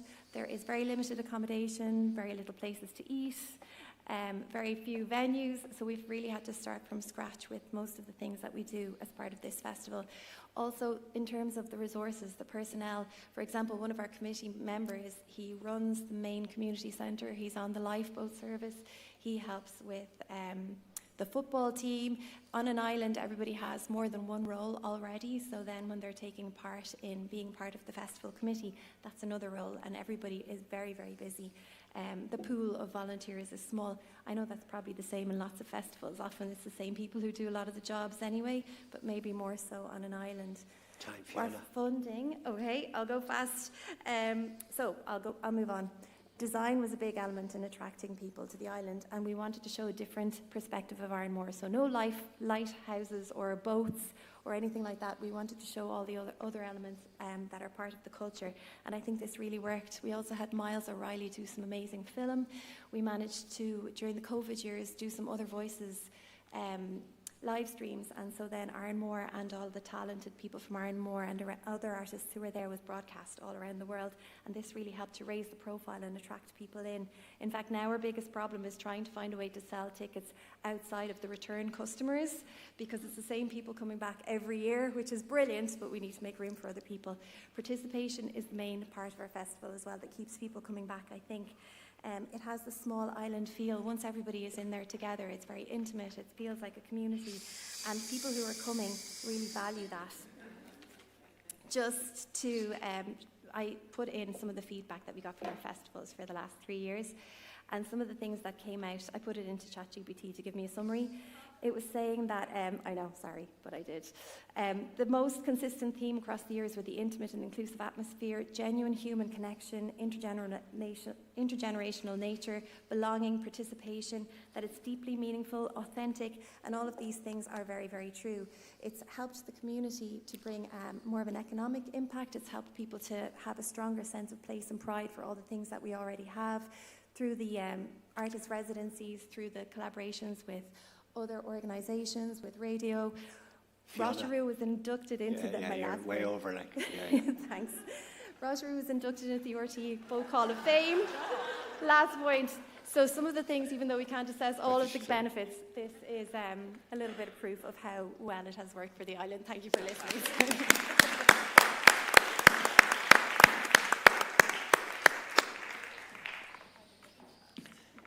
I got a great job, didn't I?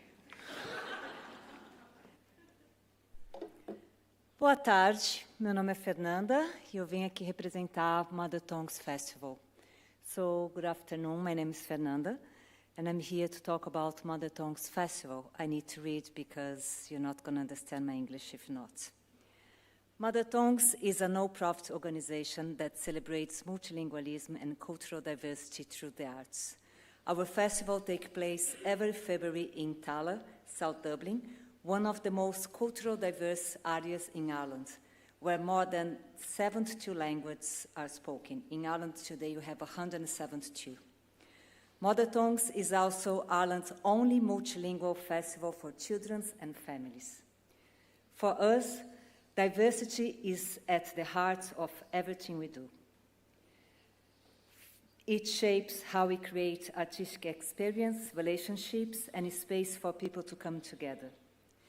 Every year, the festival creates opportunities for multilingual and migrant artists, children, families, volunteers, and community to connect through performance, workshops, storytelling, music, exhibitions, and participatory projects.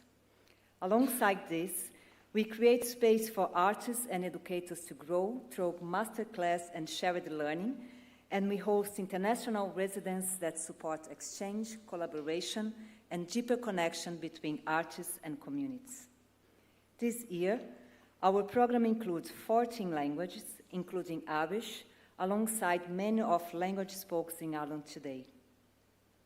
Most of the workshops are facilitated by artists in their mother tongue, offering children the opportunity to see themselves reflected in their artistic space.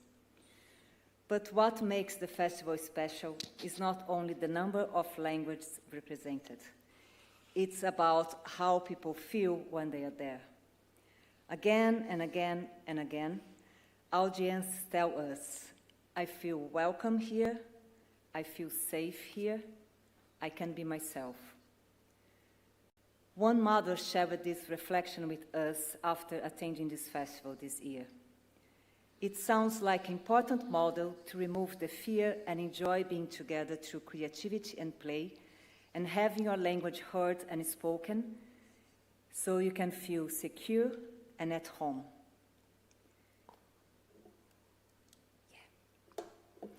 For me, this speaks to something very important about festival making. I believe socialization and connection are the heart of the festivals. Festivals are not only places where people come to watch art. They are places where people meet each other, where children hear different languages, where migrant and Irish families share the same space naturally, where different becomes curiosity instead of fear. And I think that I can get emotional talk about that, but I think that this matters a lot from what's happening in the world today.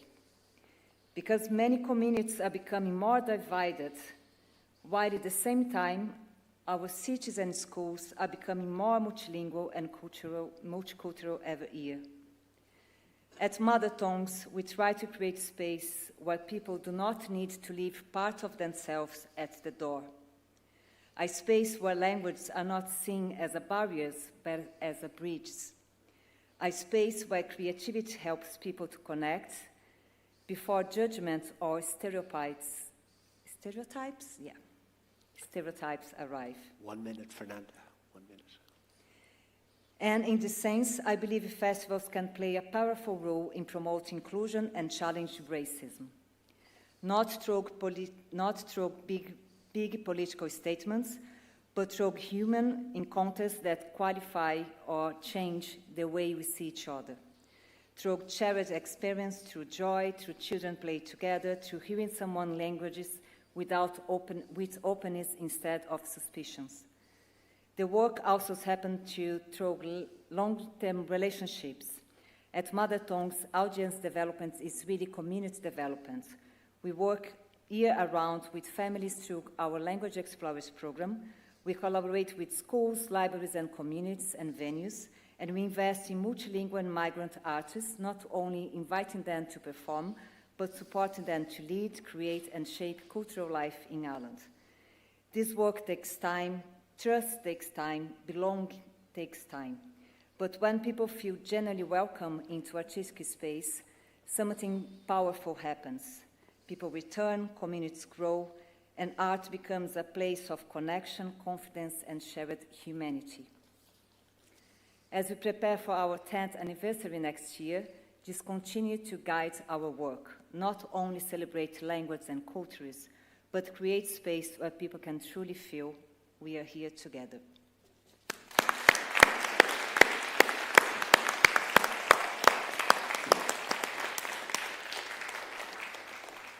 So do we still have a few minutes left? I don't know if we have a few minutes left, but would anybody like to ask any of the festival directors a question? Please, somebody ask a question. There we go.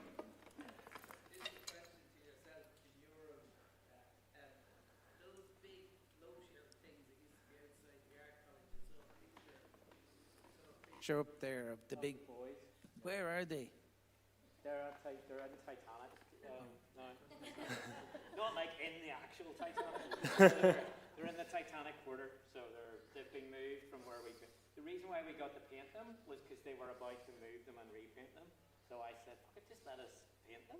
They're amazing. I love them. I was in our college there, and when I went back up, they were gone, and I was really annoyed. So now I'm happy. Yeah, they're down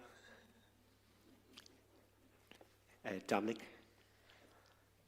Niall, congratulations on an amazing piece of stage management. That was great. I just wanted to say thanks very much.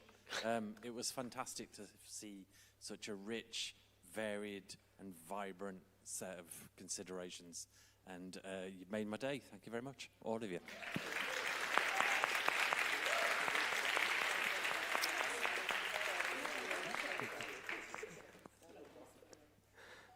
Anybody else with a compliment? It's okay. We have time for compliments. Loads of time. We're not leaving until that happens. Carla, would you like a compliment? Carla would like a compliment. Thank you very much. There you go. Can we better that? No. Okay. Listen, thank you very much. Yeah, thank you very much. See you down at the factory, I think. Yeah. Thanks, lads. Yeah. Thank you.